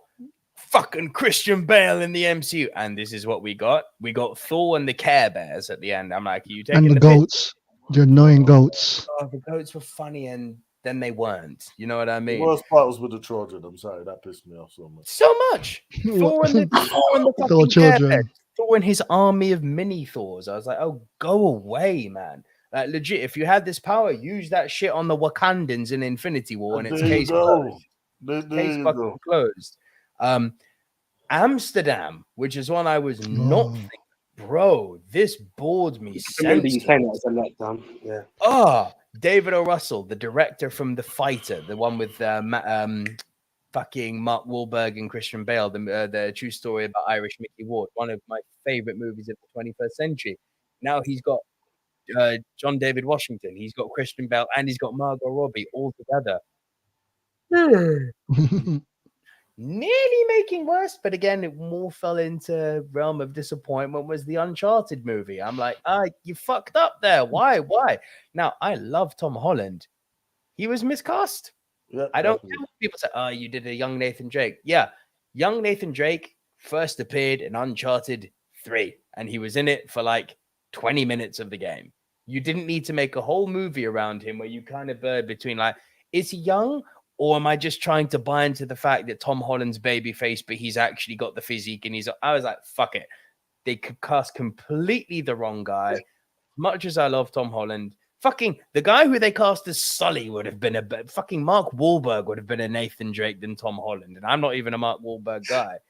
But no, it's like if they'd done Metal Gear and started off with Raiden as the story as opposed to Snake. Bro, it's literally that. That's what they've done. I'm like, I'm not going to give a fuck who Pliskin is if I don't know who Solid Snake is in Metal Gear 2. You know what I mean? Like, what the fuck? But no, my worst, hands down, I'm bringing in another comic book movie because, oh my God, this was one step forward for comic book movies in the course of the last 10 years and 100 steps back. This was Spider-Man 3 emo dancing bad, Morbius. Oh, snap. I forgot about this movie. The movie that came out twice and flopped twice. Oh, fuck. You guys talk about it because our fire alarm's just gone off. Be right back. So I've not seen it. So whoever thinks we can screen. Morbius is actually also my worst of this year as well. Like, I don't know why they brought this film out. I don't know what they was trying to accomplish by not making it rated R. That's the only way this film would have worked. Yeah, you got a vampire film, but you can't really see the vampire doing this thing. You got Blue Blood. Like, come on, man. I try and find some redeeming factors about it, like what's his face, Matt Smith. Like he was decent. Yes, he had that little silly Dookie dance routine straight out of Spider-Man 3. But man, what a bad film! This is like going all the way back to the early 2000s, man. And we moved on. We moved all the way on. I've got a movie that's worse than all of that. Did you send an image? No, sorry. Okay, go for it. I don't even think they should even be allowed to put the image up. My bad. I didn't think about this beforehand. No, you're cool. So my worst movie. Yeah, I usually gave him image, but I gave him a top 10. I forgot about the worst. Yeah, but worst. Have you heard of a movie called Day Shift? Nope. No. That's how bad it is. It's a vampire movie starring Jamie Foxx. Snoop Dogg is in it. Oh God, I think I can see where this is going. So they're in LA and there's people going around and you're vampire hunters, and to get the money, they pull the teat. And when they pull the teat out, they can get the money back for the teat. Jamie Foxx has got his daughter, but he's separated from his wife, and he's trying to get his daughter, like she needs some dentist work done. So he needs to get some money together to find out, oh no, she found out she's moving. His wife is moving with his daughter to New York, and he's like, but if we can afford for her to go to the school, could we keep her here? He's like, well, yeah, if you can get the money in like 2 days' time. He's like, I can get the money. So of course he's gonna hunt the biggest, baddest vampire. The older the vampire, the longer the teeth, the best, more money you can get. Nico, you're muted. Sorry, bro, I muted you to stop the alarm coming. Cool. Have you heard of Day Shift? Yes. Do you hear how shit that movie is? No. So yeah, going into it. What's that? I can't remember his name. So they have like a proper agency. So you have to go in, like you have this dentistry agency, like not dentistry. Sorry, I'm talking about vampire agency. You go in, you drop the teeth, you get money from them. Like this is the main corporation. Or you can go to the back doorway. Dude, this movie's so shit. It's a Netflix movie, right? From the posters at Netflix. Yeah, Snoop Dogg becomes what's it called again? Snoop Dogg's a badass in it. Yo, man, we crack a like. Snoop, the man who'll do anything for that paycheck, and he doesn't need to because he's a fucking. I think Snoop's a legend for that. I'm sorry, he got bitten by the vampires. He got bitten by a vampire, covered it up. Then after a while, I can't make it. Blows himself up to kill a lot of people with him. And at the end of the movie, he climbs up the sewer. That's how we do it here in I want to see this film. This film sounds like the type of film you watch because it's so bad. No, it's so stupid. It's so stupid. Did we all agree that Morbius is shit, by the way? Oh, everyone knows. Everyone knows Morbius. It's so shit. I forgot it was this year. Like, come along with you. I forgot it was this year. That's how shit it was. So bad. It was this year twice. But yeah, that's my shittest movie of this year that I've seen. I just can't believe that someone as cool as Matt Smith, the guy, the fucking badass from House of the Dragon, did a sexy dance scene like in Spider-Man 3. I was like, how is this the same guy? It's not Matt's- him. It's not his fault though. It's the But- writing. No, I know, but I'm like, how can you make a man who's got the ability to look like that much of a badass look like such a little bitch? Matt Smith made me stop watching Doctor Who. I was never. I a Doctor love Who guy. what's it? I've never done Doctor Who. I'm a AJ. nerd. The time Yeah. has come. Your best. No. So this one, Yeah. the first thing I'm going to say is, Den, I am sorry. Yeah, above everyone else, I don't know. I just know. I first of all, I knew I was going to apologize before I knew you was even going to be on this pod. When I knew you were here, I thought, fuck, he's going to gun me the fuck out. But historically, I think I agree with you on this person. But cinematically, I absolutely love this film, and it just maintained as my film of the year from the minute I saw it. I knew it was going to be my number one. Baz Luhrmann's Elvis. Bro, I totally apologize if you I know the music theft and everything that took place with this guy. Teeth in mother bitch shit ass rocking guy. That's the bro, king of rock. listen. Why is he king of the rock? Why is he king of rock? Because his skin is a little bit lighter. Huh? Listen, He I took know that- the history. I know the history, bro. I'm not gonna take that away. I've Didn't seen write it, any of his I've own music. Stole everyone else's music. Fuck this motherfucker. Baz Luhrmann or Elvis? heard- Sorry, carry on. I will not say All right, anything tell else us again. why you like the movie, AJ. it was a great cinema experience. Now, obviously, I know you can take creative liberties. You can make a villain look like a hero, right? And that's essentially what they had done with.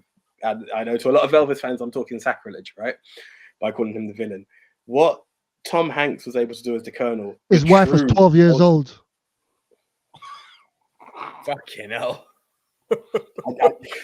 This is why I knew it was going to be. It was easy to blank the comments. It's not easy to blank the man on screen. And I'm not taking a dig. I just knew I was in trouble with this because I've heard everything about Elvis throughout. JT agrees with you, by the way, AJ. It was his favorite movie this year as well. Honestly, as I said, there were parts, and I remember. It's not often I've done out of cinema reactions because Nick normally beats me the fuck to it. Right, I normally catch a film later. This is one of the. I think it was this and Unbearable Weight of Talent. Those are the only two films I've been able to do that reaction for. But the feeling I had with this film, now there was a part where people say I've heard it drag. It drags for the smallest of time, and then it brings you back in. There is just emotion. Now, if it wasn't, you could look at me like that's a lie. That's a lie. I don't know the ins and outs. I've heard the negatives of Elvis from a young age, for sure. But what the story that was told and the line that shows an abuse, which may be unfounded, it may be unfounded, but taking the narrative of this story, this universe is Elvis, if you would, and you see the relationship he had with the Colonel and what the Colonel puts him through. Yeah, there was a part where I was looking at it where it's bullshit because you see his relationship with the colored people, as it's stated, and him acknowledging them, and his good relationship with, I think, was it Sammy Davis Jr. or someone, and you're like, I'm pretty sure that didn't happen. There were parts of it that made me Google, like, did he actually get on with these people? Did he actually acknowledge the peers that came before him, you know?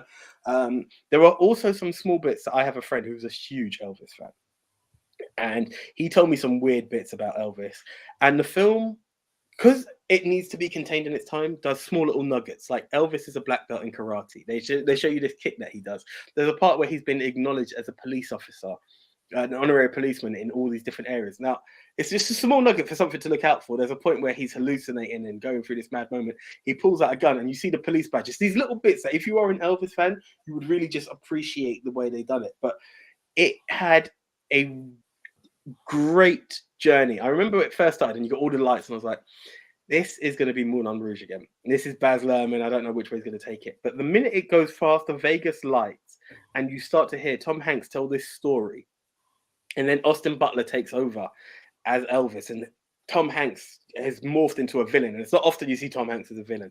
It gave a beautiful story. It was one of those moments. And I got a mate, and he missed it in the cinema. And to be honest, this is the memory stick. This was his AJ Vision memory stick.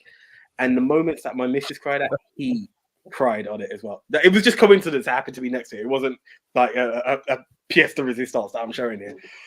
but it was a great journey of a film. Honestly, I loved it from beginning to end. So you hyped this film a lot to me, I think, when it first came out, and it's on Disney Plus. It's on one of the streaming services, and I believe it's Disney Plus. I got around to watching it 2 or 3 months ago, I believe. I loved it until I didn't, if that makes sense. Fair enough. It was too frenetic. It was so intense the way it was edited. And the ending for me was flat, bro. It's like pain takes You didn't off. feel anything in the ending? Zero. Was it sitting on at the end? The ending actually pissed me off because I was like, oh, you missed an emotional punch so hard. He flies off. Oh, he died. Like, cool. Really? That's how you're going to end this? You've literally taken me on 2 hours of literally... I felt watching this movie was like that scene in Clockwork Orange where they keep your eyes open and make really fast images appear in front of your screen. Not in a way that it was torture, but in the way that it was just boom, boom, boom, boom, boom, boom, boom, like non-stop, fast-paced, mental breakneck speed editing. And then the end, it's just so underplayed. It felt... Some people would argue that, oh, well, they're trying to do that to contrast with the film because his life is full of color and it was fast-paced, and then his death is obviously silent and slow. And I'm like, yeah, but it lacked emotion for me, complete emotion for me. And I was like, the plane takes off. This is, for me, that's like how you don't do a death in a movie. It's like you don't put a title up on screen going, and Elvis died. It's like, what the fuck? Because that's literally what it was. It's like you get this whole life, you get these interpersonal relationships between him and the Colonel, these really powerful moments between him and the black community, even if they are complete, propaganda. You're basically having a character piece for the whole movie with him and the different characters in his life. And then plane takes off, title, Elvis dead. Like, that's it. Where did the film lose you? In the final act or prior? I started to not hate the Colonel. Wow. Yeah, I kind of felt like, yeah, you can hate this guy all you want. You wouldn't be shit without him. I'm going to compare Elvis to The Founder.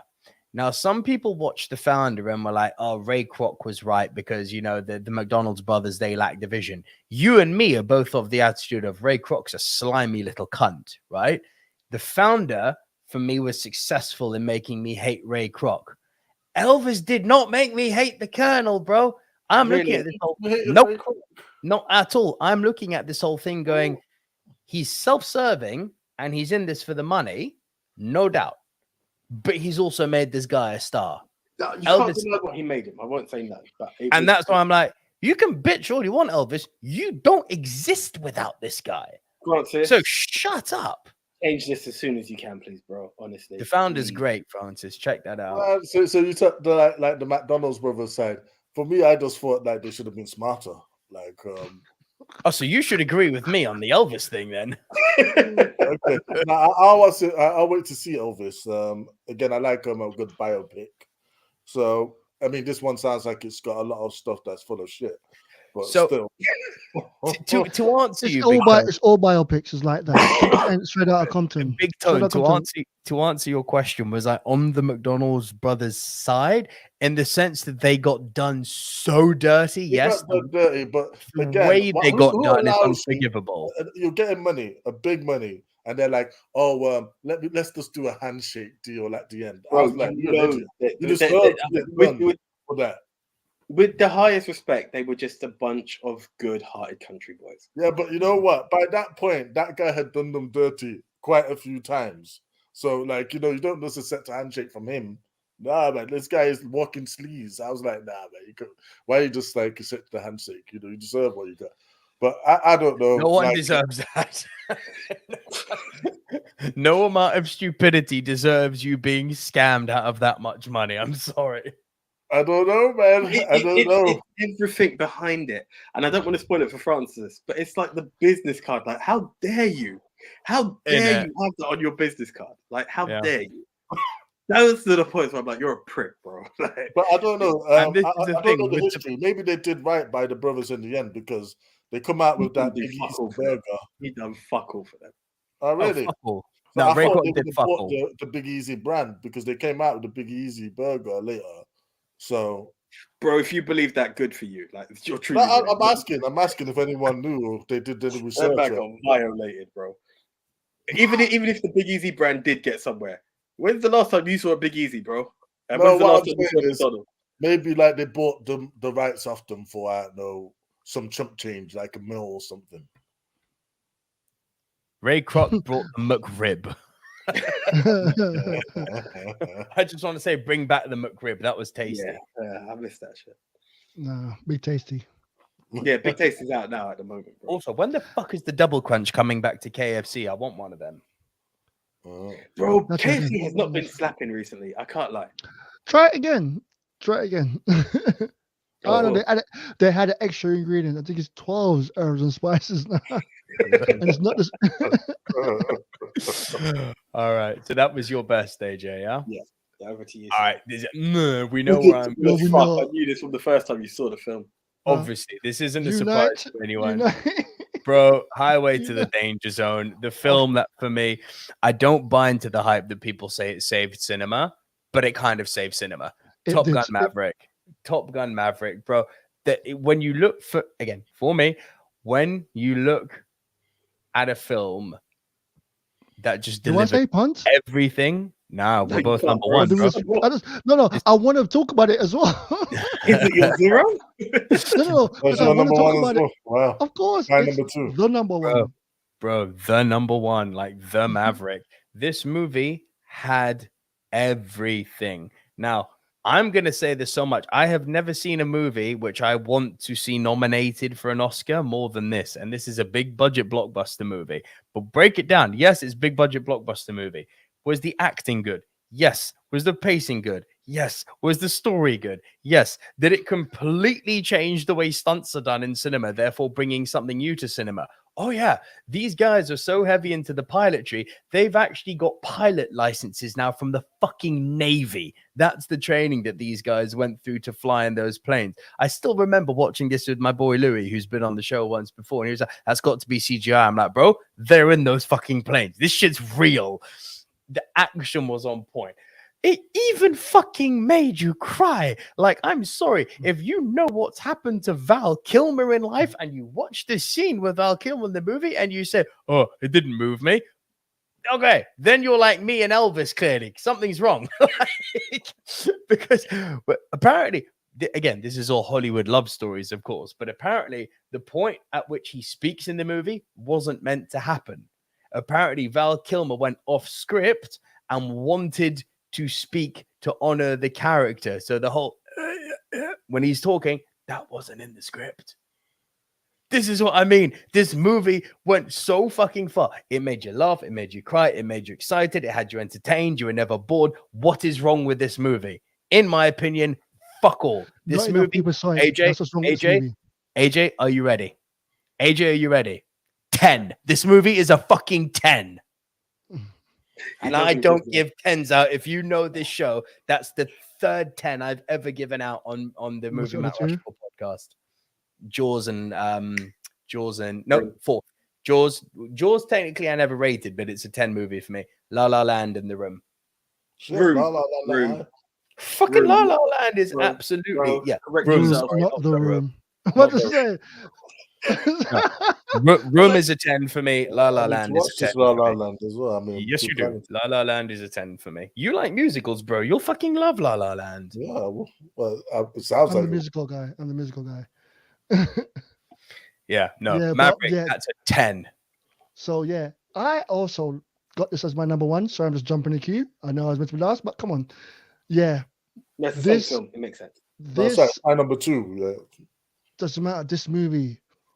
Oh, it's so good. And I got told, you got to see this. You got to see this. You got to see this. Yeah, I'm actually looking for it. And as it was getting closer to release, I'm like, I don't know why, but I'm buzzing. I really want to see Top Gun. And as it got closer, I got, that cinema buzz, like, there's a movie you're waiting for at cinema. I wasn't waiting for it until like a week out. And I really wanted to see it. Didn't get a press pass, didn't get a seat beforehand. Watch it with public. Shame cinema wasn't full, but the people that were there had a ribbon blast. It was so good, just like and when we're talking about those scenes where they're flying through the canyon, and the camera is on the face of the actor. Like, what the fuck? That shouldn't be legal to be entertained that much. I'm watching It's it. not right. Even flip it. Dun, dun, dun, dun, dun, dun. You know, just a the little background music playing. You hear the music, and it hit the nostalgia part, so it gives you the nostalgia. But it's a story on its own, and it's a story that continues that makes sense. I really, truly love this movie. This when I put this list together, it was okay. So let me put this list together. Number 1 is Top Gun. Let me find 9 more movies. That was it. I had nothing else, and I couldn't even think of what else I've seen this year. This I know. Oh my god, I should watch it again. Actually, IMAX, yeah, I'll watch it again. 3D, 4D, normal, posh curtain, posh everyman cinema. 5 times I saw this movie in the cinema, and I still want to go another. If this movie ever comes out in the cinema, I'm there. First screening, fucking 9 a.m. I don't care. I would love to go watch this in 4D 4D cinema. So good in 4D. I haven't, and I hate 3D, but this I film will in sit 4D down. is sensitive. The chairs moving, it's so well synchronized. It's got to be a moment. It's got to be a moment. I tried my best to try and catch it, but it's just like, truly great movie. And it's got no business being as good as it is. It's literally about a movie about men making love to planes, and it's fucking awesome. It's more than that. All right, can I jump in? Yes. If to put this into context, I was like being sold this movie all year by Nico. Like, I really wanted to see it in the cinema. I just never got around to it. Yeah, and even when it came back, I missed the like deadline because like the person I was gonna go with couldn't go. Yeah, but to give it a fair shot, because I thought I would be remiss if I seriously loved this film and it's not in my top 10. So yesterday, even after watching the Avatar, I came home and I rented Top Gun Maverick. Turned off the lights, watched it in the dark. Yeah. I love this film. I love the film. I knew I was gonna love it. That's why I did it. Yeah. From the start where they're playing Danger Zone. Yeah. To like, as I said, the creeping music creeping in. Yeah, to then like the score as well. Like it was so great. I think it was Hans Zimmer again. Yeah, like and like the whole melodies, the orchestral like beats. Was it Zimmer or Giacchino? So well. Let me check that out. And like again, like the parts where he's on his motorcycle and he's riding into the sunset. That guy doesn't age. Yeah, look, this film was great, man. Only one thing I will say, like that I did have a slight problem with, and I thought could have been stronger, is female character. Huh? The female character. Yeah, is what's her name again? Jennifer Connelly. Yes, Jennifer Connelly. Yeah. I feel that she was the shoehorned in so we could have a happy ending by the sunset, which I think Maverick actually really deserved. But I thought she could have been a bit more than that. And perhaps maybe like if you had not made her a bar hostess, but maybe a contemporary of his, maybe put her in the position where the black guy was, like, the other lieutenant, in the room. And maybe they could have built something that way. That was a bit more of meaning, like, she understood the gravitas of what he was going through a bit more. Maybe he could have built on that, but that's a minor, compared to anything else. That plane, that plane he's working on throughout the movie, like in the garage. Yeah, that's his plane. That's actually, that's actually his fucking plane. And sorry, we talk about movie openings. How fucking good was that opening? They want Mark 9. We'll give him Mark 9. It's like, what? It's fucking incredible. Mark 10. He pushed Mark 10, didn't he? And then blows up. Yeah, what's his name? Tom Cruise is a real movie star.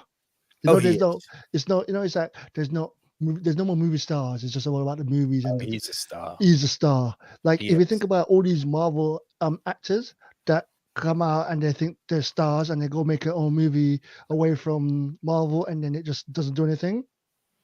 Tom Cruise still a draw. No, he is. All my life, he's a like star. literally all my life, he's been a star. He is. And he's still young. This motherfucker He's is born a on the right mutant. day. He's a mutant. He's in the forest with Paul Rudd drinking unicorn blood. Must be. He's a mutant. And What is Jared Leto, because when you think Jared Leto's in his 50s, you're like, Yeah. how? These Jeez, motherfuckers have all got some like man's witch covenant in the forest and they're drinking unicorn blood. Paul Rudd is the newest addition to that. Do you know what? Someone taught them about moisturizing when they were younger, innit? They must have dated a black girl when they were younger. Going back to Top Gun, though, I feel this movie is a movie you want to go see if you want to feel good. This is a true feel good movie. Yeah. Like, yes, it has your bits with the feels, but again, there's nothing morbid in this film for me. So if you truly want a exhilarating joyride, jump in this film, man. Yes. And I'd just also like to say that this perfectly proves that I can watch both art house and blockbuster because there's some good shit. Like, oh my god, this art house movie? This art house movie called thing that's an Oscar nominated. Should be Oscar nominated.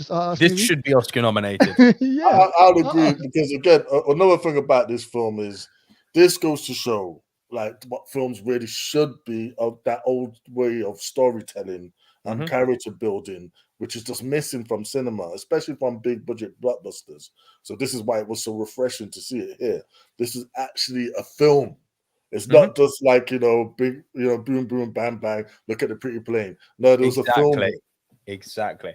Also, I just like to say that I wonder if the people who say that Avatar is like Fern Gully are also now going to say that Top Gun Maverick is just Star Wars Episode 4. Because fuck me, that is a trench run at the end, if ever there was one. They are literally putting a torpedo into a Death Star at the end. Literally. I didn't even, Everyone's saying that. I didn't even correlate that personally. Oh, I did. The moment I saw that, I was like, this is a fucking trench run, and they're trying to blow up the Death Star, and I'm completely on board with it. Yes, and he also did it without the equipment. He also did it without the equipment. Yeah. Yeah, he used the Force. This is what I mean. It's fucking Star Wars, and I'm like, so what? It's great. We didn't hear the Obi-Wan character. We didn't hear Val Kilmer telling him, "Use the Force, Maverick." No, Maverick. No. Actually, it was Iceman. Iceman come back from the Iceman came back. Iceman, trust me. Use the Force, Maverick. Iceman. And Goose. It was Goose and Iceman were standing side by side. You can do it. No, that's at the end when they're standing side by side and they join each other. Can I also say, I think Miles Teller is very quickly turning into my new Sam Rockwell. Sam Rockwell, Den and Big Tone, if you haven't heard me say this before. Right. I think he's one of the unsung heroes of Hollywood. That guy, you put him in a movie, you can fucking watch him in Vice, like watch him in The Green Mile. Shit, even Iron Man. Bro, Sam Rockwell is a G. And I'm telling you, I think Miles Teller is turning into that for me. When is this kid bad? Look at what he did in Whiplash. What he did. But that wasn't his fault. But was he bad in that? I said that wasn't his fault. Yeah, that's what I mean. The movie was bad. He wasn't. I actually thought he didn't have much to work with. I think considering what he had to work with, he was a pretty good Reed Richards, to be honest. Nah, but that end line just pissed me off so much. That's it. Fan Force. And they cut it out before you could say it. Like, right. Wait a second. So it's just one more number one, which is Big Tones, right? Big Tone. Oh, yeah. Which was the punt. Yes, the punt from earlier. Twilight Boy. The Batman. Yes, this was my number one. I did wrestle with this, especially after seeing Top Gun yesterday and all that. And even Avatar, I was thinking, which one should I slot in there? But ultimately, it's the Batman because I seen this early in the year and it's still stuck with me. And I watched it like a few times now. And again, like I'm a huge Batman mark. That's why I was on the Batman episode along with you there as well, yeah. Because again, Batman is my number 2, Superman's my number 1, but Batman is my solid confirmed number 2 hero of wartime. And he's AJ's number 1, and yet AJ hasn't put him on the list. What the fuck? He forgot. Batman. I did once again. I watched this yesterday. and I was like, "Yay, it's Batman," and it was all right. The score was great. Mhm. I love the I'll score. tell you what I liked about the film is the world building. This was Gotham, Oh, like good movie. Good movie, by the like way. Good movie. I actually like out of all of the Nolan films, I prefer the Nolan films a lot more, but this This for was me was a Gotham. great starting point, and I definitely want to see where this Batman goes. I hope he doesn't get into any arguments and wants He's to done. leave and everything. Let's actually have a few films. Let's bring some of the characters that we haven't seen before, like and put them in like the future films as well. Yeah, and like they set up a nice little contained universe. You don't have to make Justice League or anything like that. Yeah, just have Batman in Batman's world. And if you want to do the Bat family, I would be happy to see that. But like the actors and everything, I think Robert Pattinson, he did the best job he possibly could. And like he's convincing as Batman. Yeah. Yes, but how was He's a he at bit Bruce Wayne? moody. He's a Thank you. bit moody, broody as Bruce Wayne, which I thought they could have separated, even though that is a bit like realistic that he would be that guy. Yeah, I feel they could have separated that because there is no mask for that Bruce Wayne. Bruce Wayne always was on some flamboyant like rich boy bullshit. Yeah, to like sort of hide the fact that he is really some crazy What was he? vigilante. Think about the Nolan movies. Batman Begins.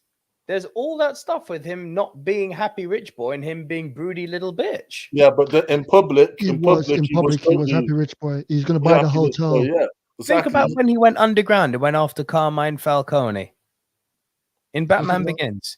No, No, that was before he was Bruce- Batman. That was like Sure, but what I'm saying is we've seen Bruce being angry and broody. Not yeah. while But he's what I'm Batman. saying is he shouldn't be that in his While public he's figure as Batman. Bruce Wayne. Yeah, As just be at separate any character. time. Bruce retreats in the Nolan movies and comes back and develops, but you can still see him involved in Wayne Tech. You can still see him as a playboy. He's still adjusting because he's been through a traumatic time, and then he goes underground. This guy is an absolute recluse who is barely seen, that the world is shocked that he turns up for a funeral. And that's what killed it for me in that thing. I'm not going to say Robert Pattinson was a shit Batman. No, Oh, he's not. He's not shit. That's not what I'm looking at.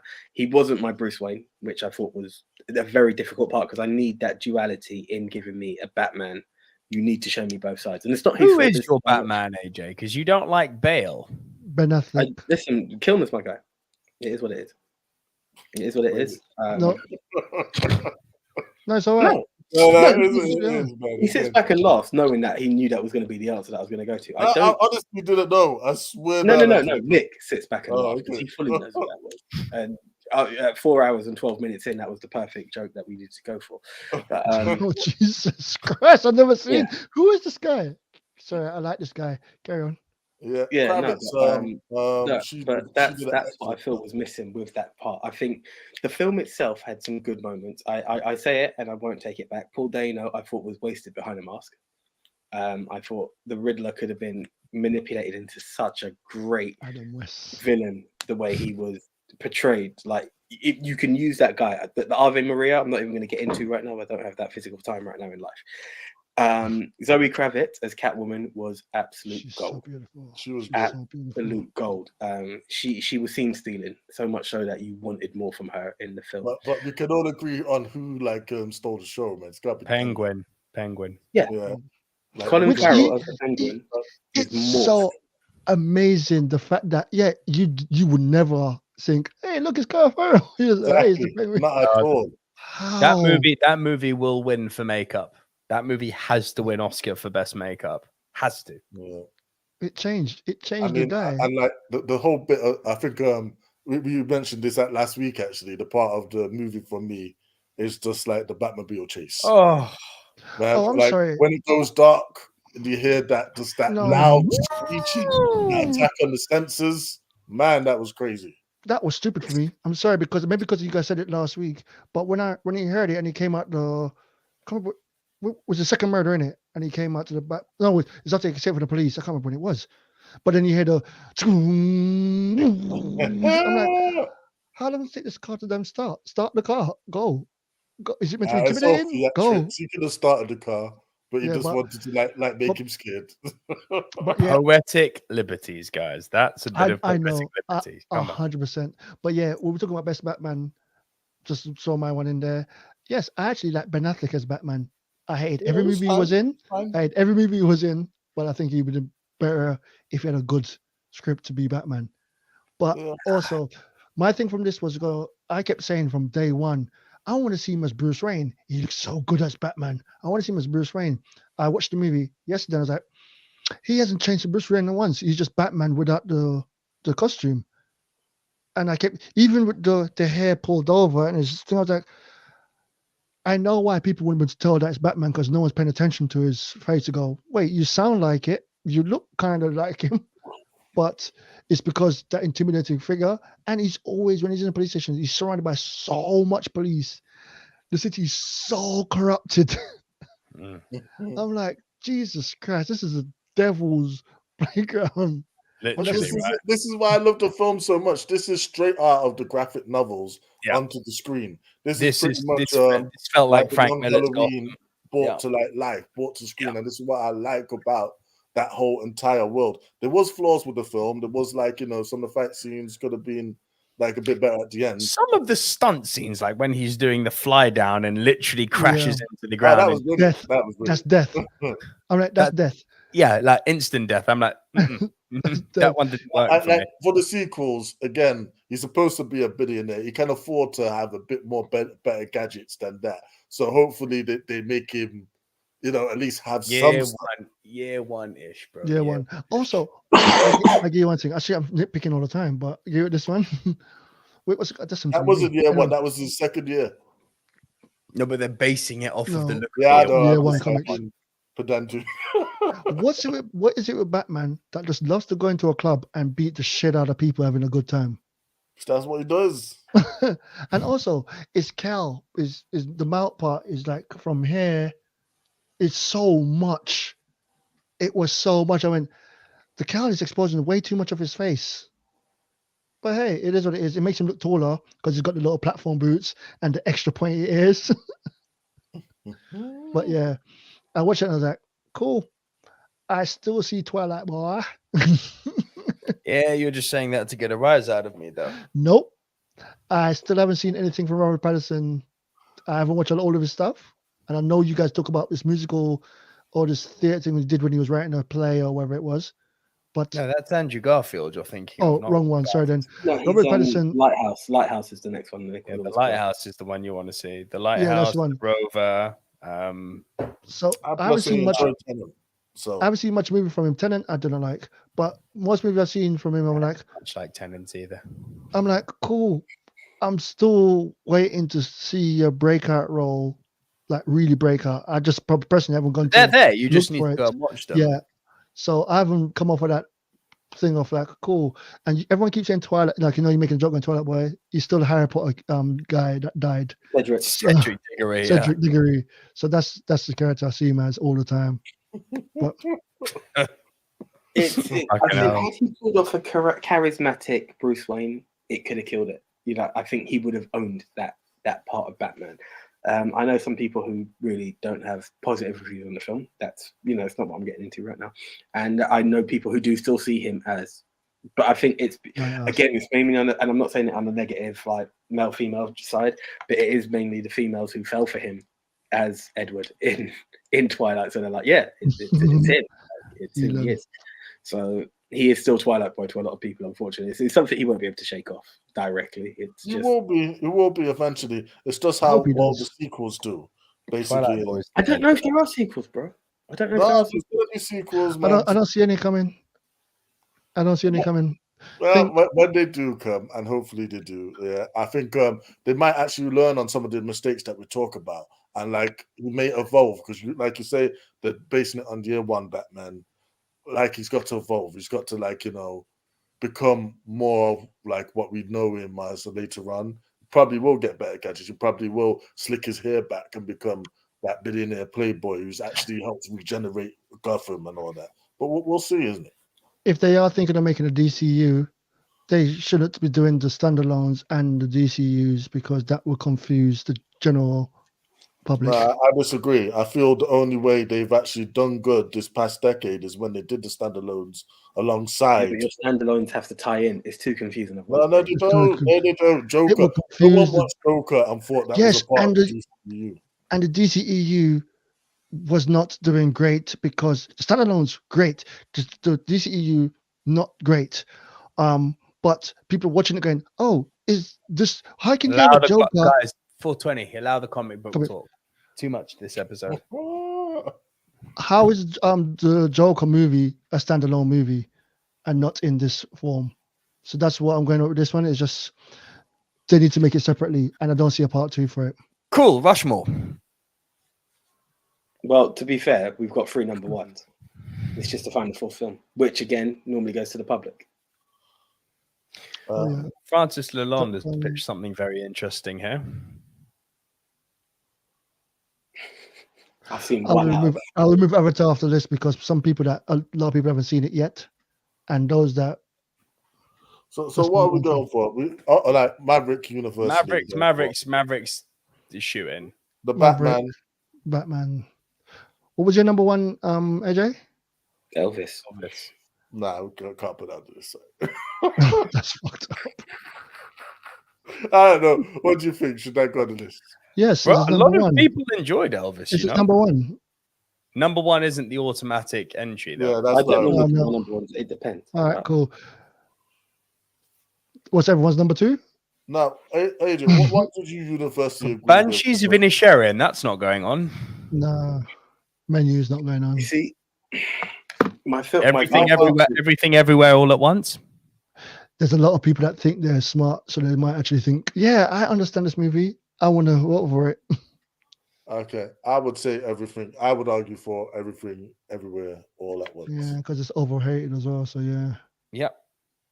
People think it's the best movie of the year, so it's got a good chance of standing its own ground. So we've got 3, guys. We need one more. Black Panther 2 versus Avatar. Which one? Oh, Avatar, hands down.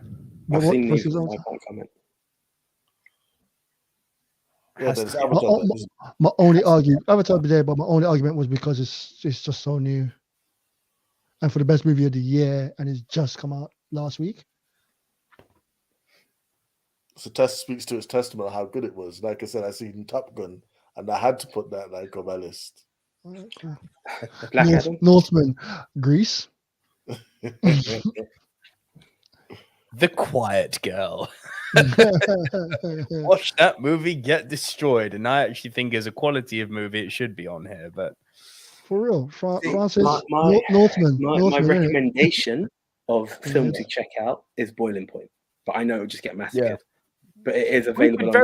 We could do the epic list. I mean, we could easily do things like Boiling Point, Quiet Girl, Banshees of Inisherin, and picking up. I don't think we should do that for the end of the year. The hidden gems of 2022. Exactly. This is your big blowout. You gotta go big. It's got to be Avatar then. Avatar, fuck it. That is the answer in it, really. Yeah, do it. All right, so you got your Rushmore then, Yeah, let's do this.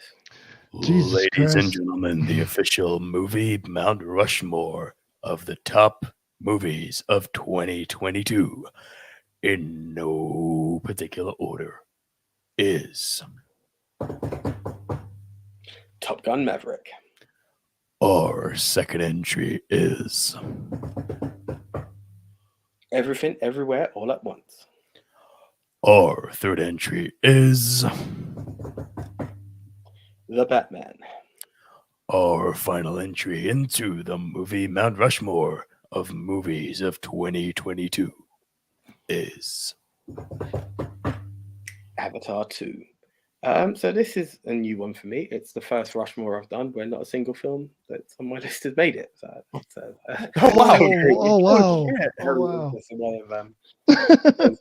You sound so sad there. Legit wasn't intentional, AJ. So no, I didn't take it that way at all. You know what? Me personally, I have to do 2 polls this time because I think there's some good movies on there that people might not have heard of that could make their own Rushmore. Should we do Hidden Gems of 2022? Hidden Gems. Then by all means, AJ. No, bro, Yeah. listen, I said it for just like Banshee. Or should we just Bullet call it Point. other best movies of 2022? I'd call it hidden gems. I'd call it hidden gems But because Banshees isn't hidden. That's the problem. The Quiet Well, Girl it goes is into not a lot of crazy- Kinda- people. I don't kinda think the is. general bro, public. you'd be surprised. You'd be surprised. You paid attention to it. You take it to the wider scale. It's Yeah, not exactly, man. It's not people Someone saying, who "Oh, I need only to see sees that Fast Colin and Farrell movie." Furious. It's not that. It really isn't. If it wins, it wins by all means. Edutainment movies of 2022. Yeah. Yes. Boiling Point is on. No. What? No. Yeah, I want to watch that film now that you said that. That Bro, sounds hilarious. Snoop Dogg's a vampire hunter. Snoop Dogg, the vampire hunter. So hold on, we got Boiling Point and we got The Quiet Girl. Guys, have you got any hidden gems of your own? Let me check my shitty. Is The Northman going to fall into that? I don't Hell know. Oh, no. hell no. There was too much of an Northman's argument. huge. So you got Hang on, we're Banshee. not putting Banshees on there. Yeah, We've got Banshee's on three there. now. Banshees, yeah. Quiet Girl, and Boiling Point, definitely. The menu, it's not hidden at all. But it might fall under it though, bro, in a weird way. What, menu? Nah, the menu's about- definitely not. Hmm. Does anyone have like a side list, an honourable list? Because I've got a few I could. I've pull got here. you know the another weird- that the I weird actually one forgot to like mention is the second Parrot movie, Death on the Nile. I thought that was an excellent Nope. film. No. Definitely no. We don't want to put cannibalism on, No. on the thing. We don't fuck with Army Hammer on this channel, bro. Sorry. Do you not know the good luck to stories you, about him? Minions, the Rise of Groot. Yeah. Good luck to you, Rio Grande. There's an argument to be made for that, certainly. There's certainly an argument to be made for that, because that sounds really good. I mean, There's a I few didn't others make that it in come one, into I get mind. two in the other. That Operation Mincemeat movie with I haven't Colin seen it Firth. yet, bro. It's really Don't watch. good. It's really, really good. No, don't. And you also, this is on Amazon, so I encourage you all to go and watch this if you Here's haven't the thing. already. Here's the thing. 13 Lives, the Thai cave rescue movie. Oh, yeah. The one I always say is difficult. I always believe it, and that's not me batting for it to go on. It should be something that made our list. What is That's it? fair. Okay. What What's movie? that? No, no, he was just saying that then because I was pitching some other movies. See, for instance, then I know it's not exactly art house winning. I don't want it to be like double on mine. If you wanted to bat for Clerks 3, I would take it. I would have put it on the list. Clerks 3 is okay, but no one's on. It's a Kevin Smith fan movie. Actually, no, art house movie. That is an art house movie. But it Yeah, shouldn't it's- win. It shouldn't win on anything because of this type of thing. Jackass Forever. No one saw it. It's technically a hidden That gem. will kill your list if you put that on. Of course. I'm happy to put good luck, Leo. Good luck to you, Leo Grande. I Right, really am. That sounds like it fits the bill of what we're trying to do here. I will go with one year. 1 second before we stop that. AJ is one of your movies on this list. 2 in this case. Beautiful. There we go. We're There going we whatever the list is. We're going with AJ, that. just the list. Is it good luck, Leo Grande, or good luck to you? Or Belfast. Good luck Good luck to you. to you. I don't think, but I think Belfast is more mainstream, sadly. Yeah, it is, isn't it? Lol. My autocorrect said good lick to you, Leo Grande. Fitting God considering damn. what he does. Good luck. Should we do this one as well then? Yeah. Ladies and gentlemen, the official Movie Mount Rushmore, our Part two. edutainment selection of 2022, in no particular order, is Boiling Point. our second entry is The Quiet Girl. our third entry is Banshees of Inisherin. our final entry into the Movie Mount Rushmore of Mushmore. edutainment movies of 2022 is Good luck to you, Rio Grande. Leo Grande. Rio. Oh, Leo. Yeah, what did I say, Rio? What the hell's wrong with me? It's late. The It's late. Leo It's Grande. late. All right, man. This is a 4.5 hour podcast. Yeah. This is the record. Look, Yeah, we're it's- showing that Joe Rogan ain't got shit on us, right? We should be Okay, okay, guys. weekend. No one peed. Right. No, Bro, I think I I'm wanted holding to it. pee so badly. You know what? I'm not too sure. Nick had a fire alarm. Maybe he texted the missus, just put a patch under the I need to pee. Set it off, set it off, set it off, set it off. Why are you shaking it? Right, but guys, just want to put it out there. Happy holiday season. No matter which faith you walk, no matter which way you celebrate it, just thank you for joining these two idiots and their two friends for another season. This is 5 years deep. It's just honestly appreciated. The fact that there are people still tuning in at 4 hours and 29 minutes is absolutely unbelievable. And trust me, guys, it does not go unnoticed. It is absolutely, truly appreciated. We will be back in the new year, but until then, my final words are: listen, we lost a Green Ranger this year. And that was through a madness. If you are not okay, reach out to someone. People, like, it doesn't matter. There is no stigma about guys not being okay. You can not be okay. Just reach out, look after each other, keep safe, and I'm looking forward to catching you all in the new year. So until then, happy holidays. I'm out. Hasta luego. Big turnout. I'm letting you finish, bro. That was my final word for the year. Sorry. I'm out. Yeah, guys, from me, Merry Christmas, Happy New Year, Happy Holidays, whatever celebration you celebrate. As they just said, it's okay to not be okay. Reach out to someone, especially at this time of year if you need it. Few announcements coming for season 6. As you will, well, yeah, okay, let's get into that then. If you do like this content and you like the 4.5 hours that we bring you, please do be sure to support the channel. For less than the cost of your daily Starbucks, you get 4.5 hours of entertainment. Who knew? There's some value for you. You can head on over to buymeacoffee.com/movie dudes, and for less than the price of your daily Starbucks, as I said, you can support the channel on a level that you are interested in. Which leads me nicely into one of my first announcements for season 6. With your help, AJ, we're going to start doing membership plans for season 6. So still at Buy Me a Coffee. We'll be providing you with extra content at Buy Me a Coffee that will be behind the paywall. The Movie Mount Rushmore will remain public domain, completely free. But if you want to see more of us, if you want to see things like Throwback Thursdays, if you want to see our old shows like Best Movie, Worst Movie, those will be available behind the paywall over on Buy Me a Coffee. I'll share more details of that in season 6. We've got a new banner coming. We'll be launching a Twitch page. There's more stuff. Hopefully a new channel intro. We're going to be having some affiliate sponsorships next season, which I've been working on. And I'm also in the final stages of setting up a monthly newsletter, which will allow you to every single month know what our topics are for the entire month. So, you know, on this day, on this time, we're doing this topic because we're going to be more vigilant about mapping out our topic. And on the topic of mapping out our topics, as you all know, January is Fanuary. Tweets are closed now. We've had way too many people writing in suggestions for Fanuary. We have officially picked our 5 lists for January. And AJ, correct me if I'm wrong, but hang on, let me just bring it up. So, because I know people will always ask this. Bear with me 1 second, please, guys, as if you haven't bared with us enough already.